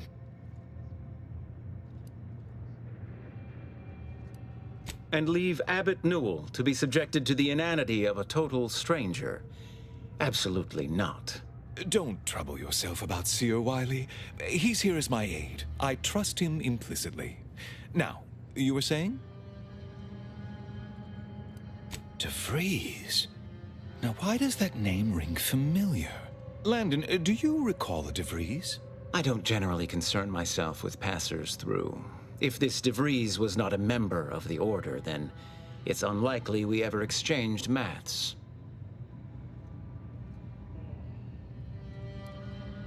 You've just described Archivist Victor Clemens on a good day. What does an Earth Directorate agent want with Archivist Clemens?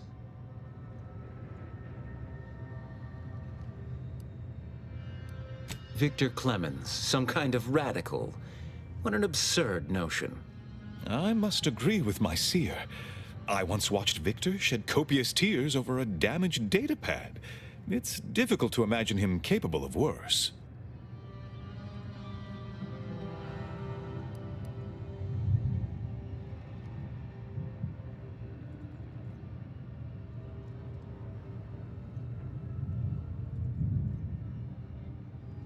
And that may well be true. But our standard of proof within the Order is not normally met by hearsay alone. Victor's currently supervising highly experimental research at one of our labs to the northwest, the Enray Range, beyond the invaders' front lines. Unfortunately, you'll need to go through the decommissioned autonomous extractorium to reach it. That path is less than safe, so I advise caution.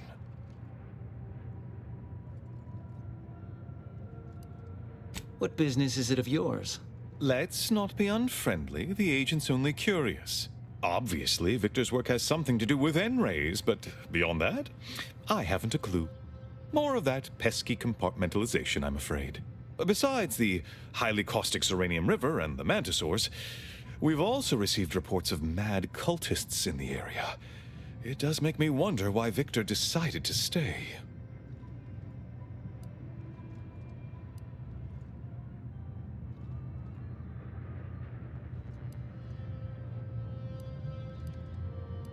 Victor is dedicated. Single-minded, one could say. I've always thought highly of his analytical skills as a researcher, less so his social ones, perhaps. Loath as I am to admit it, there may be some merit to your worries over a conspiracy within the Order, whether Victor is involved or not. As my predecessor would remind me, denying unpleasant facts is not good science. I would be remiss if I failed to support an investigation.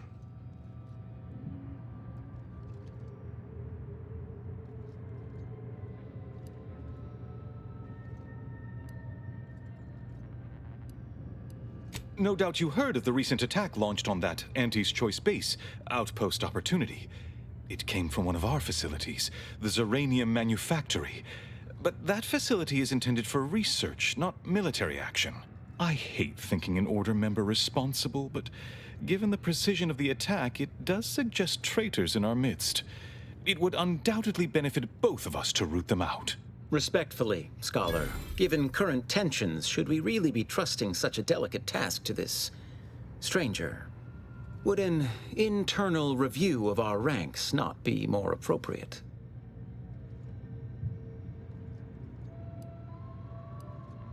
Thank you for proving my thesis statement. I don't dispute the need for discretion, my friend, but the presiding bishop made the determination to send the agent to us. It's best we trust her calculations. Moreover, our situation is growing increasingly dire. I can't overstate my fears concerning this most recent attack ending the ceasefire and reigniting the war in Golden Ridge.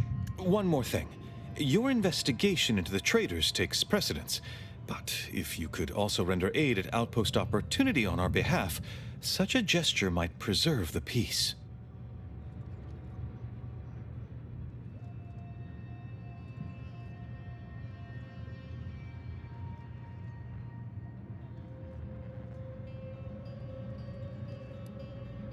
Most assuredly not. It would eliminate the entire point of the ceasefire. Please convey that fact to whomever you speak with.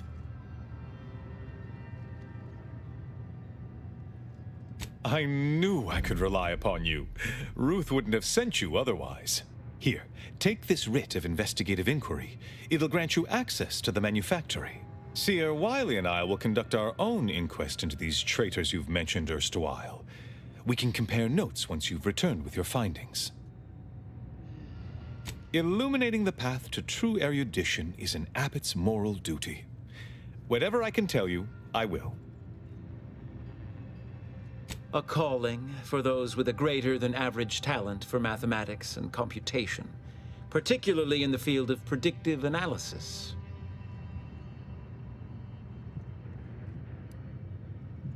Seer Wiley is being too modest about his contributions. Many in the Order rely on seers for their indispensable counsel. I myself would be lost without mine.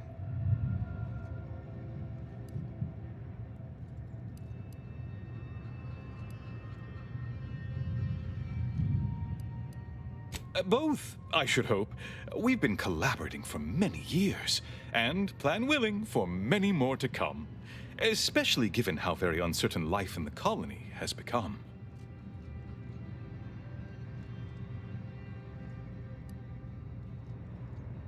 Oh, indeed. I needn't educate you on what you can see with your very eyes. There is a great deal of pressure on me to navigate what is a rather novel situation. Without Wiley, I dare say our predicament here would be even more precarious. Many lives depend on him, on us both. Why, Matriarch's Mercy would not be the refuge it is without his predictions shepherding its development.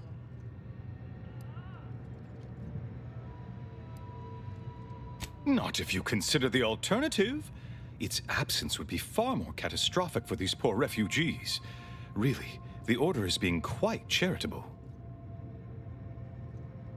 That is a statue of the Matriarch, Alexandra Varick, Arcadia's founder and for whom the monastery was named after.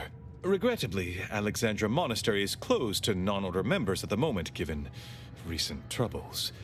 But perhaps Seer Wiley can give us an estimation of its reopening. Oh, certainly. According to my calculations, the monastery will be accessible to certain members of the public shortly. Ha! Good news indeed. Oh, you really must visit. The observatory is a true sight to behold.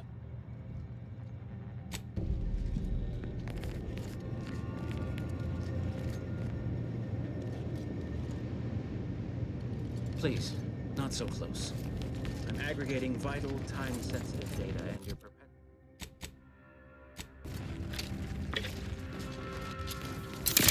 Ready if you need a house.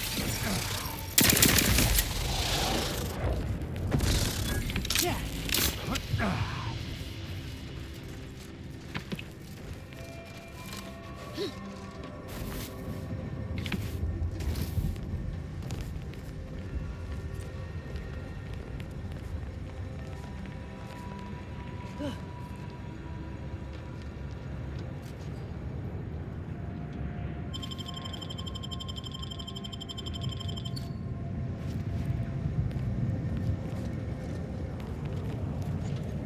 Hope you appreciated how I bit my tongue back there with the abbot. Didn't want things to come to blows with civilians in the crossfire. Full of excuses for the attack, wasn't he? Could be that he's sincere. Or could be that he has his hands so full with keeping his community from falling apart that he missed a memo or two.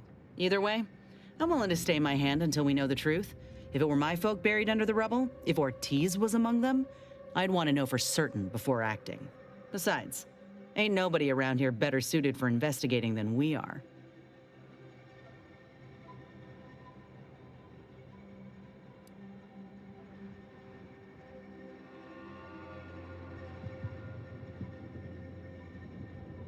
I prefer doing my shooting after asking all the pertinent questions, Commander.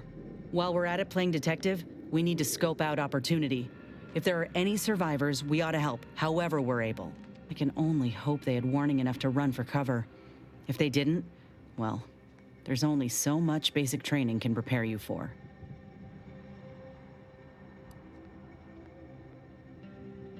Once endured a week-long bombardment in a foxhole with only enough rations to last 3 days.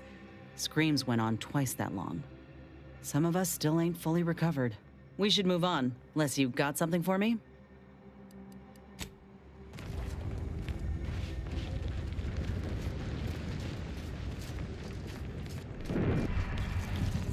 Seems a handful of Auntie's choice soul. Did that blast give me a dunder? Or is some damn stranger walking into my area of operation right after we've been attacked? You all right, officer? We saw the impact and got over here fast as we could. If there's anything we can... We can do to part you from your bits while you're desperate? Yeah, I know your type. You go private, but then lurk in the shadows like manta wasps looking to prey on easy marks. You got any reason I oughtn't have you shot?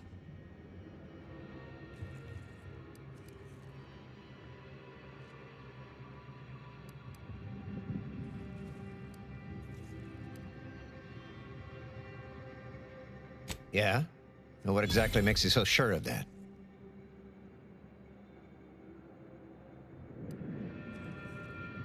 Well, I suppose I appreciate your honesty. But even if I believe you, so what? The damage is done, and it's not like I'm mounting a counterattack.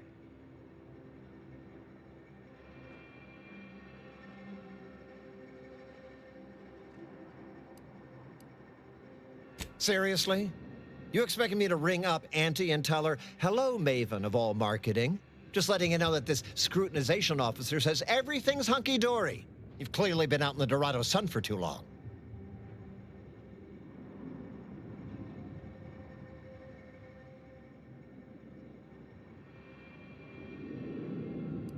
Ah, an offer for transaction. Now you're talking my language.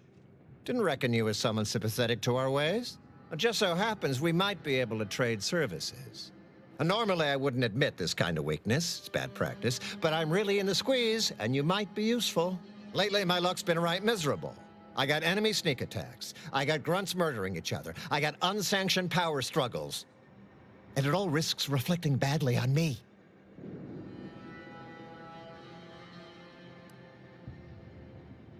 Well, who else should I be worried about? Do you have any idea how abysmal that's going to look on my next employment review? You cut down the number of issues that are vexing me, and I'll send you a word of peace and harmony up the chain. What's good for me is good for you, see? Quid pro quo. Or, if all that sounds like too much work for you, there are other ways to curry my favor. Make me believe your good intentions. Encourage me to take your side.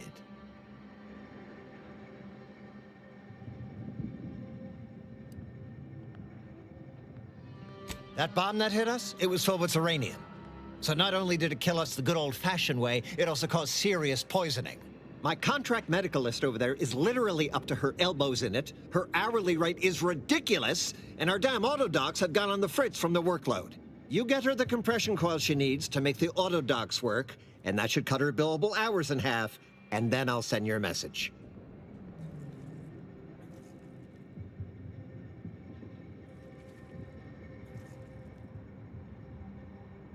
There's been a murder at one of our forts.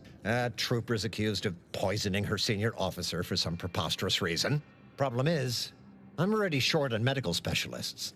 The last thing I can do is waste one for days just to find out if she did or didn't toxify him.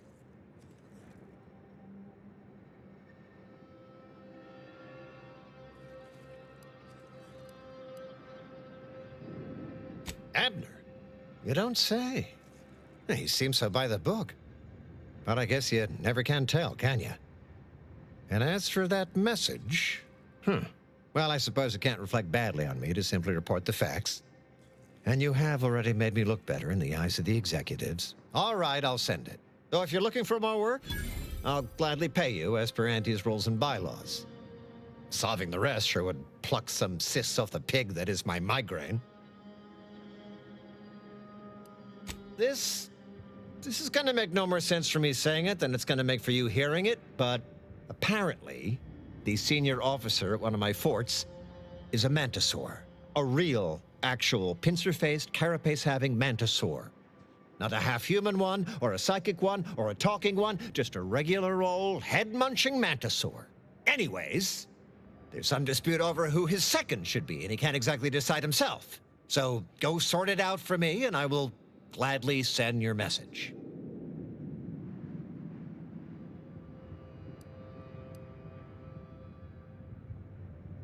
How did you know its name? And taken care of? But it's resolved. Wonderful. I had no idea how to even approach the issue. But I digress. When you walked into my chaos, I never fathomed you'd become such a boon to my personal endeavors. Job done and payment proffered. And if that concludes our business for the moment, I kindly ask you to vacate my outpost. I have much to do.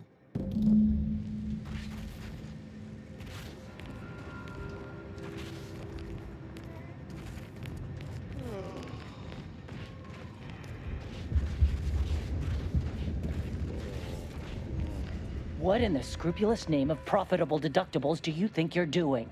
Just who are you, and why are you walking through my triage? Help, huh? Well, that would be greatly appreciated. We need compression coils. The attack left more wounded than I have supplies for, plus a hefty amount of zeranium poisoning. And the coils on our auto docks have worn out. Without them, they can't convert raw materials into the medicaments needed to help the soldiers heal. How fortuitous. This feels like my first bit of luck in ages. It's a start. Thank you. Please, come back when you found more. Suppose we can aid these poor fools. Even if they live, they'll harm.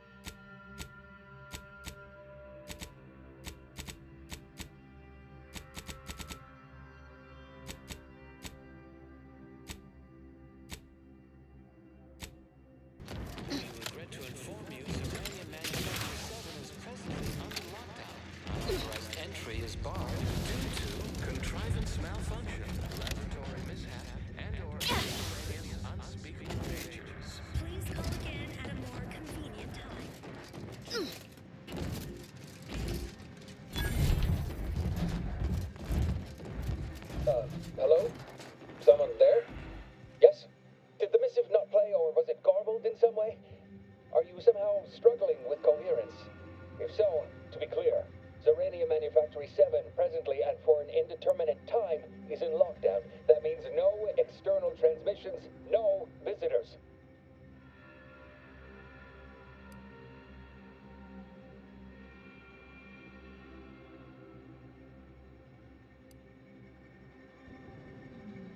Wait, you have a writ? From the abbot? But we don't have any means of... yes, they said they have a... yes, sir. This is Factor Baytuh. Am I to understand you have orders from the abbot? Quite convenient for you. I have no way of verifying without allowing you entry. Very well. Come inside and we'll see this sorted. Building on the left.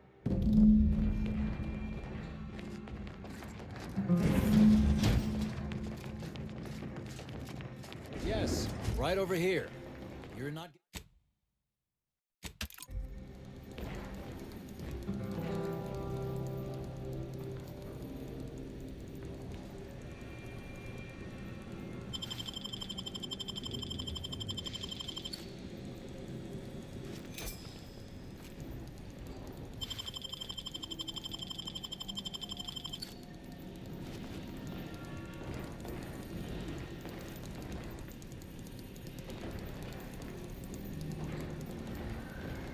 So, the abbot deigned to send someone whilst we're contending with all manner of emergencies, did he? Wait, is that an Auntie's Choice enhanced soldier with you? Oh, I see what this is. Stay back. We have no desire to escalate things further. Don't do something you'll regret. We want answers, not a fight. And if indeed there's any retribution to be had, it won't be by my hand. Tell him, Commander.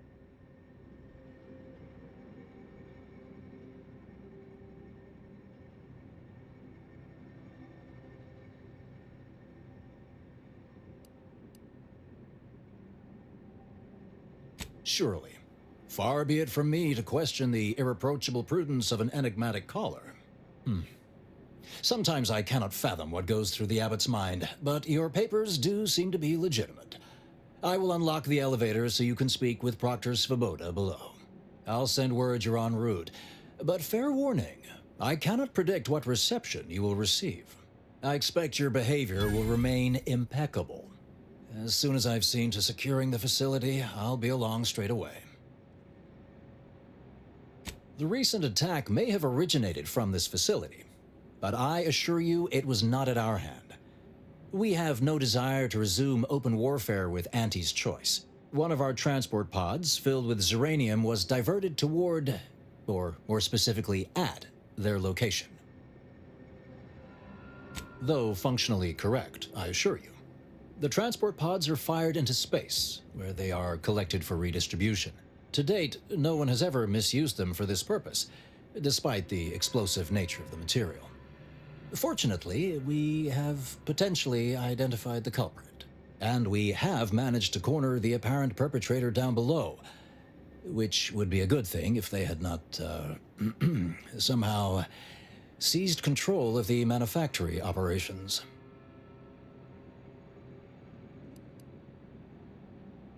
No, it doesn't add up particularly well, does it?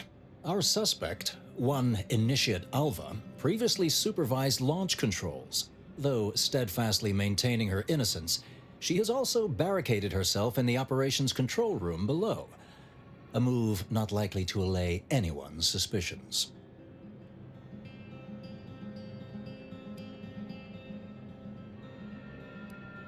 Both of them? Well, one can hardly argue against thoroughness. I admit I'm to a reasonable degree pleased you are on hand to corroborate current suppositions. May your query yield favorable results. It evidently originated here. Transport pod full. I'm not clear to speak. Good night. Hello. Come here often. Goodbye. This unit, enjoy our banter.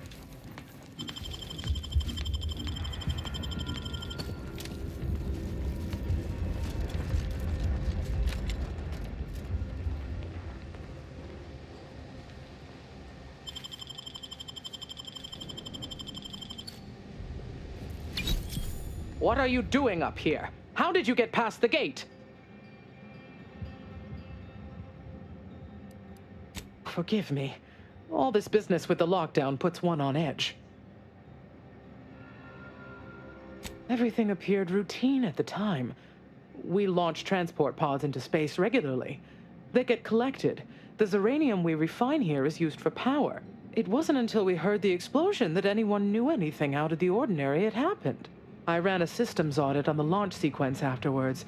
Just finished constructing a report on my findings, actually, if you'd like to hear it. A transport pod full of Zeranium was fired from here, at Outpost Opportunity. It subsequently exploded in spectacular fashion.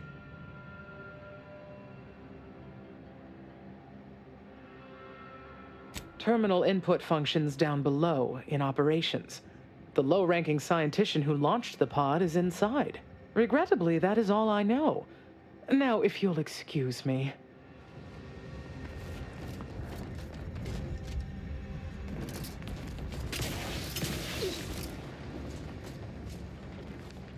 Consider finding a human companion if you seek conversation.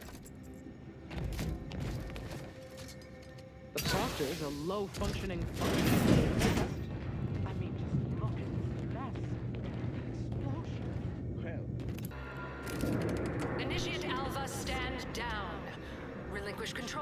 facility immediately. Oh, my dear Proctor, you can't believe a low-level drudge like me is responsible for any of this. You'd have us all believe you seized control to demonstrate your innocence. Wait, is this being broadcast? I have no idea how this oil works. You're the one in charge here, Proctor Svoboda. Are you sure you didn't do something? I demand your unconditional surrender at... Hello, Proctor? I'm pushing buttons over here now.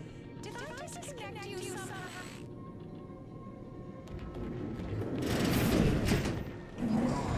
Emergency detoxification initiated. What's her name took over? Things have been a mite haywire.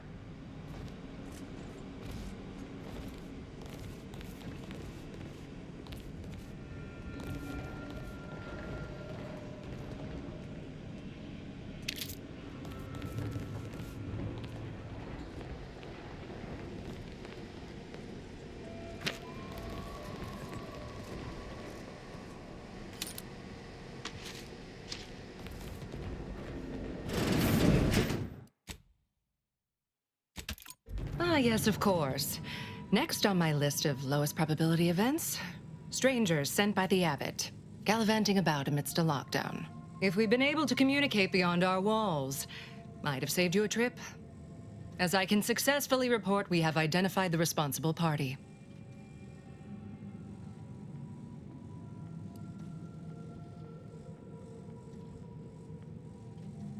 It's less what happened than who happened.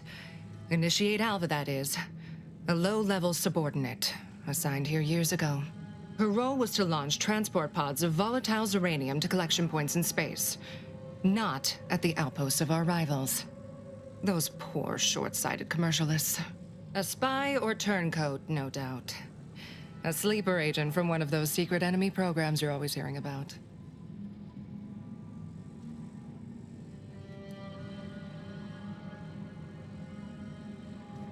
Within a beat of us hearing of the attack, Alva seized command of the system and locked herself in the control center. She then forcefully repelled several attempts to extricate her. 2 are dead already. Poor Jacobs lost a hand trying to pry free the outer doors. Why, she could destroy this entire place at any moment from in there. I implore you to stop her before she does so. I fear violence may be our only recourse.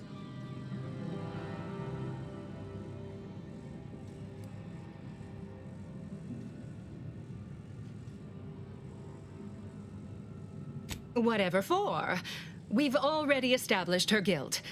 Failed to see the use, frankly. I suppose some limited nosing about before dispatching her wouldn't hurt. Presuming she doesn't kill us all in the meantime. I'll be in my office. Let me know once she's no longer a problem.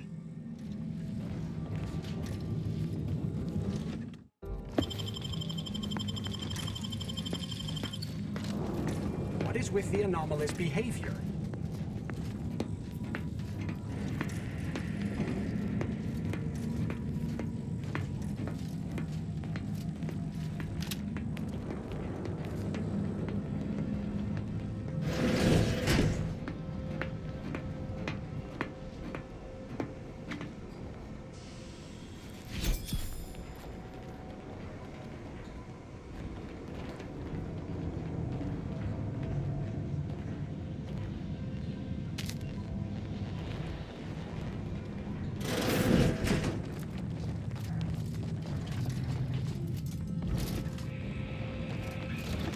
This unit beautifully acknowledges your offense.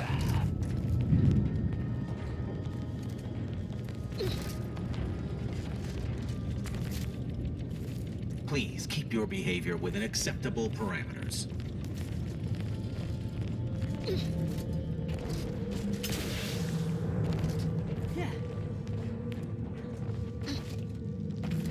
Now, this is important. Would you describe the Varachnid's Caliceri? I can tell we have little crossover of Sorry to cut you off, interests. but I'm encumbered with various concerns of the existential variety. Can't talk. Calculating an inverse complex sine function in my head.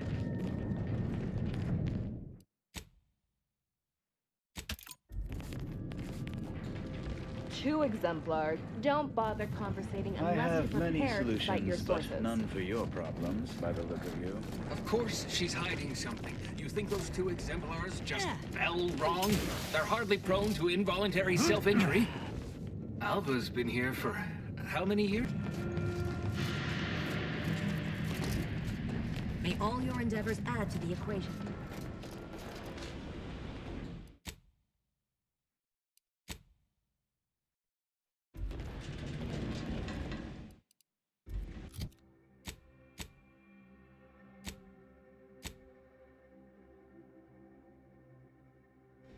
Oh, hello.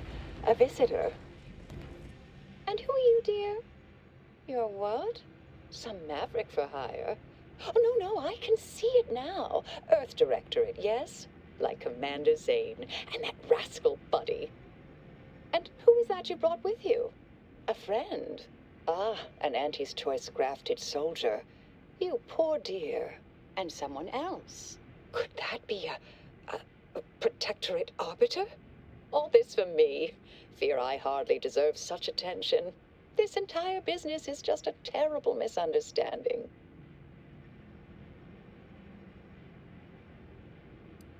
I expect few in the Order know of you, but, well, I've kept to a role here that is purposely not very taxing. Others prefer calculations in their spare time. I have my stories. Between launches, I enjoyed serials, 2-bit dreadfuls, periodicals. I adore Zane and Buddy, even if they are considered contraband. And you decidedly share their upright bearing. For the longest time, I didn't realize your organization actually existed. But here you are, well-timed and, no doubt, eager to help.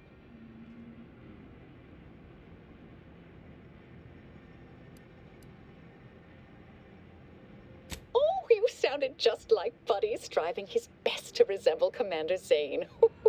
The similarity was uncanny.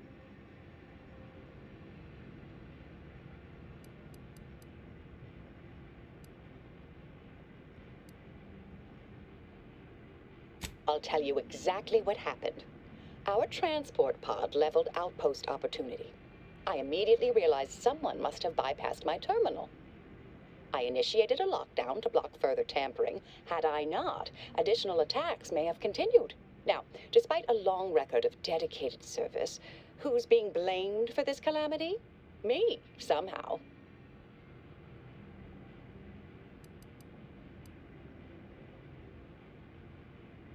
Yes, that was terrible. I feel awful.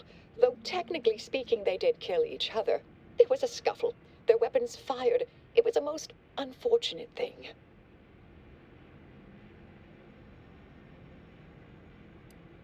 I hate to speak poorly of management, but we work folk around the manufactory consider the proctor something of a petty bureaucrat, dear. I assume she's acting as any functionary would, assigning blame to appear in control. Well, you know the type, surely.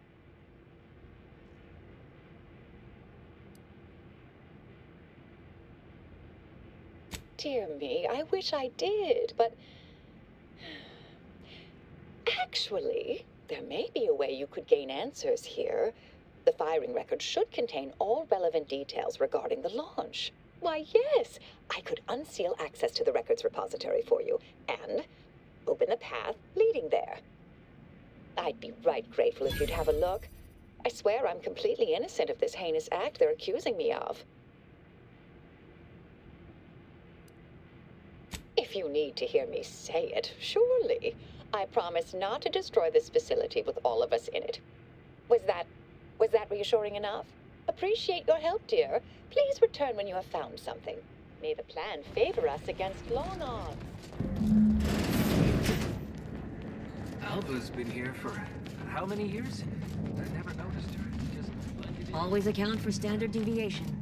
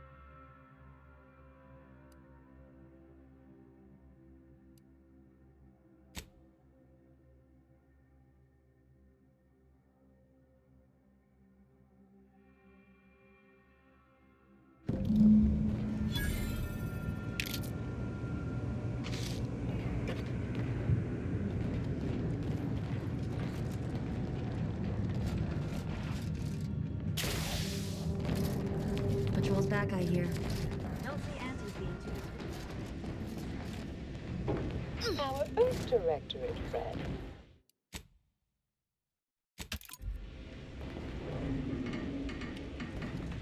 Well, hello. Have an update to share with Initiate Alva? Hello. I've been conversing with Factor Matadier here while you were away. Understand you've met? Yes, they witnessed me rather discomposed, I fear. Visions of Auntie's choice reprisal clouded my thoughts at the time. The Factor is less accusatory in his questioning than certain others, which I respect. Good manners cost nothing, I always say. Troops now guard the entrance above. Our safety addressed, I have turned my attention to the cause of our situation here, and I have deemed it wise to investigate further. Do not let my position fool you. All within the Order are scienticians, and hence we seek the truth of any hypothesis based on evidence. The Proctor's accusation is no different.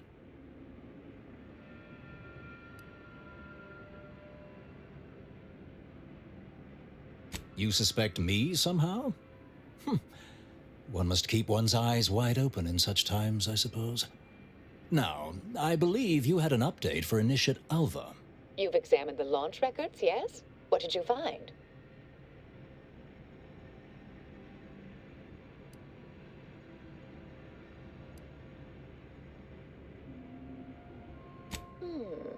I'd say they've obviously been altered, dear.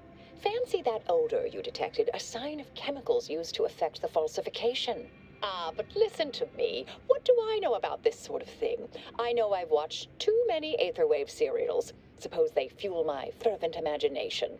But still, even the most junior scientician knows the best explanation is one requiring the fewest assumptions. Ergo, I set the correct coordinates. Someone overrode them.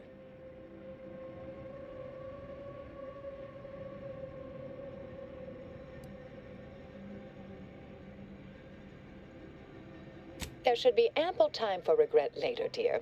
For now, I'll admit the armchair investigator in me wonders about Proctor Svoboda.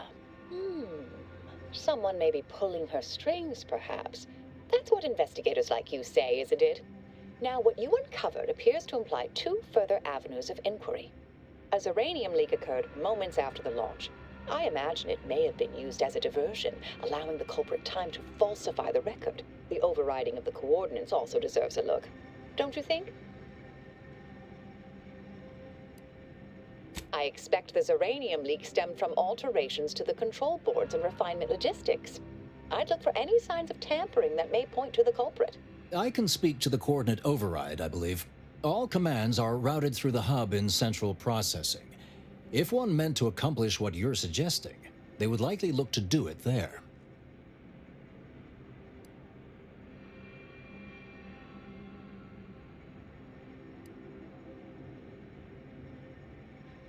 Oh, I'm full of hidden depths, dear, but this isn't the time. Later, I promise. Anything you want to know, from my first science crush to my scientician aptitude test scores. All right. There. I've unsealed both areas. With hope, what you discover will help us determine the responsible party. I'll stay here and play for more time. If the Proctor sends anyone, I'll say I'm close to convincing you to surrender. May all your theories prove true.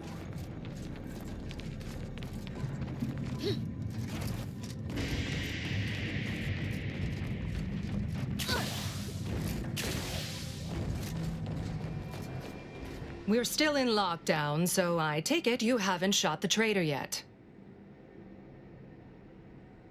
Failed to see the point, but if you must...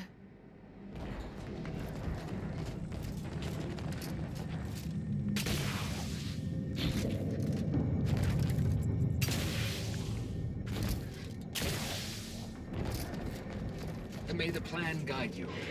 May circumstances proceed toward intended results.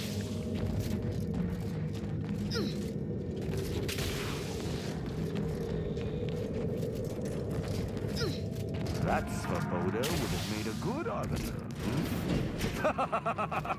Oh, just a little jest. No, she struck me an over-officious buffoon.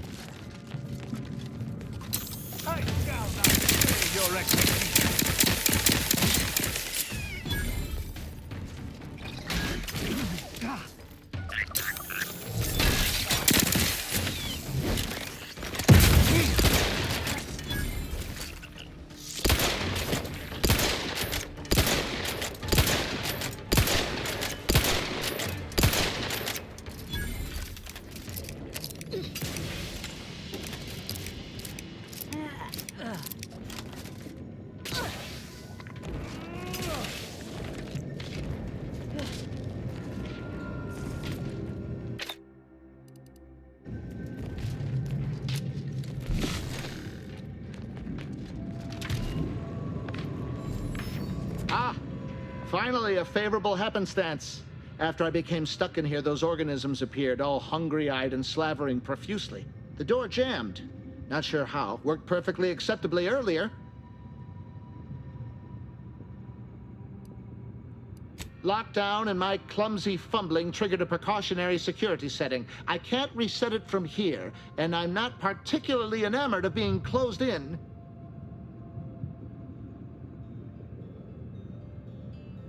Depends on your level of moxie and know-how, I suspect. Let me think. You could try jimmying the door open if you have engineering expertise. Or, I don't know, engage in a routine advanced physical regime. Otherwise, the safety reset is in a wall panel around the corner, though that seems a bit boring for a dynamic sort like you. That much I certainly can do.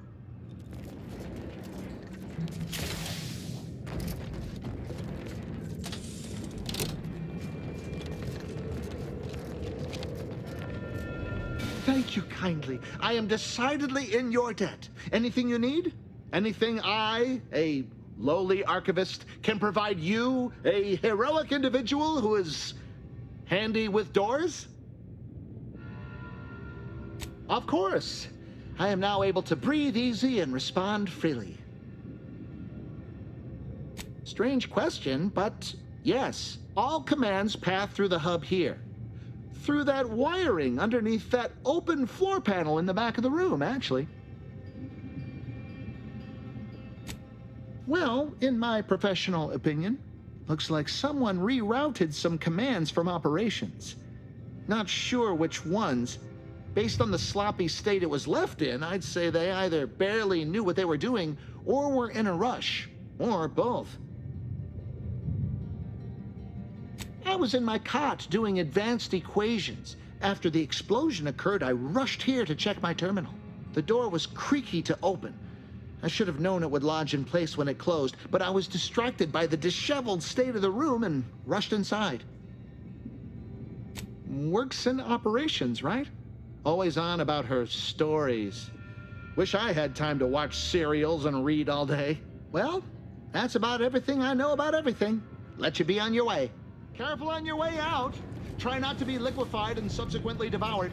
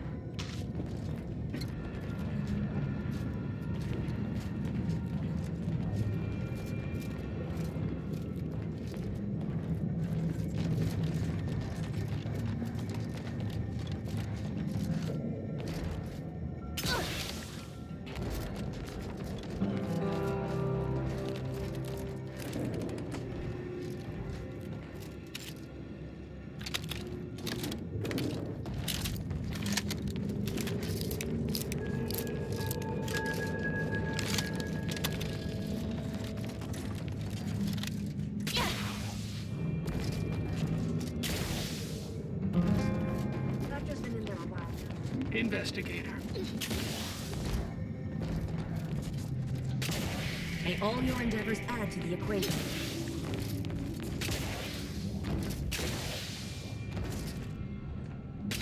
You'd think if she were responsible for the attack, she'd have happily thrown it in my face.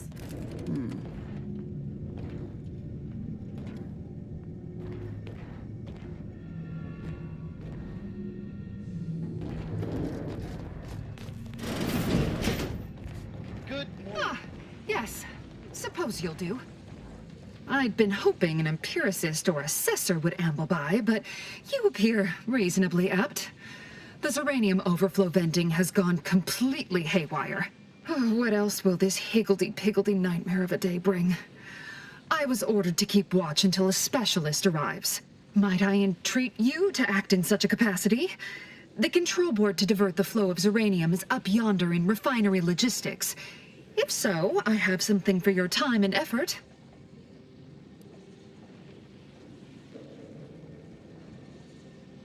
Well, as a fellow student of science, you'll be especially interested in what I have to offer. We developed a pharmaceutical primer that, technically it poisons you a little, but also heals you quite effectively. Shut off the gas, it's yours.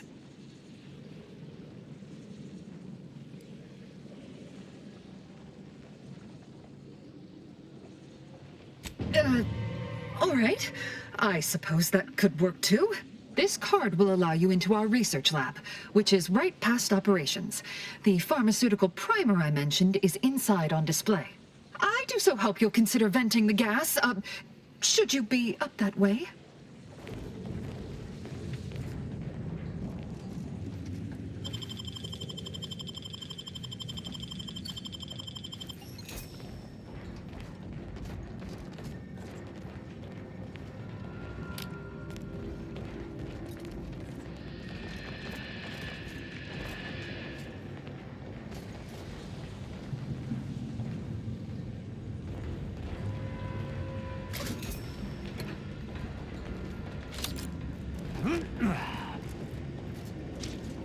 Yeah.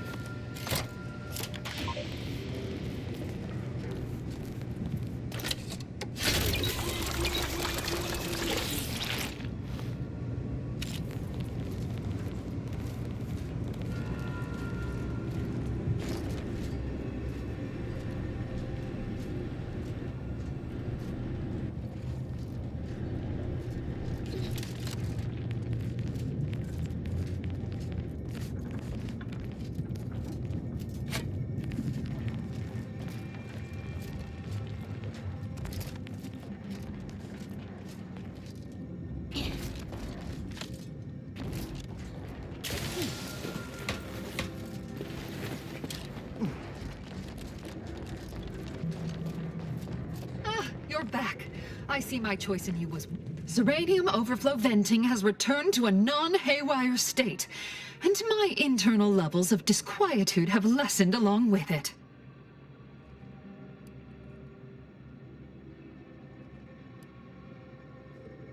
With the leak abated, I am fully prepared to be peppered with queries. Now that you mention it, Yes. I recall I was worried about one crisis, then my mind was completely occupied by this other crisis nearby. I must admit, I haven't given the attack a single thought since. I do hope everyone's okay. Not much. Keeps to herself mostly. Or that is entirely. Like all of us, she resided in the barracks 15 degrees to the northeast from here. You mean just after the attack occurred? I was in a state of anxiety at the time, and, well, I'm sure you're aware higher levels of cortisol can impede the encoding of memory. I am greatly grateful you were helpful and effective. Farewell.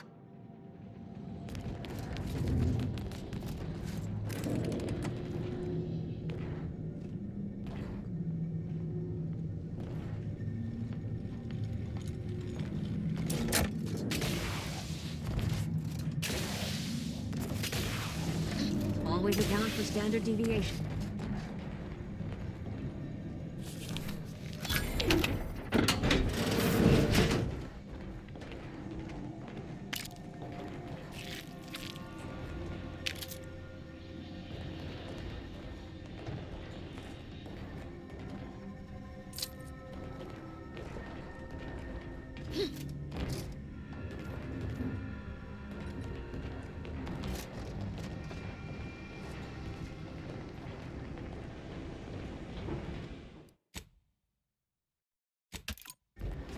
Oh, hello, dear.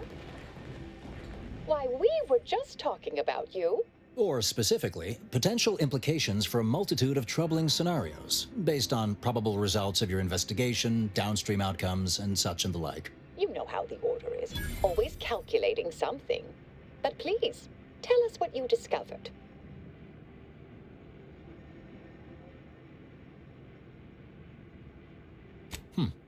That you found evidence that the coordinates were rerouted is definitely something. Would be an odd step for Alva here to take, except perhaps to throw blame elsewhere. I admit I had the knowledge to cause the leak, but not the authorization. And yes, why would I reroute coordinate commands away from here?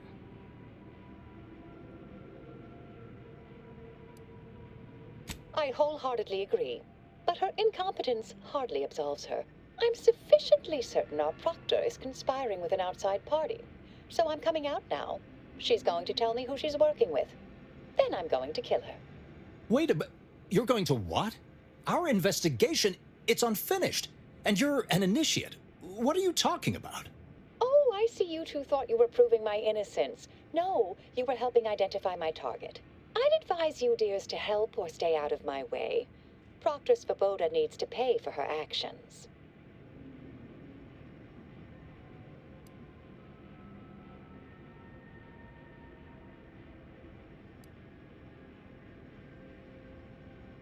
Yes, I concur. That may be the only part of this that seems certain. You are far more capable than some back manufacturing button pusher. Who are you, really? I am a dedicated agent of the Order, but no, dear. My name is not Miriam Alva. I am Marisol Delgado, formerly of the Department of Preemptive Causal Redirection. That group was just a story to scare novice scienticians. Next, you're going to be telling me you're... Wait. It is you, isn't it? The one they called the Endpoint.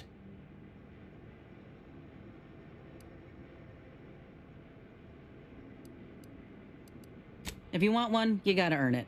Start rescuing sprats out of trees. Or maybe finish the important conversations you start.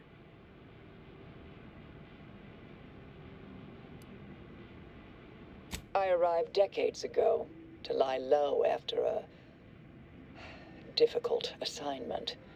More than that, I have nothing to speak on at present. The rumors about your department. They said anyone who might delay the equation being solved disappeared. If there are any hints of truth to that, I find it severely at odds with Order tenets for balancing efficiency with humanity. This is hardly the time for a history lesson or debate, I'm afraid.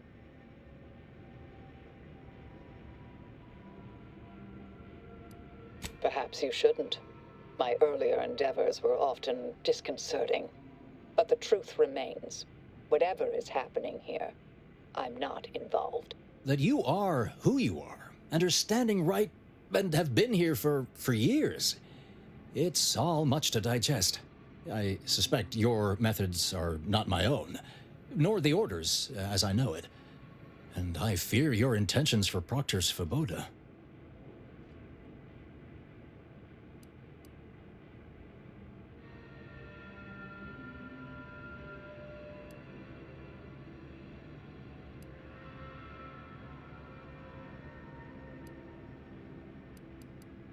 Yes, you did work for Orlo, didn't you?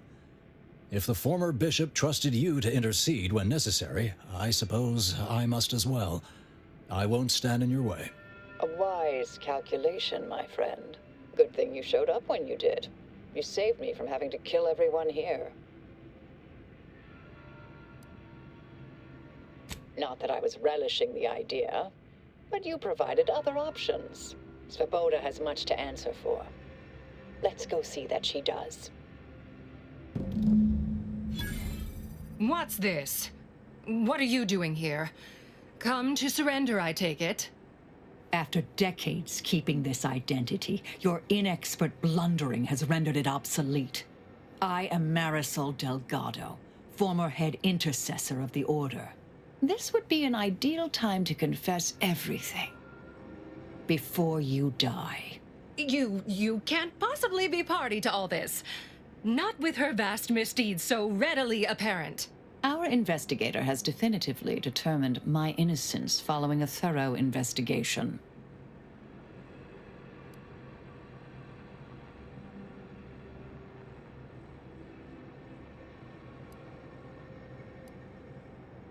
I don't know what you found, but any so-called evidence was likely laid there for someone to discover. By a party with years spent in hiding. This is all nothing more than a flagrant example of artifice and bunco. An elaborate song and dance from an admitted imposter. Enough, traitor. You made your play. You lost. No more deception. No more lies. Time to pay what is due. No, wait,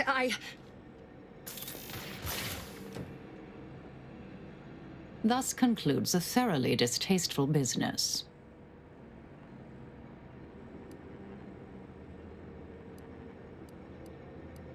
What a nice and thoughtful thing to say, dear. Best search her office. Someone clearly was pulling her strings. Search away, Commander. I shall keep an eye on the weapon hand of our new compatriot.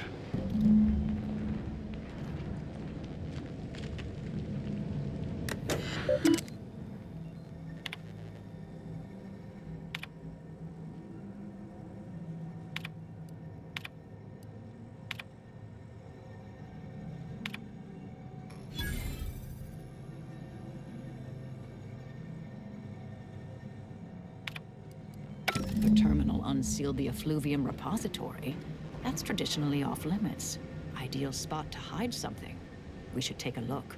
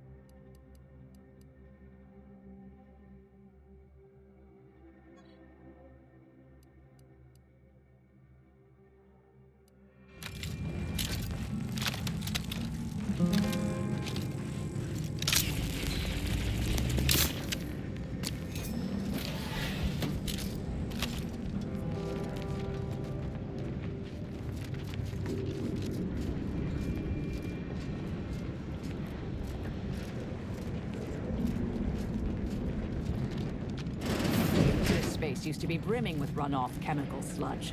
It's been renovated, I see. Another terminal. Go ahead. You should have the honors.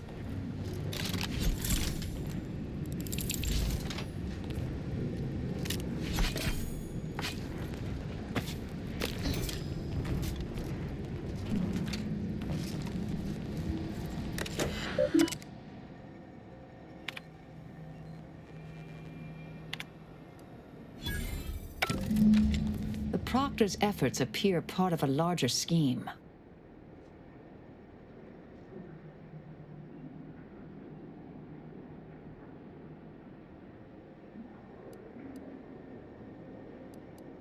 Ah, of course. I should have assumed you had a greater purpose here.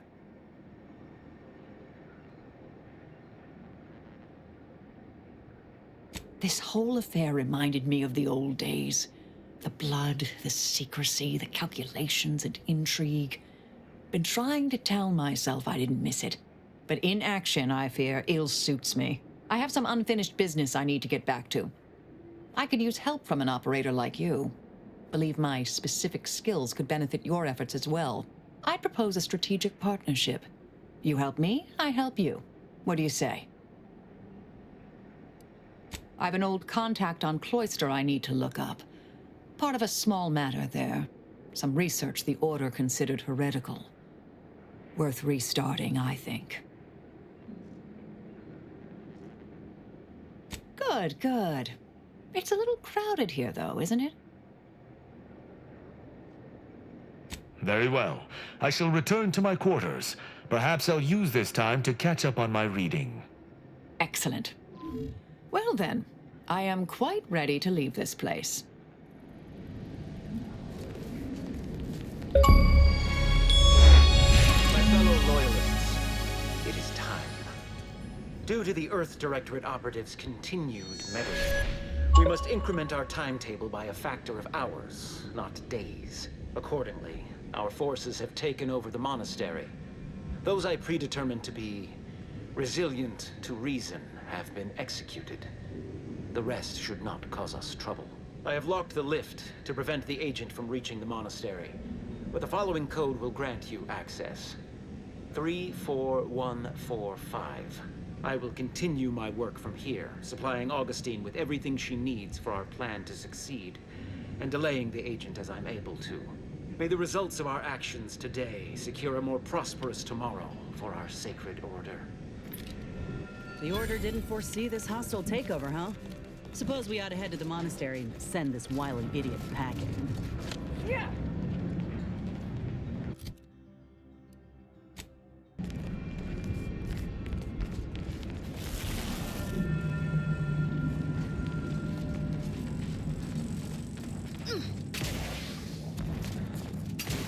I realize you didn't receive the most welcome of receptions here.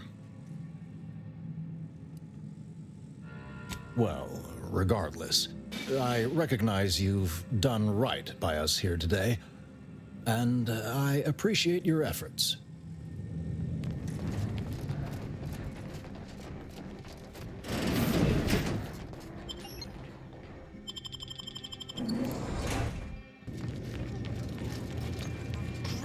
Architect. First an attack on Agent. Oh, thank good odds and high probabilities you're back. There's been an incident. A rogue faction has taken over the monastery. My Seer Wiley, is trapped up there with other hostages of the Order. To make matters worse, my access code's not working. Without it, I've no way of calling the lift.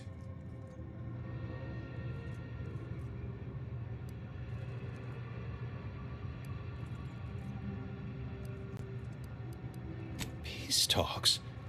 Yes, Ruth informed me, but how did you learn of them? No one outside a select circle are supposed to be aware they're happening.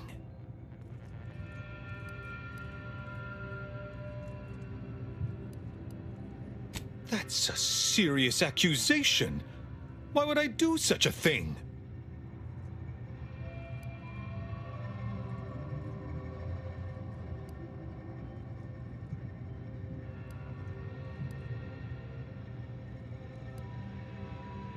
Far from it. I celebrate Wiley's gifts. I recognize he's a far superior scholar than I'll ever be. No, I can't discuss this right now. The monastery.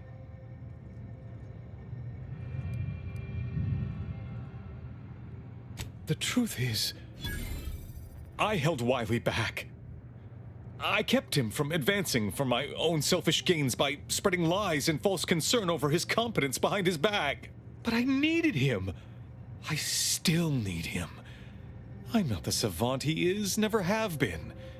If he'd advanced beyond his current role, my deficiencies would have been made manifest to all. I'm sorry, but we really haven't the time to litigate this issue further. In case I didn't make it clear before, the monastery is currently in jeopardy. Representatives of Auntie's Choice in the Order are meeting to discuss an armistice and possible collaboration. It's an unprecedented opportunity to shorten this war. I know I mentioned it before, but compartmentalization is crucial to the success of most of the Order's operations. I wish I could offer more details than that.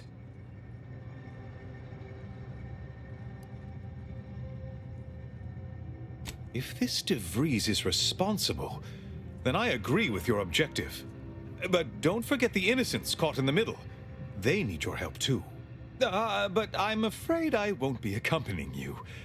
I can't be sure my presence wouldn't alter the outcome of your efforts in prodigious and unforeseen ways.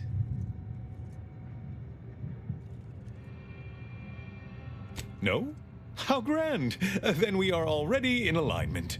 Once you reach the monastery, make your way to the observatory. If the conspirators are seeking the coordinates of the talks, no doubt their efforts will be concentrated there. Go forth as was determined, and may the plan guide you. Well, that's certainly a relief. Let's hope we live long enough to enjoy the fruits of your diplomatic labor.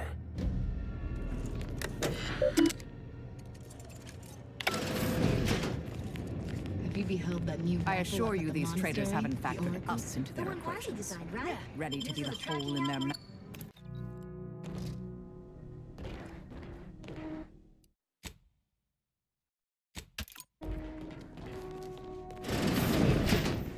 Are you sure that rope can support us?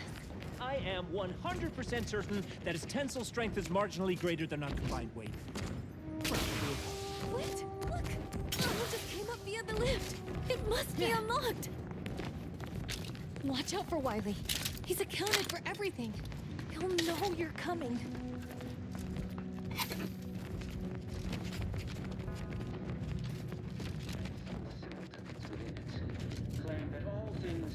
Think when we kick his head in, it'll be simple enough for him to understand? Nothing occurs without a catalyst. Today, we are that catalyst. Setting into motion the future most aligned with the plan.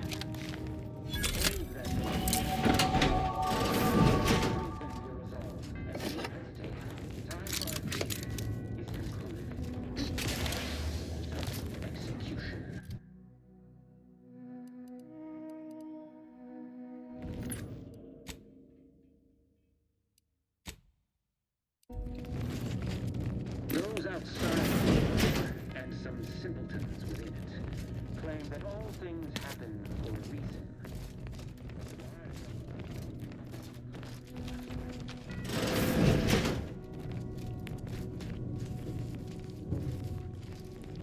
Combatant observed.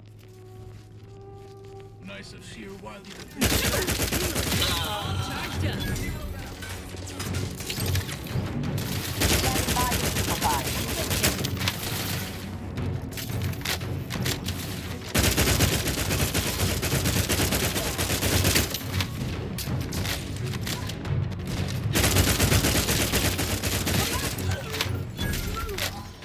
balancing the equation. Resupplying weapons.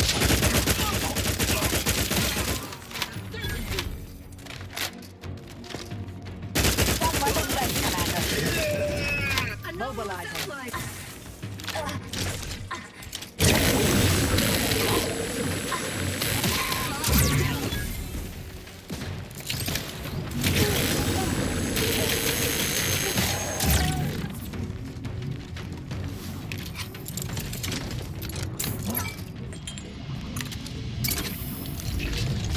Those junction boxes look familiar. The N-ray scanner should show how they're wired.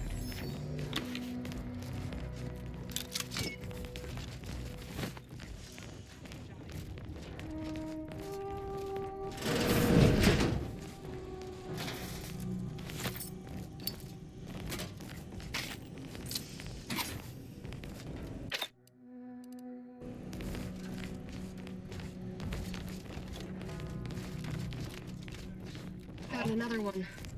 Hostile ahead. What's in place?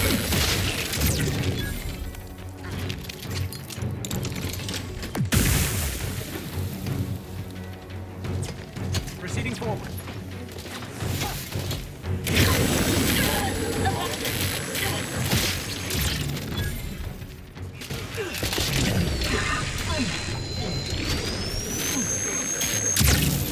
Try to limit further damage, Commander.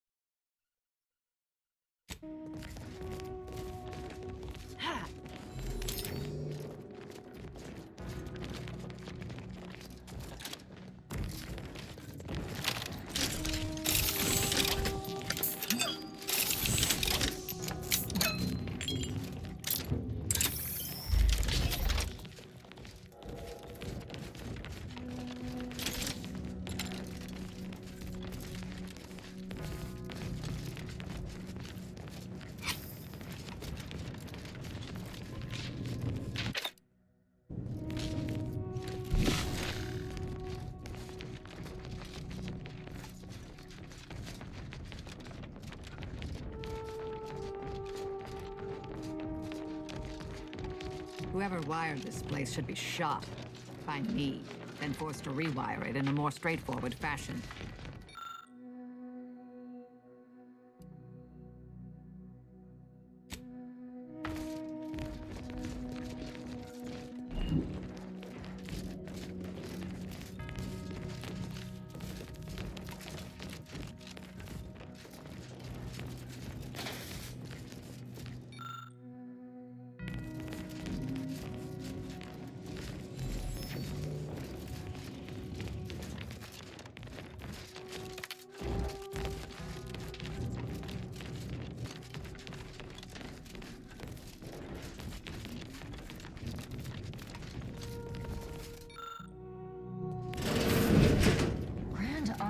Perspiring brow, if you try to cite the fourth pillar to me one more time, scientific advancement should not come at the cost of the grace and dignity of innocent lives. Armed conflicts are not the inevitability you are making them out to be, Anya, but rather the result of a populace failing to adhere to scientism's stoic imperative. Oh, and I suppose we're going to pretend the second pillar doesn't exist? I must have just imagined reading Alfred Long's 75 thesis on determinism then. Anchorites. Be warned. Any conversation with these two may prove pedantic.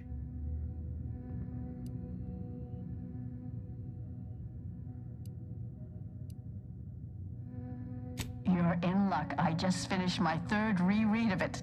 Chapter 47 is a real treat. When we're finished speaking, I'll put it in the collection drawer, but do take care with it, especially around the bath. We lose more good books that way. The anchor hold is proofed against sound to allow us to conduct our work in quietude, hence the speaker unit you're using now. What happens outside is of no concern to us. I'll tell you what you can save us from. Rude novices who don't observe proper anchor hold etiquette. Actually, an outside opinion might be useful at this juncture. Our current topic is whether war is ever justified. For the sake of time, please keep your answer brief.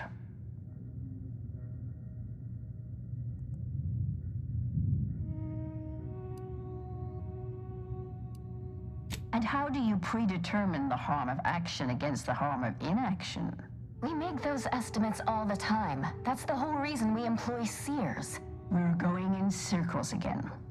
If only we had access to the materials we requested, perhaps we could settle this debate.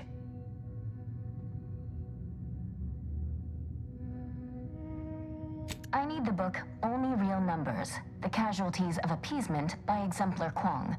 Second edition, not the first. That's important. And I require Archivist Mahler's dissertation on de-escalation theory. You should be able to locate both pieces of scholarship in the scriptorium. I'd also caution against borrowing additional titles. The scribes are absolute fusspots when their work goes missing.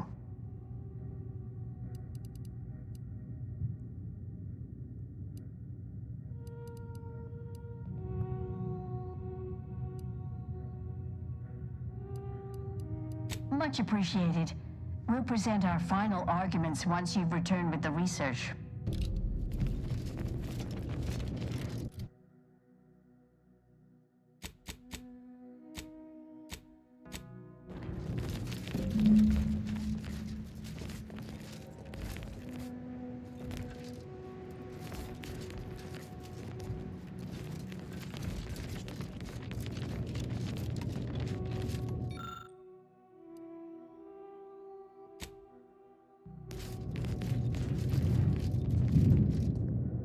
Have you acquired the scholarship we asked for? Of course you do. Augustine? Sure. She's got a mind for provocative hypotheticals. Asked a lot more interesting questions than we normally get. I will add it has been some time since we last saw her. Not since before the schism, in fact. Why do you ask?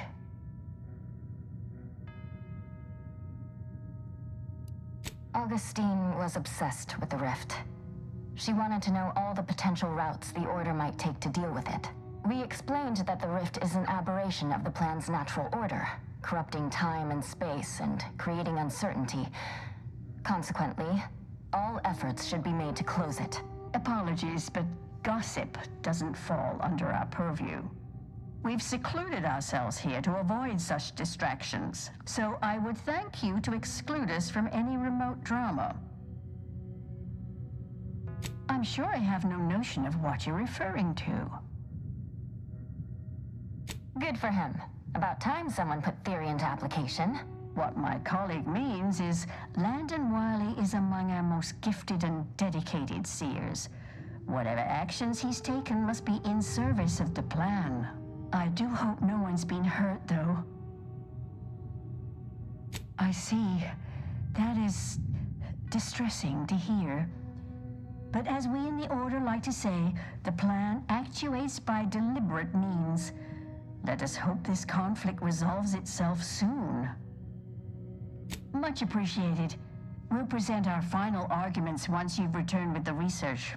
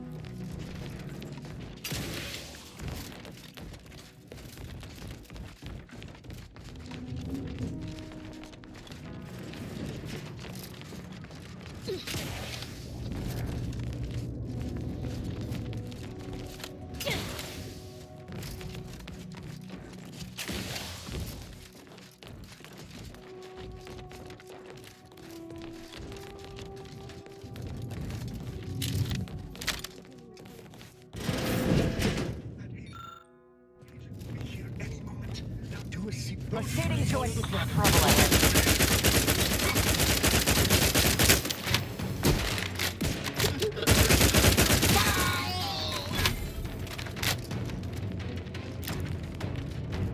Look, I know this ain't gonna get to the abbot, but I have complaints that need registering anyhow. This monastery's too big for the staff we've got, and it sure seems like the scienticians and theorists here ain't fixated on keeping neat. I might just be a novice, But at 73 years of age, I have enough self-respect that I shouldn't be picking up another body's lavation towels. Still, ain't as bad as it was in Auntie's choice.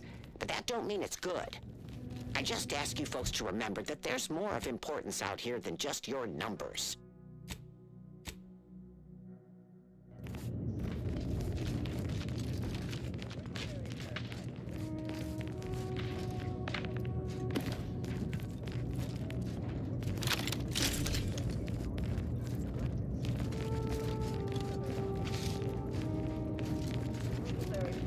Investigating hostile intentions.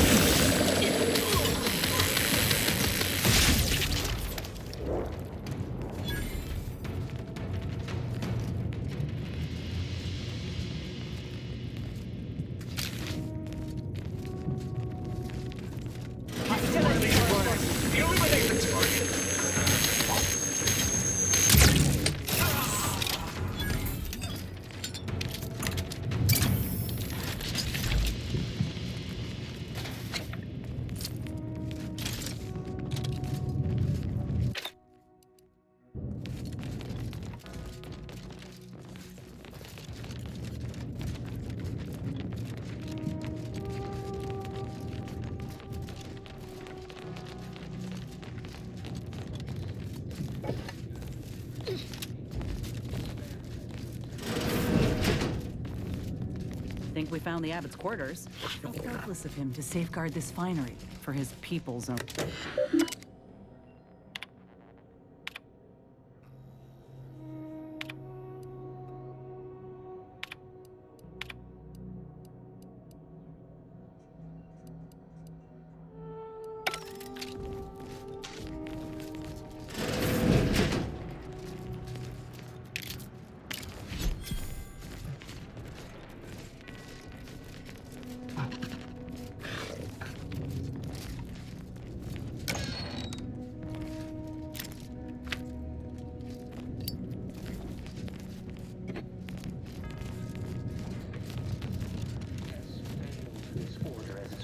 luminary.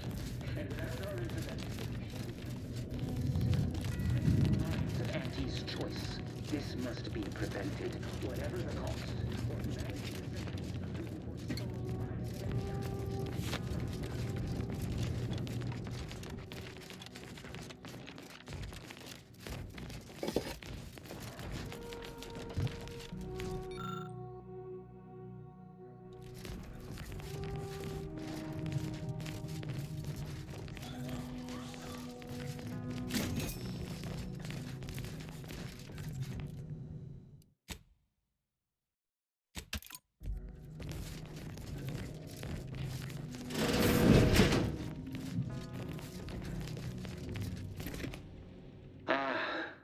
The stalwart agent arrives. I need more time to finish my work, so I've prepared a choice for you. The hostages in the card press before you will die unless you intervene. If you go through the door on the right, you'll find the means to save them by solving a simple puzzle. Leave through the other door, however, and they will die, screaming in abject terror. But how could you call yourself an Earth Directorate agent if you allowed that to transpire? I know a stall tactic when I see one. Calls on you, though, dear.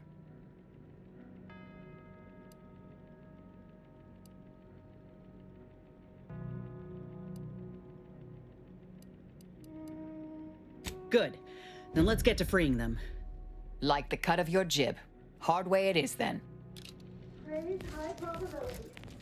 Wiley trapped us here. He let some others go, but didn't even give us the chance to surrender. He's lost his win. Kept going on about his puzzle. Well, that's one place to put a safe. Reckon it's part of Wiley's puzzle somehow.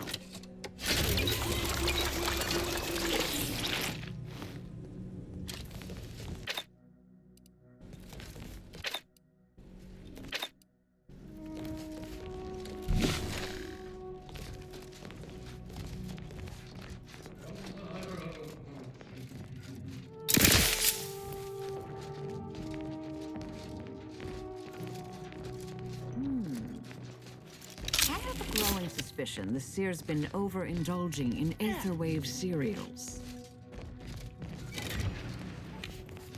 It'll be fast with a card machine, you know. Find the description. Unfriendly nearby.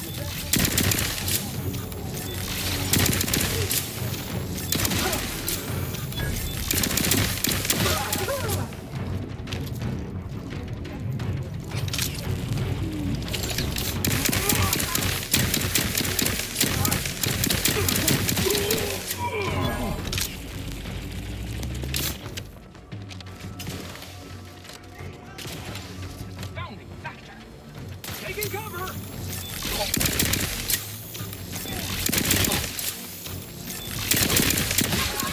Cannot stand! Let's not protect your secrets! No, raring to go!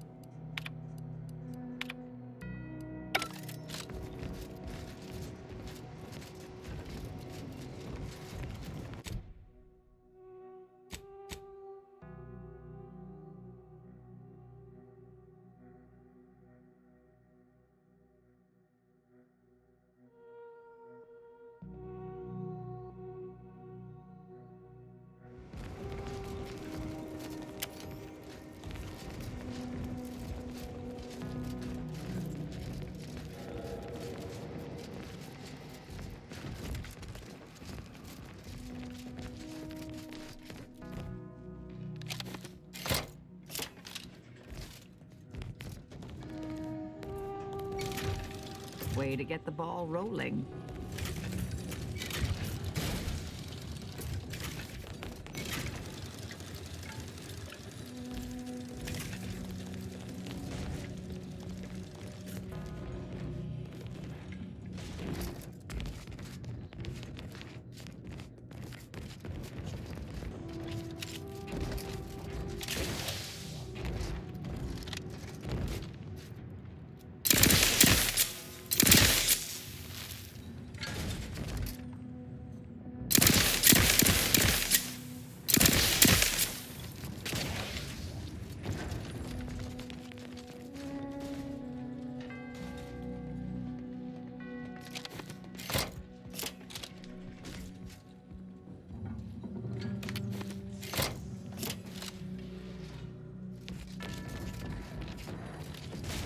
Oh, they've just got us running around like a bunch of assholes now.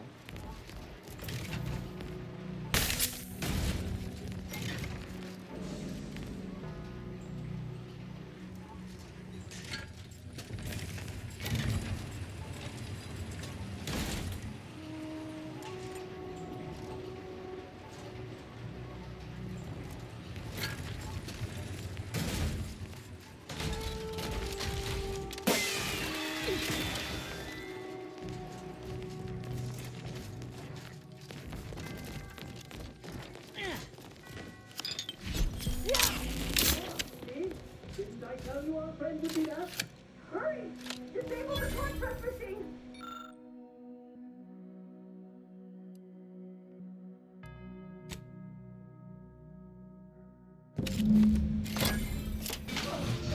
Glad we saved those folk.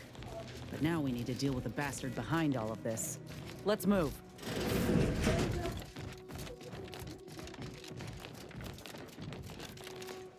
I see why the anchorites revered this place so. We ought to find the material they were after. And maybe take a peek at whatever else is here.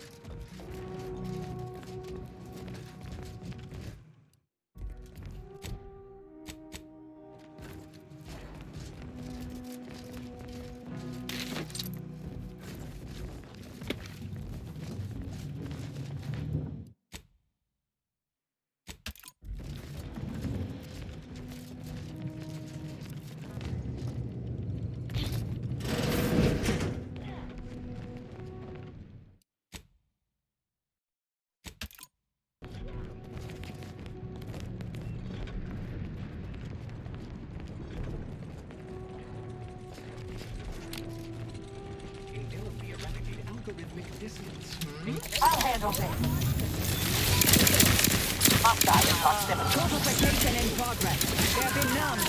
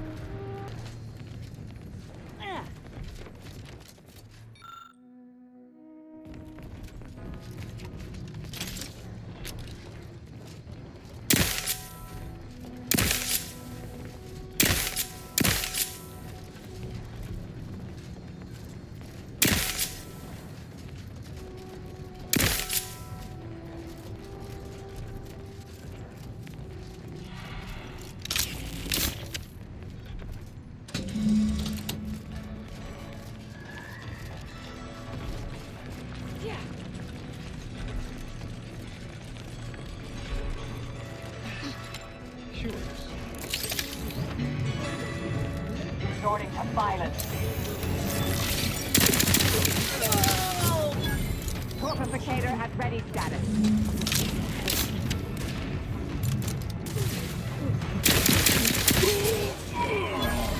Combatant scan.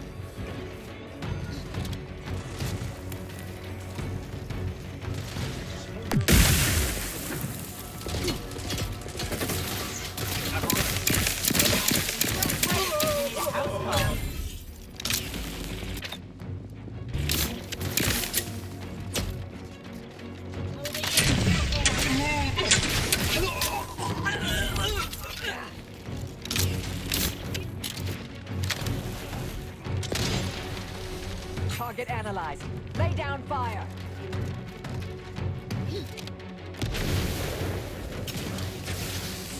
Suffered extensive.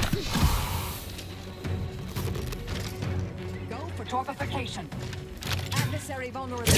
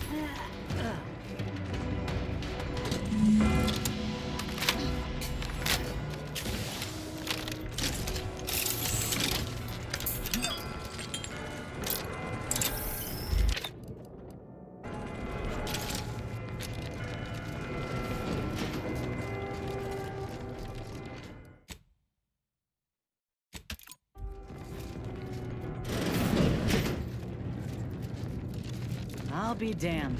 Look at this place. You reckon they have a rendering of Tau Ceti hereabouts?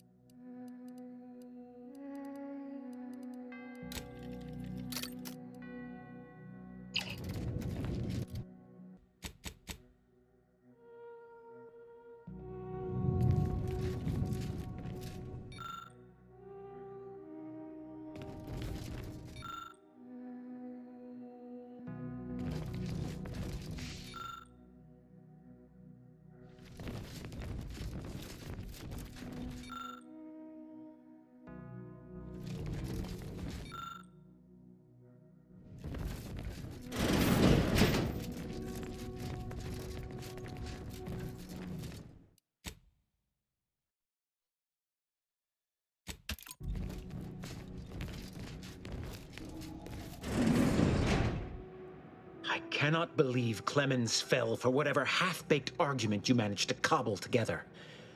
That imbecile. And Svoboda. I thought her more capable. You may have bested my peers, but they were never my equal anyway. And neither are you. You took so long, I was beginning to think my little puzzle actually stumped you.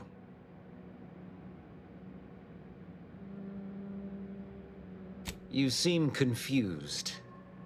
Allow me to delineate on the totality of your failure.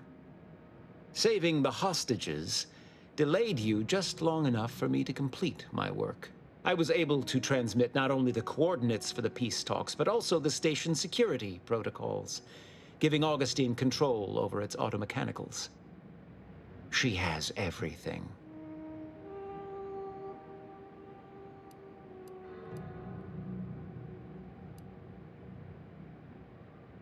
That's preposterous. In a transparent attempt at sowing discord between us, I haven't the time nor desire to enumerate the failings in your logic. Suffice to say, you misunderstand the basic fundamentals of my objectives. The Order has been dislocated from its ideals, becoming the opposite of all they espouse. De Vries and I are merely providing a necessary realignment. All I hear is empty bluster from an amateur schemer whose only success so far is failing loudly at a sloppy plan. This slapdash takeover of yours is graceless and rushed and reeks of ineptitude and desperation. In my day, we did these things with considerable more efficiency and panache. And who are you, exactly? Marisol Delgado. Former head intercessor, Department of Preemptive Causal Redirection. The endpoint? No. The improbability of you interrupting my plans at this singular moment beggars belief. Our aims are so similar, I'd almost consider joining you. Had you not proven yourself such bumbling fools, dragging me into your mess. Consider how much uncertainty has been introduced into your equations. Can you have any confidence in your predictions at this point?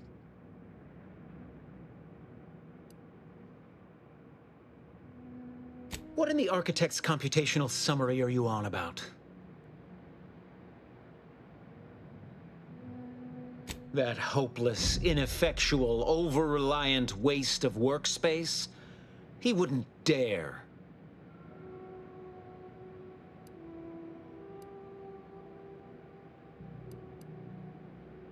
but I am beyond reproach.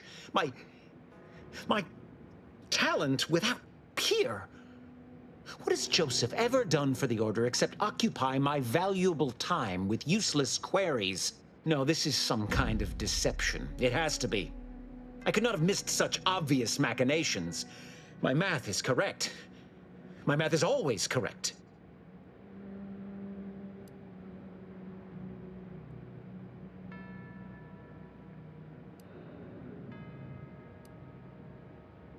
How could I have failed to recognize such gaps in my predictions? I checked and triple-checked. What more could I have done? Where did I err?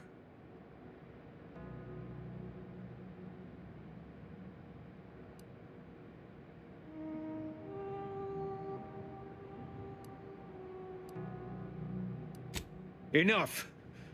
Please. Your point has been sufficiently made, and I truly lack the capacity to debate you further. I've already sent Augustine everything she needs. But all our communications are on this terminal. It is yours to peruse. Though I cannot say whether the information will be useful. Obviously, my analytical acumen is not what I'd assumed. All I know is that I was never meant to stop you. Now I must send word to my allies here at the monastery to stand down and notify them of my resignation from the Order. Effective immediately. Fool I was, to believe I mattered in the plan's grand scheme.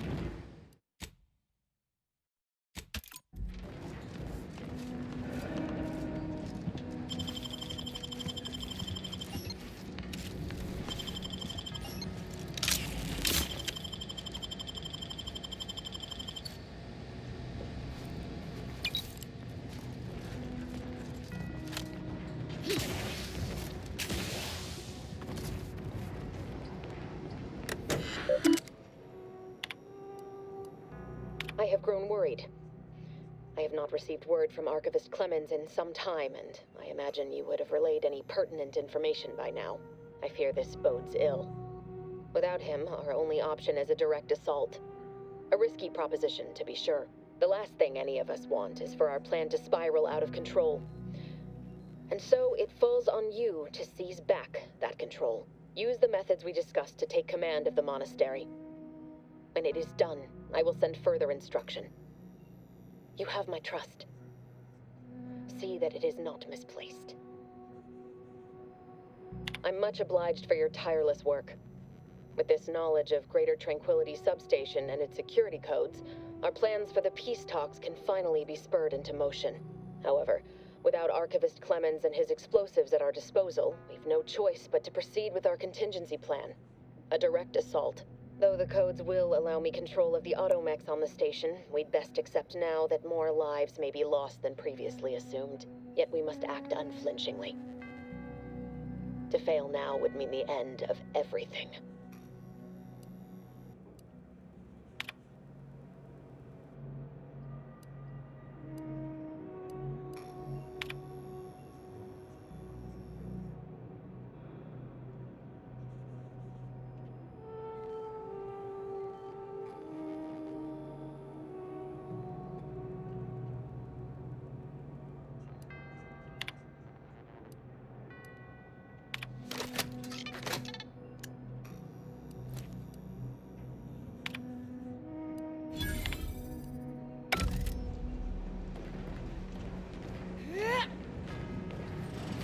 We off to the peace talks then? We'll need your ship unless you intend to walk. To space. The fool I was, to believe I mattered in the plan's grand scheme.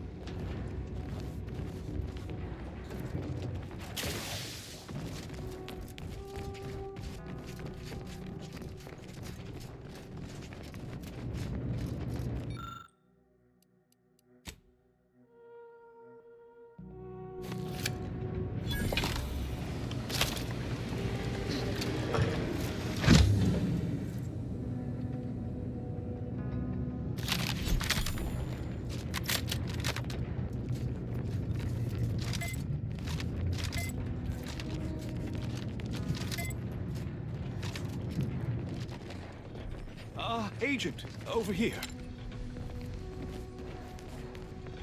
It seems the situation here has been resolved, but I don't see Seer Wiley. Were you able to secure his safety?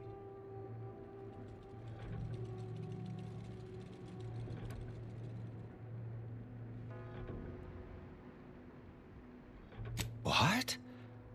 No, that can't possibly be true. Landon would never align himself against the Order? Against a friend? You must be mistaken. Or maybe his calculations led him astray. Yes, that must be what happened. Indeed, just a small error. Were you able to speak with him? Help him recover his senses? I'm greatly relieved to hear it. Did he mention me at all?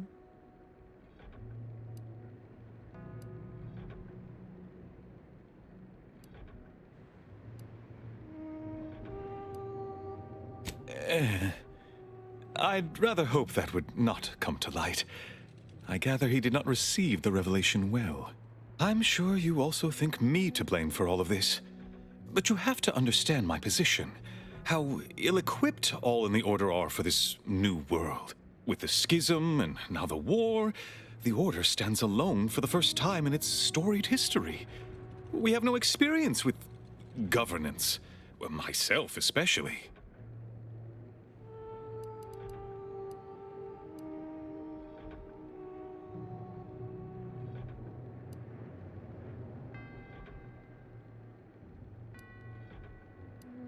What's more, you can rise to the occasion. You're the senior, highest-ranking scientician here. Don't get lost in the math. Lead. You've given me much to think about. And the opportunity to do so. I'm grateful. I won't keep you any longer. Thank you for your assistance in reclaiming the monastery. Regrettable as the business was. I had intended to offer you access to one of our experimental weapons, but it seems you already helped yourself to it. You always do seem a step ahead of me. May all your future endeavors proceed in accordance to the plan. Not to worry, I can manage matters from here. I don't know what you're complaining about. We emerged totally unscathed.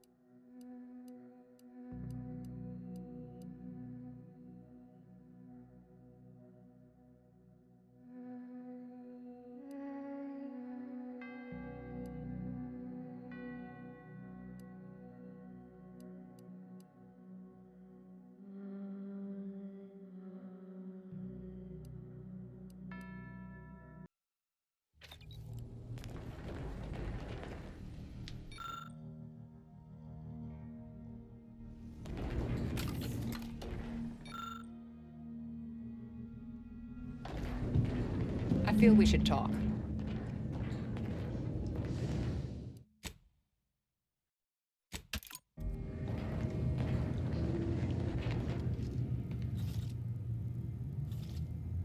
The information collected on the peace talks has been verified, Commander.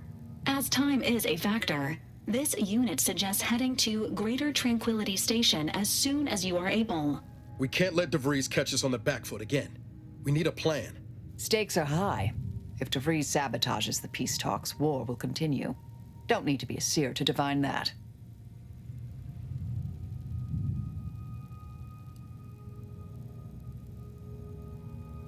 Should Agent DeVries succeed, current trajectories suggest a massive spike in civilian deaths throughout Arcadia.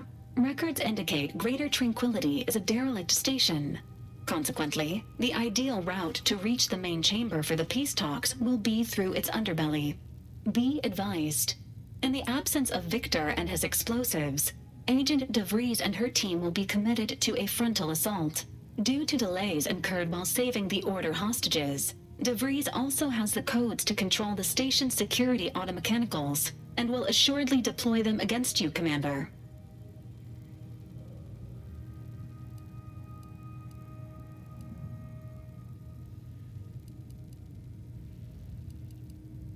Confirmed.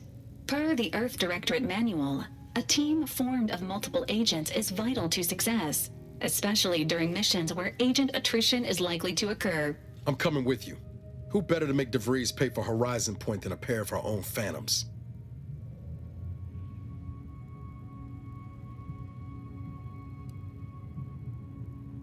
I know what's at stake. I'm not asking you to set aside the mission. I'm telling you I want to be there when you face Augustine. I'm owed answers, Commander. Confirming coordinates for Greater Tranquility Station. Confirmed. Use the astrogator when you are ready to navigate to the station, Commander.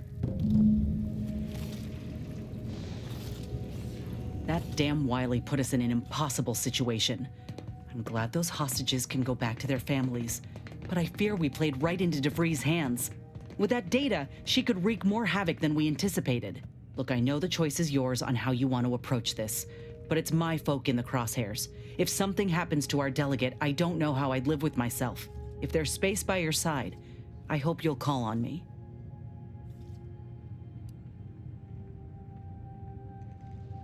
Sure, let's go with that. If we fail to stop DeVries, this will have dire consequences for the war and everything else. So let's not fail, huh? Marisol settling nicely? Well, I assume so. I'm actually a little scared to ask. She's like a character from the Zane and Buddy serials come to life. I mean, the end point? Tell me that don't just scream lead ne'er-do-well in a suspenseful two-parter. Maybe don't tell her I said that, though.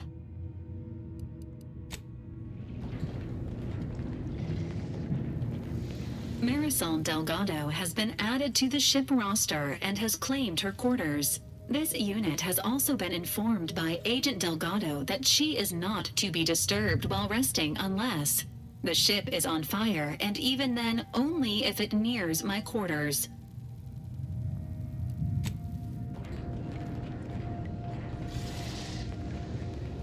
We did good by all the folk in Golden Ridge.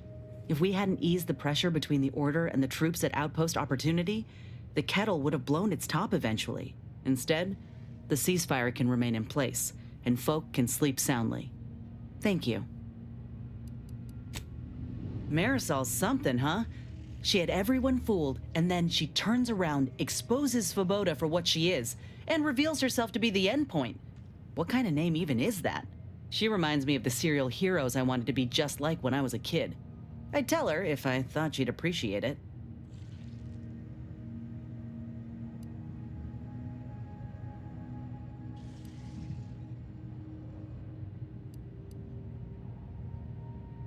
That's a step too far.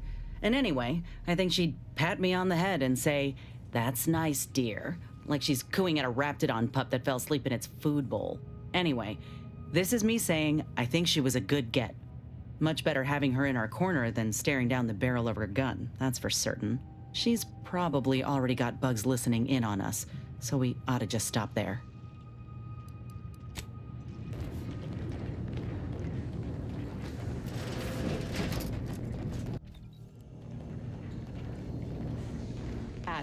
You might follow a ruinous religious doctrine and be driven by irrational, bloodthirsty urges, but you're a rather effective killer, and I respect that.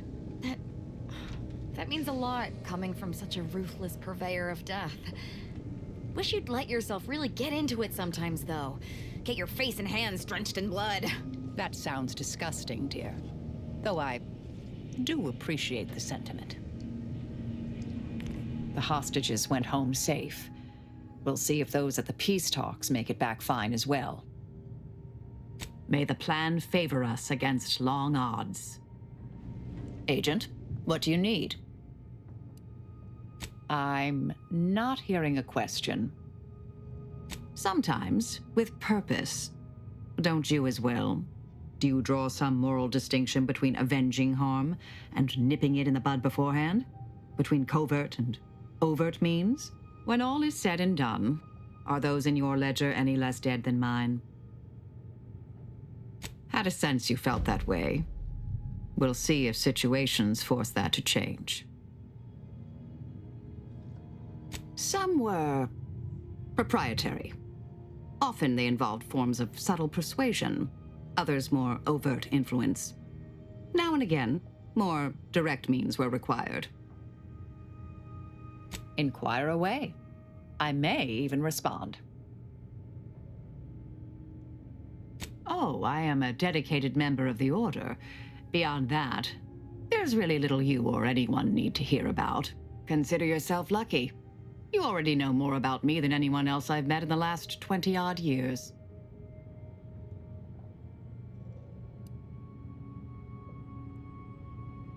Information free of context can be off-putting, confusing, dangerous even, if misjudged.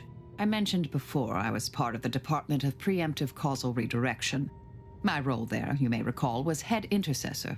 I was tasked to influence pivotal events, to keep the solving of the equation on track. Something occurred. I needed to step off the board a while.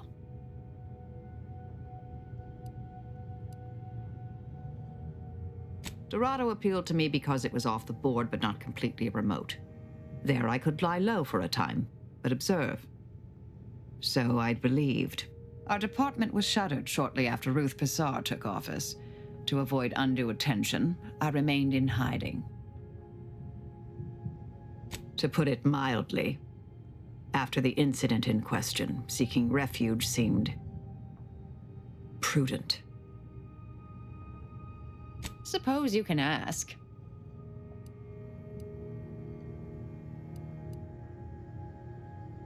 Another crack like that, and you might just find out. Our department employed a variety of methods to obviate hindrances and threats to the Order's efforts. We were considered wardens of the grand plan, helping correct it when needed. All of us are part of the plan. We follow the path intended for us by the architect. We should, at least. Now and then, some push back against their path, but it never ends well.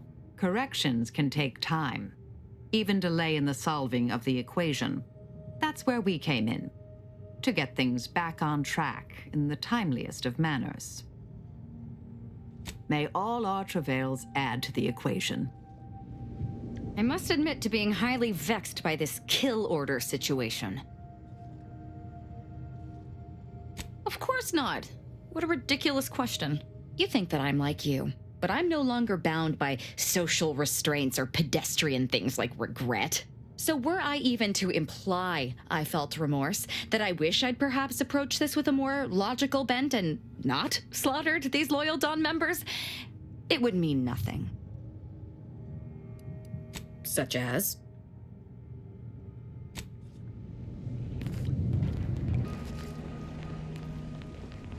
Commander, if you've a moment, I wish to note my reservations regarding the Order member we seem to have brought into our fold.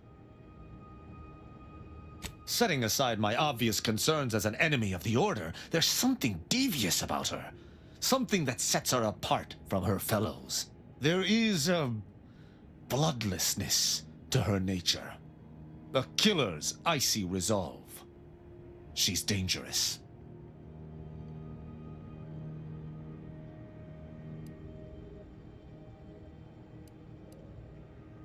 Despite her alignment with the corporatists, I feel her intentions are ultimately benign, however skewed they may be. Marisol is more difficult to place, thus a greater threat. That was all I had on that subject. Consider my concerns logged.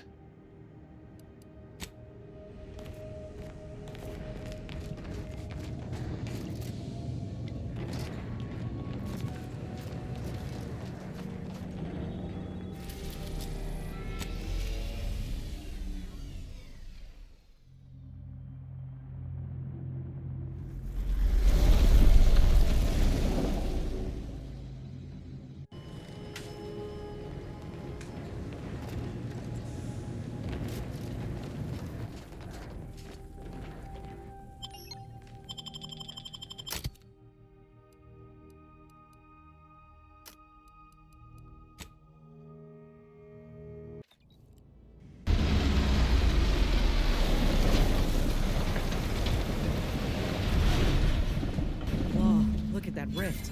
It's making my skin buzz even in here.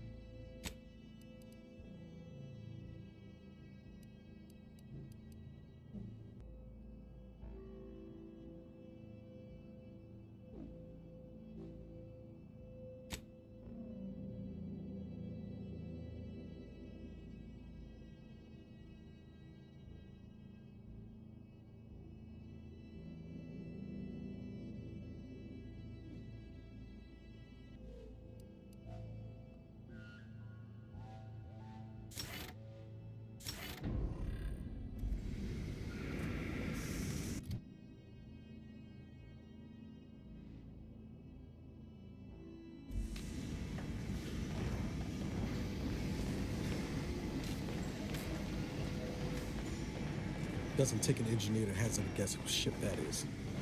DeVries is here, Commander. I'm sure of it.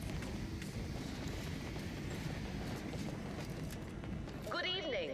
On behalf of everyone in Auntie's family, I want to thank our hosts for securing this wonderfully austere venue to begin our negotiations for peace. With tensions being patched in Golden Ridge, I am certain we can both profit from a merger. But surely the good Vicar Laureate and his fellow shareholders have some thoughts? Madam Vice President, I and my fellow counselors remind you that this is no merger, but an alliance. By ending the war, we may focus on the true threat to our society, the rifts.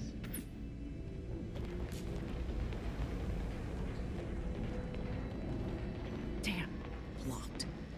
Why can't our work ever be easy?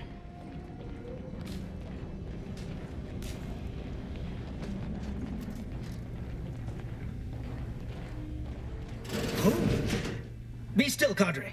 But don't let this interloper out of your sight. It's you, is it not? The one Agent DeVries warned me to expect? Well, see here. If you intend to stop me, you're far too late.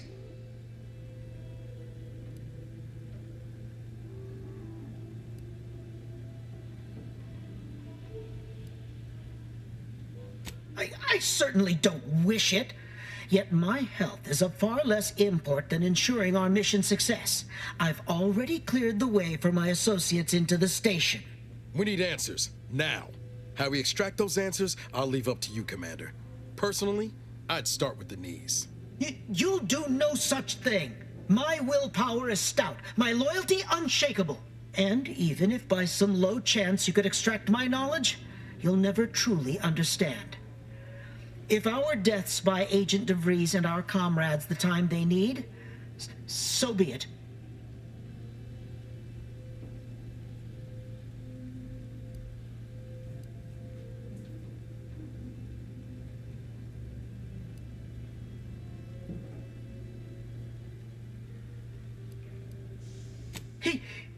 That matters not. He lost his grit and turned traitor. But I am steadfast in my resolve. You hear me? Steadfast.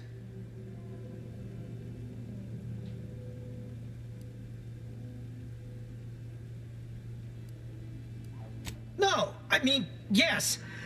Stop attempting to scramble my thoughts. But it doesn't matter what you do. The rest of our team is pushing forward. Agent DeVries is right. The only way to save us from destruction is to save the Order from itself.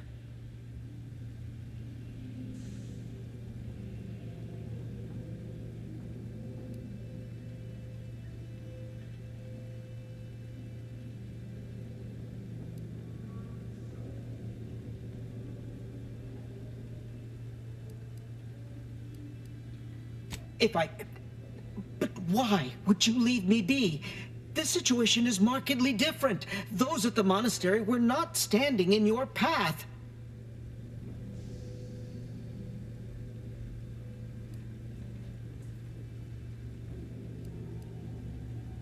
How can you say that without knowing me, and mean it? Your resolve is unmistakable. And it's quickly becoming all too clear I've no option left but to trust you. Fine then. I surrender. See this screen? Agent DeVries' orders for each of her strike teams are here for the taking. One team is in the next chamber, in fact. They're using the Seer's codes to gain control of the automechs and secure the station. All while Agent DeVries makes for the forum chamber to eliminate the delegates. You'll also need this. Her guards have commandeered some frightful reinforcements, and you'd do well to find the control hub to disable them before you're spotted. That's my end of the agreement upheld. If you truly intend to stop her, best be on your way now. May the numbers guide you.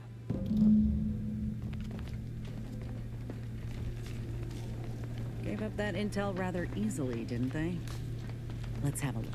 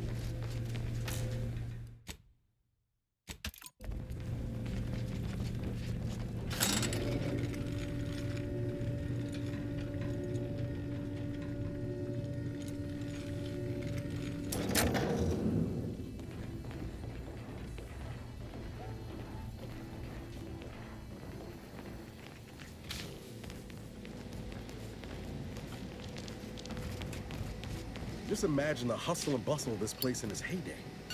Shame it's all going to scrap now.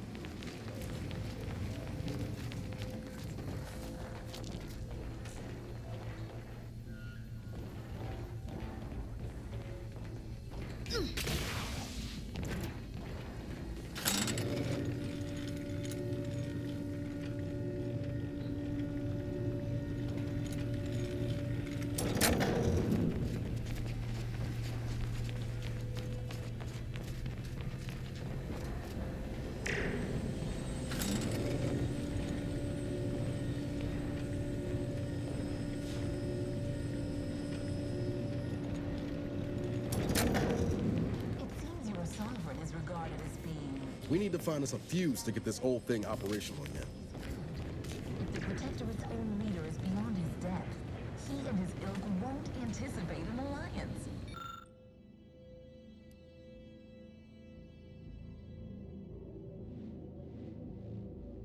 My sovereign. Yes, right. Well, landing a strike against the Protectorate in this state will be something like wrangling a galloping redworm. I am unfamiliar, but I presume that to mean it will be without exertion. If so, then you are perhaps even more ignorant of Arcadia than I calculated. The Sovereign, guide him, is as ineffective as you suggested. The Consul is not. These executions, these impulsive attacks, are solely his influence.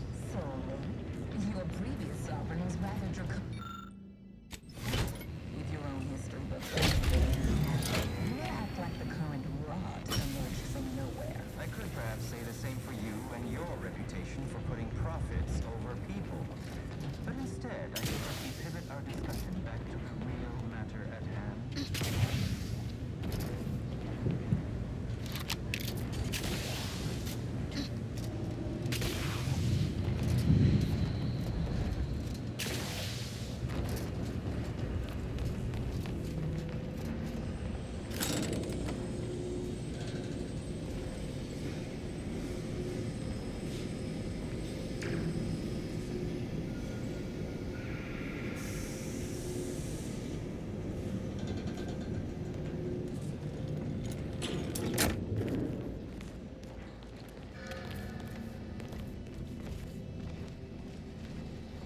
Damn.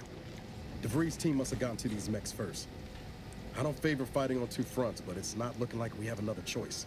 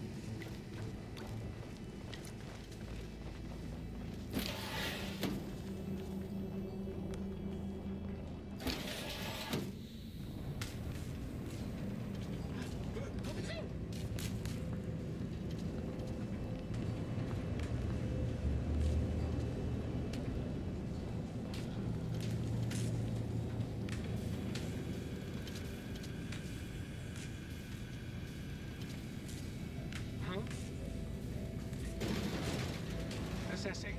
Path to ascendance. Give the order and I'll take care of him, Commander. Hostile ahead. What's the play, Commander? Got my lamps on an unfront.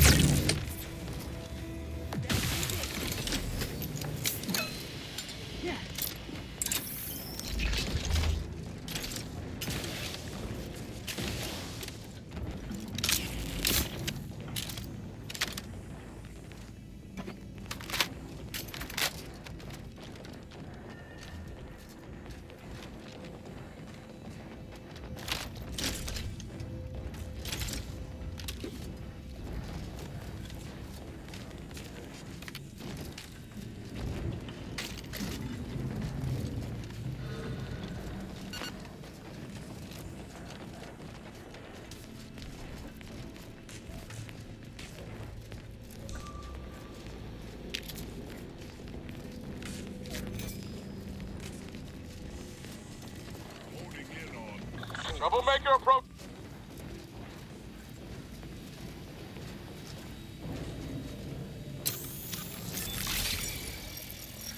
Further search of limited utility.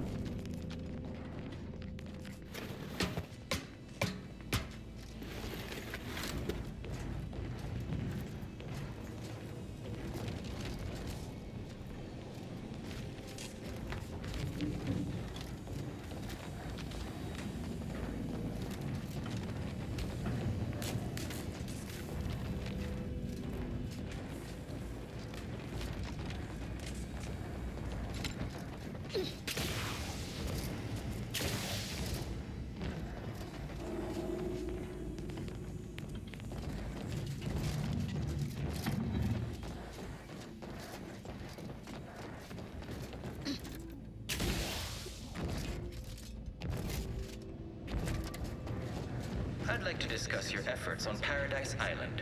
We may have no physical presence there, but we are ever watchful. Our observations suggest that matters have been delicate, but I was heartened to hear that you're...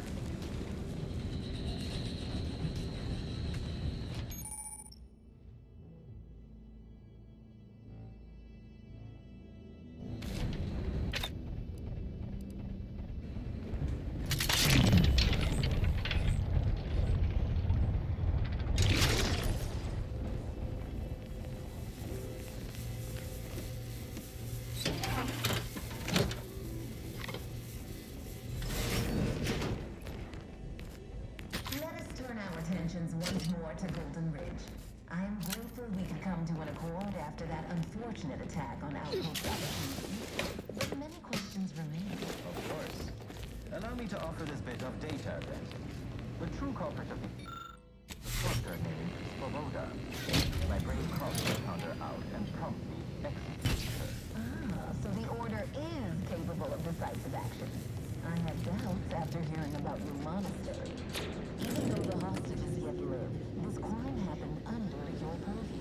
I would remind you that these innocents survived because of our quick and accurate analysis of the situation. We do not appreciate insinuation that we allow chaos to run rampant on our watch. Any erratic variable is a result of your people meddling in our affairs. Next you'll be told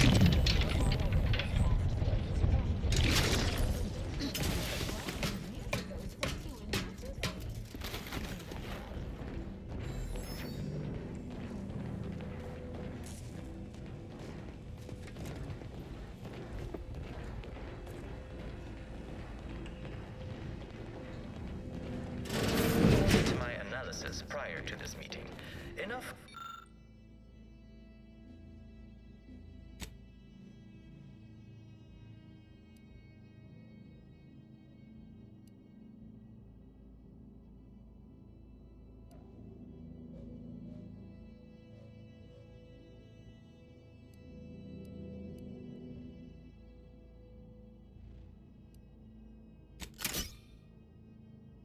Exists between our parties to suggest a high chance of success should a treaty or alliance be agreed upon.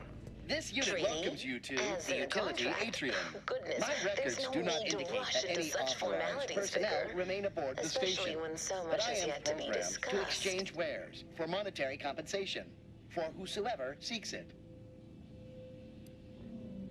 Searching my records. Ah, yes. The explanation given by Mechanist DeSoto was as follows. I need someone to have eyes on my explosive friends. But I do not have eyes. Praise be to the Sovereign, for he knows precisely what to provide his subjects.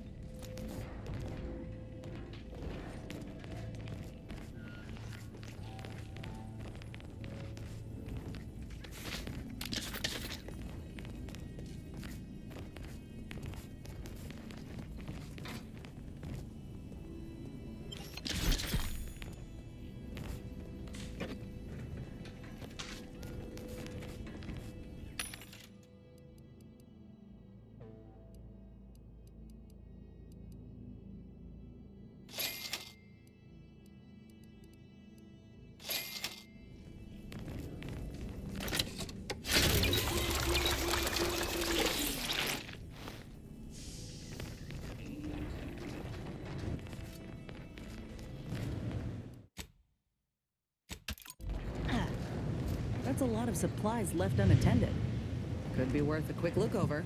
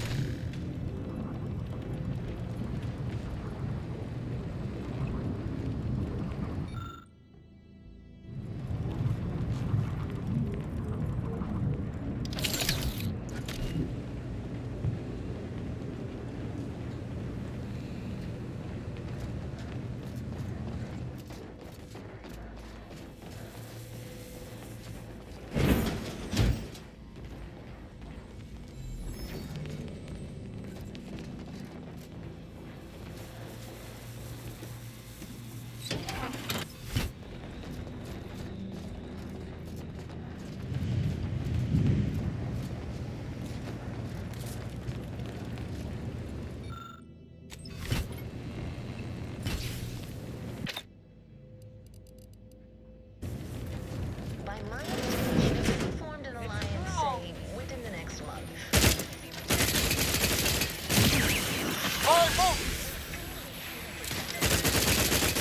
Commander, watch your vitals! Someone call for a medic. Happy to help. Discreetly. To the rescue. Sight unseen. Oh, you see, I'm renowned for my...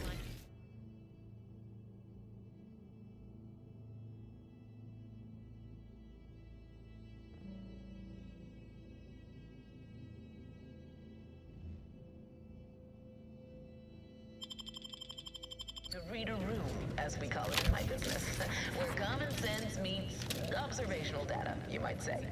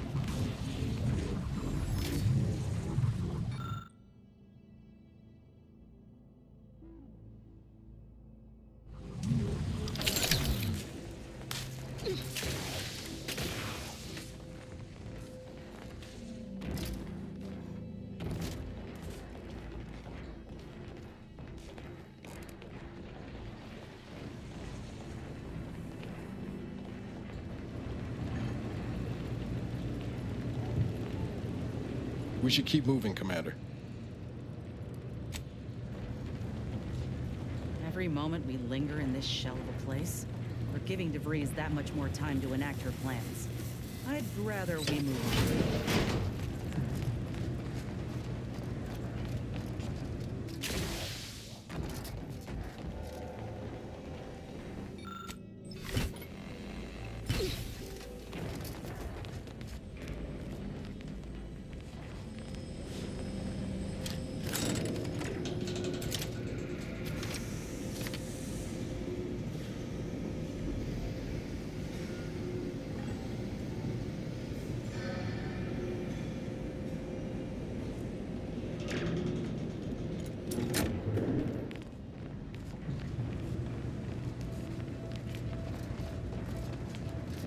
I'm starting to get an eerie feeling, like someone's got their lamps on us.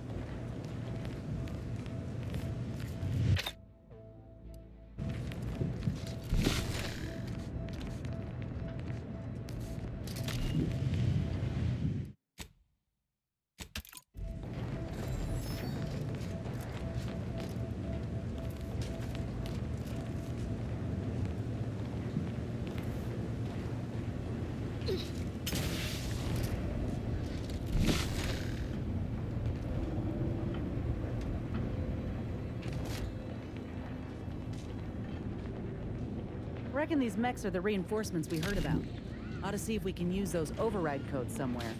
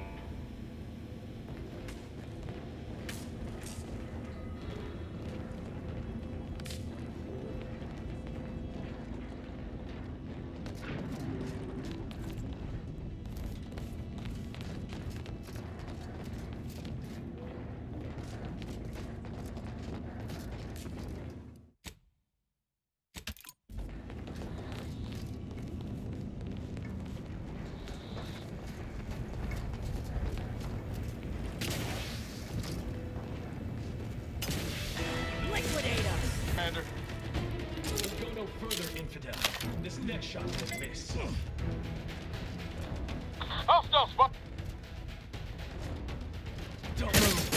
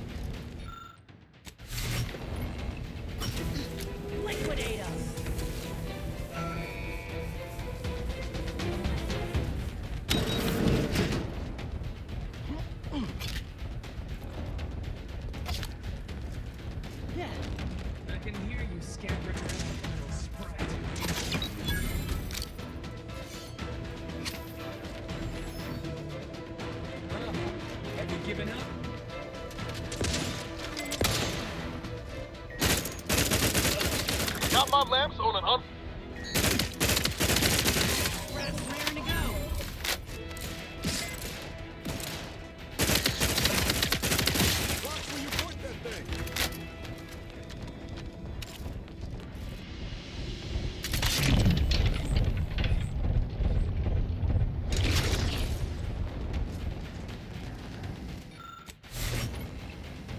Looks like a fight.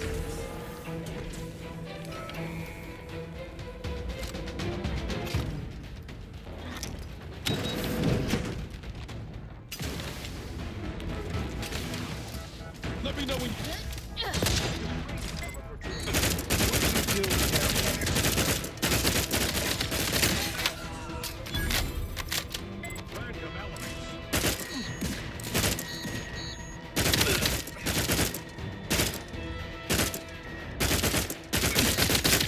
Ready to waste. On your command. There's the elevator. Getting close now.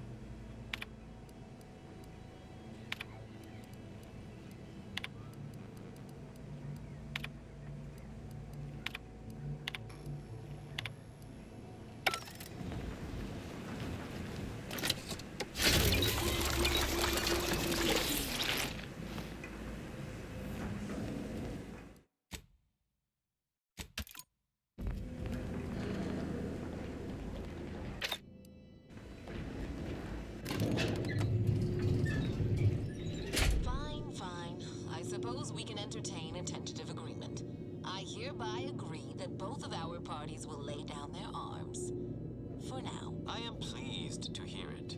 There is no need for senseless bloodshed when we may yet come to an accord. I remind you that a contract signing may still be a ways off, but we might consider the hierarchy between our parties should we wish to proceed with a merger, an alliance. No, we won't want any unseemly squabbles over power. Especially when presiding bishop Ruth Bassar already possesses the foresight necessary to lead a colony and better its people. Foresight is nothing without propaganda, and our Minister of Marketing has already won protecting hearts and minds. If unification is what you want, Like sitting terror rays. You can't let DeVries make her move. I certainly will downplay the powers of persuasion here, but Arcadians are best suited for Arcadians. We actively collect data to understand how to serve our people, after all. Look no further than the abbot, who welcomed refugees to Matriarch's mercy. yet he struggled to feed and house them properly. The poor man was clearly overwhelmed if he couldn't see his right hand was actively undermining him, even with his data. Meanwhile, Auntie's Choice has done little to alleviate the refugee crisis it helped create. Indeed, my projections may be accurate. You are more interested in what you can steal. Dear Vicar, you are not yourself. Perhaps Auntie and your bishop should... Damn you. Talks. We'd be happy hosts. We do enjoy dazzling guests with a tour of our stolen artifacts. You have a nasty habit of arriving at the wrong time, Commander. It's over, Augustine. Nowhere left to run. No more lies you can peddle or people you can burn. Your rewards come due. Abara, I was unaware of your survival until recently. Believe it or not, I was happy you survived. But to see you still seeking solace in the Commander's shadow is disappointing. You could have done anything with your life. Shrugged off the bad memories. But now you're both here to meddle. Law knows why.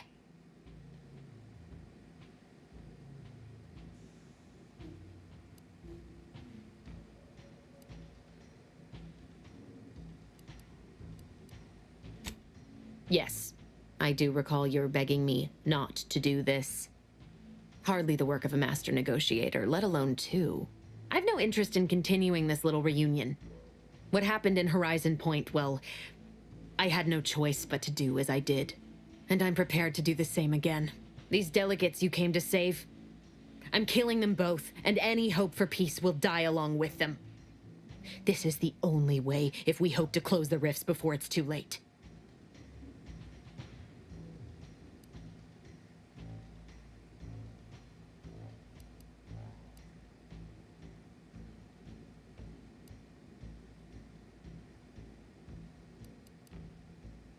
Everything. The Order is on the verge of learning how to control the rifts. They just need the right data, and a prototype modulator that's hidden away in a Protectorate lab on Traitor. But like the Protectorate before them, Auntie's Choice must never have access to that technology.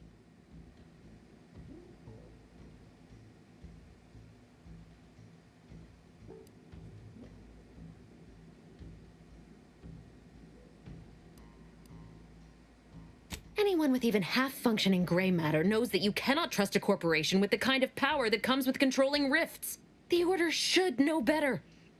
It's as if they've forgotten how we got to this point. It was the Seers who came to me back then. They showed me their data, proving that the Protectorate's rift experiments would lead to our galaxy's destruction. I didn't want to believe them. But as more and more of their predictions came to pass, I knew I had to act. I had to destroy Horizon Point and its research to prevent annihilation. That's law, Augustine. You could have told us what you were planning instead of letting us blunder into a trap. No, I couldn't have. Had I deviated from the plan even the slightest amount, it could have jeopardized everything. I had to avert a far worse disaster. By any means.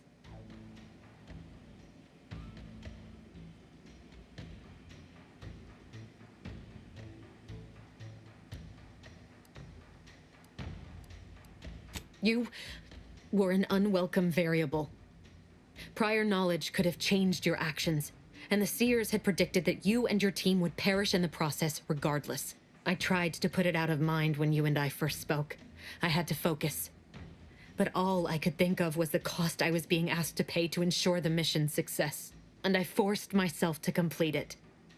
I trusted that with Horizon Point's destruction, humanity might be saved, but it wasn't. It was only the start. I must finish what I started.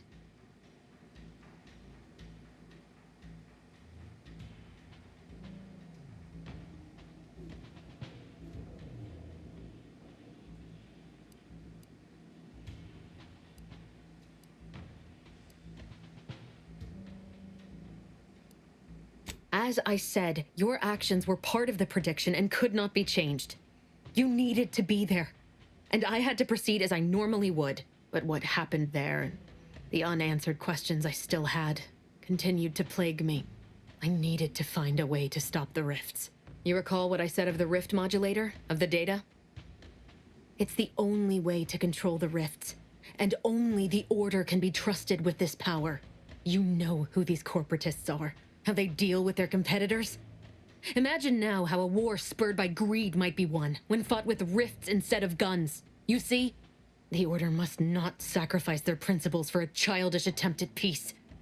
If they don't complete the mission they started, everything I have done will have counted for nothing. Enough! Just enough, Augustine. I can't listen to any more of these excuses. I've got all the answers I needed, Commander. She's gone over the threshold and ain't no bringing her back. Best we make this quick, before she can hurt anyone else. You think you have it in you to pull the trigger, Ibarra? Had 10 years to practice. Give the order, Commander.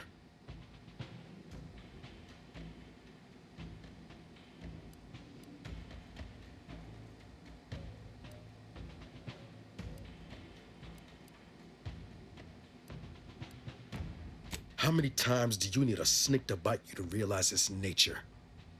She's shown us who she is, Commander. She's showing us again right now.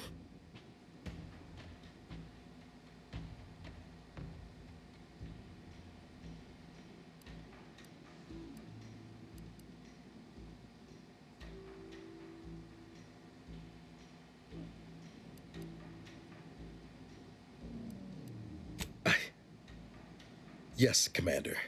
You said to try and hold on to my humanity. But ain't this a just cause? Preventing the deaths of these delegates? You're wrestling fire here. You know that, right? It doesn't matter. Nothing you can say to me will change the issue at hand. If I'm to give the Order the means to close the rifts, the peace talks must end. 2 dead delegates? That's a fair price to pay. We've paid worse.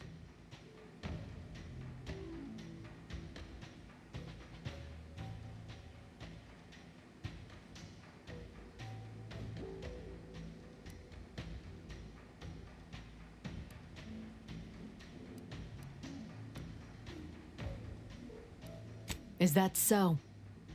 Please then, enlighten me on how you might save the Order from itself.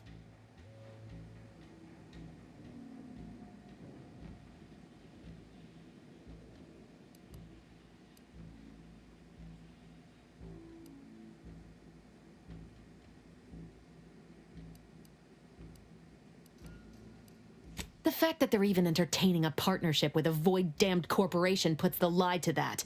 Proves they'll sell their precious beliefs if it's convenient enough. But even if what you say is true, there's no undoing the past.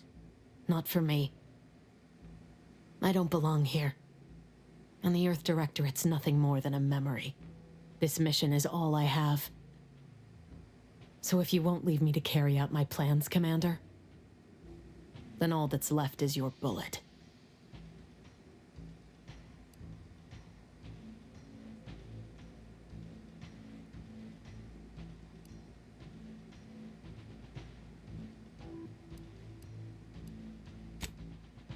Savannah. I was never a good friend to her, even when she was all I had. Sometimes I thought her a fool for putting such faith in me. But if she still does, maybe. No, it doesn't matter. You should hate me for what I've done to you, to your crew. You can't possibly wish for me to live.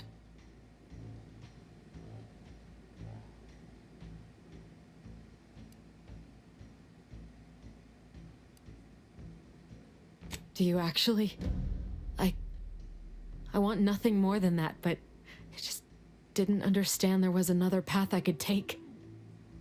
Not until this moment. I see now that my judgment has been compromised. So we will do this your way. No harm will come to the delegates, and I will stand down. But there's more you should know. I've recovered a cartridge from the Earth Directorate's satellite I brought down. It's here, with me, and it contains the rift data gathered from every system they monitor. If you process this data, you can use it to improve the prototype rift modulator on Traitor. Once that's finished, the rifts can finally be closed. Everyone will be saved.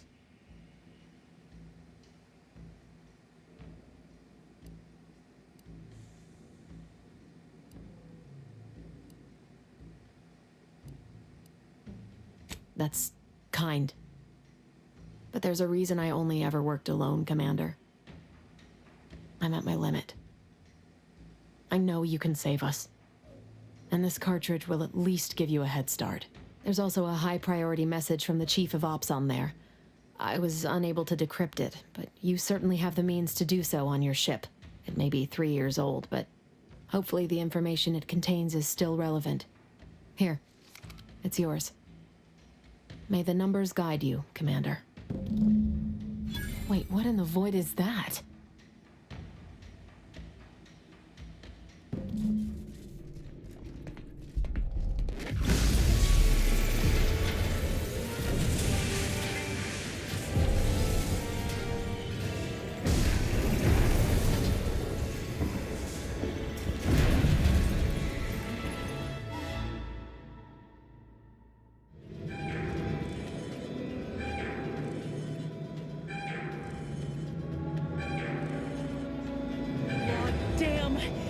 Seen a thing like this.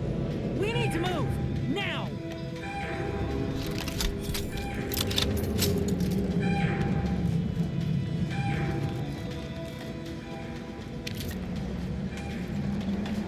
Follow me, quick!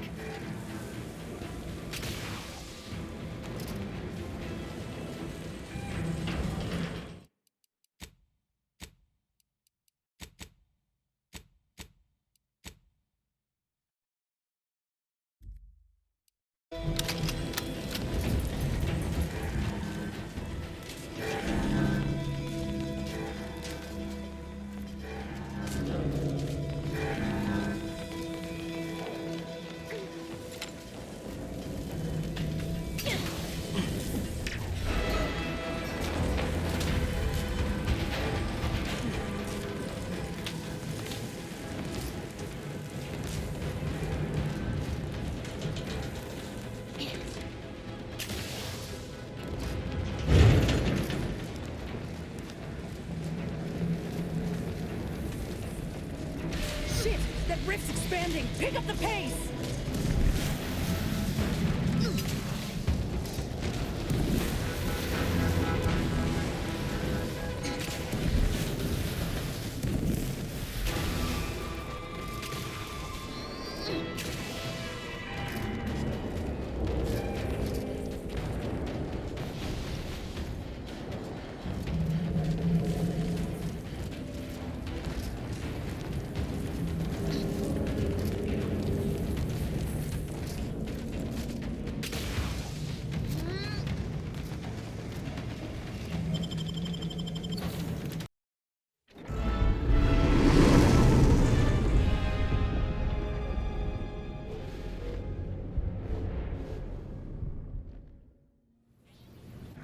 This is an urgent message for all Earth Directorate agents. The spatial rift situation has deteriorated significantly. The rifts threatening a majority of our colonies and our Earth Directorate bases, including this one, have entered their final stages. If you see a rift that looks like this, you are in grave danger. You have at most a matter of months before everything in your local system is destroyed. The seriousness of this situation cannot be overstated. Therefore, Directive Alpha Omega is hereby invoked. You are fully authorized to do everything in your power to find a way to close the rifts. Along with this message, the entirety of our rift data has been sent to your local surveillance satellite. Analyze this data. Law willing, you will find a way to unlock any secrets it has resisted yielding to us. The fate of humanity now depends on you. Acknowledging receipt of emergency mission parameters update, including activation of Directive Alpha Omega. Commander is now released from any and all agent guidelines. The full parameters are as follows. The agent has full authority to handle the mission in any manner they see fit. No exceptions. The extreme nature of stated emergencies supersedes any other considerations. I have also detected competing priorities in the new mission objectives. The surveillance data from the satellite confirms DeVries' assertion of a prototype modulator on Traitor that may be used to manipulate rifts. Acquisition is required to be able to bypass any new or existing miniature ground-level rift anomalies you may encounter. You are also tasked with finding a way to process the Earth Directorate rift data. The archive computer on Cloister would be best suited to this purpose.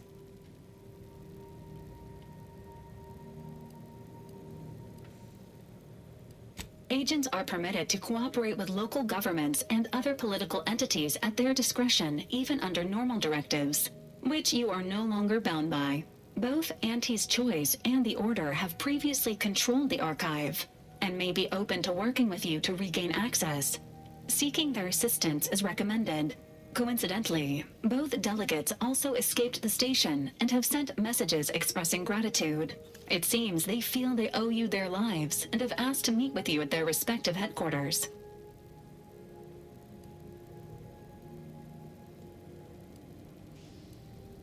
The Order of the Ascendant are concerned with the elevation of humanity. While lacking experience in governance, they would be fair partners and open to reasonable solutions. Auntie's Choice has the firepower to more easily succeed in battle and greater experience in management. They would likely be receptive to a free agent such as yourself. Whoever you assist will be better positioned to take control of the archive, and by extension, the entire colony. Careful consideration is warranted. There is also one other, less likely option: persuading the two factions to work together. The delegates you helped save may be able to help facilitate this. Returning to mission objectives. Do you have a preference for which to pursue first, Commander?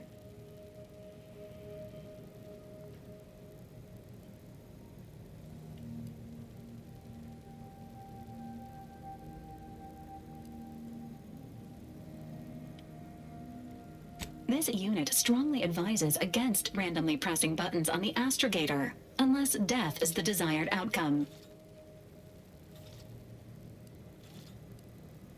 Acknowledged. Due to the rift's expansion, both Cloister and Traitor show a high preponderance of miniature rifts. Proceed with caution. It is worth noting that the Order of the Ascendant is headquartered on Cloister. You have also received a message from Auntie's Choice. This unit can relay its contents now, should you wish. The message has also been sent to your private terminal. Greetings, morally gray potential contractor. You've been pre-selected for membership in Auntie's Choice Esteemed and Valuable Disposable Agent Program. Report on board the ACS Undisputed Claim for details on this exciting opportunity. Signed, Auntie Cleo. It appears you now have permission to visit Auntie's Choice headquarters aboard its flagship, Commander.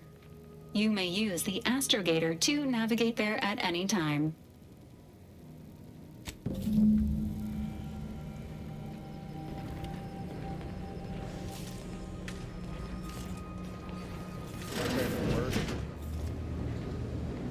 What happened back there? We had her cornered, bullets chambered, justice within reach, and you just let her go? What am I supposed to do with that? How am I supposed to trust you the next time a tough choice has to be made?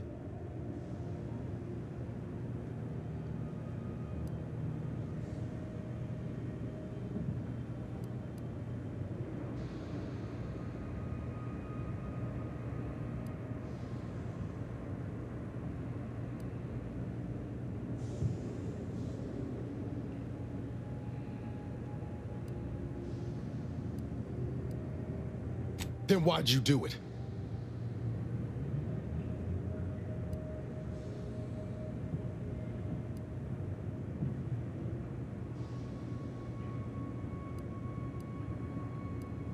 That sort of thinking never would have slowed DeVries on the draw.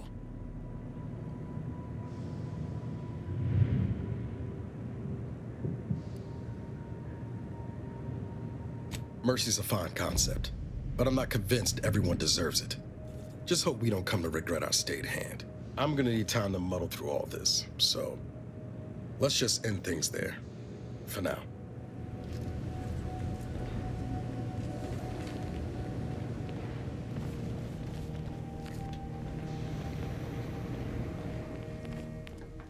I'm glad we made it off Greater Tranquility Station. Presumably the delegates did as well. I'm pleased we prevented their murder. But they remain my enemies, peddling a false peace. I only hope we do not pay for this decision in the future. But let us focus on the task at hand, saving Arcadia from the rifts.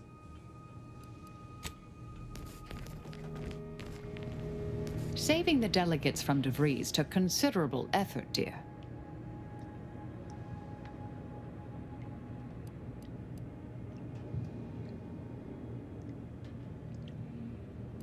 Of course you could, but you didn't. They still might have a role to play if we're to close the rifts. May all our travails add to the equation. Still too many corporate bootlickers drawing air around here for my taste.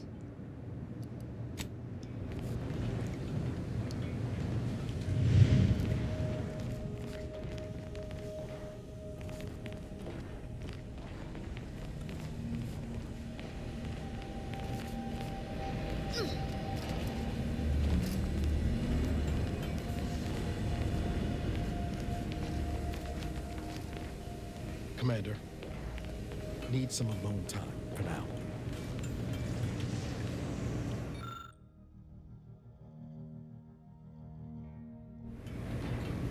Never thought you'd manage to save DeVries along with the delegates.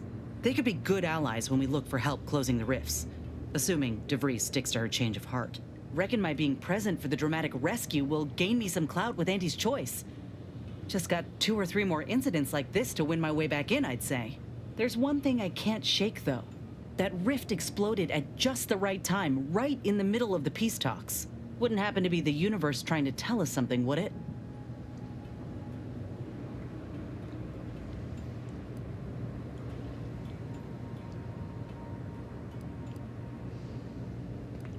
I reckon it's saying that all our political machinations will mean nothing in due time. Nature will always defeat us. But we can learn to work with it. Like with the Rift Tech. By the way, what DeVries said about Auntie and the Rift Tech, don't take it to heart, huh? Auntie ain't an idiot. Much as she loves business, reckon she loves self-preservation even more.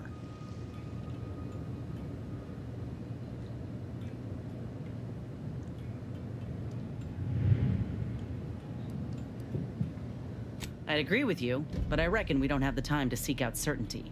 Still, think we ought to pay the undisputed claim a visit, see if we can court Auntie's aid. Your boss was clear.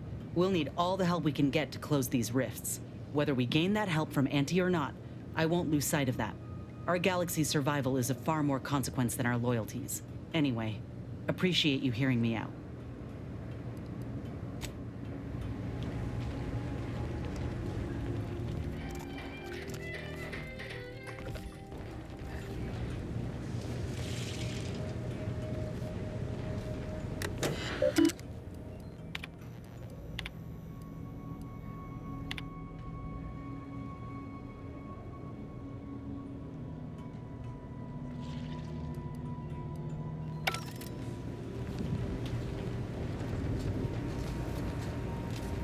The cultist known as Azza has been admitted to the ship roster. Among her registered weapons is what she refers to as her disemboweling knife. This unit reminds the commander that anticoagulants are your first line of defense when injury occurs. Initializing socialization. How may this unit assist you, Commander?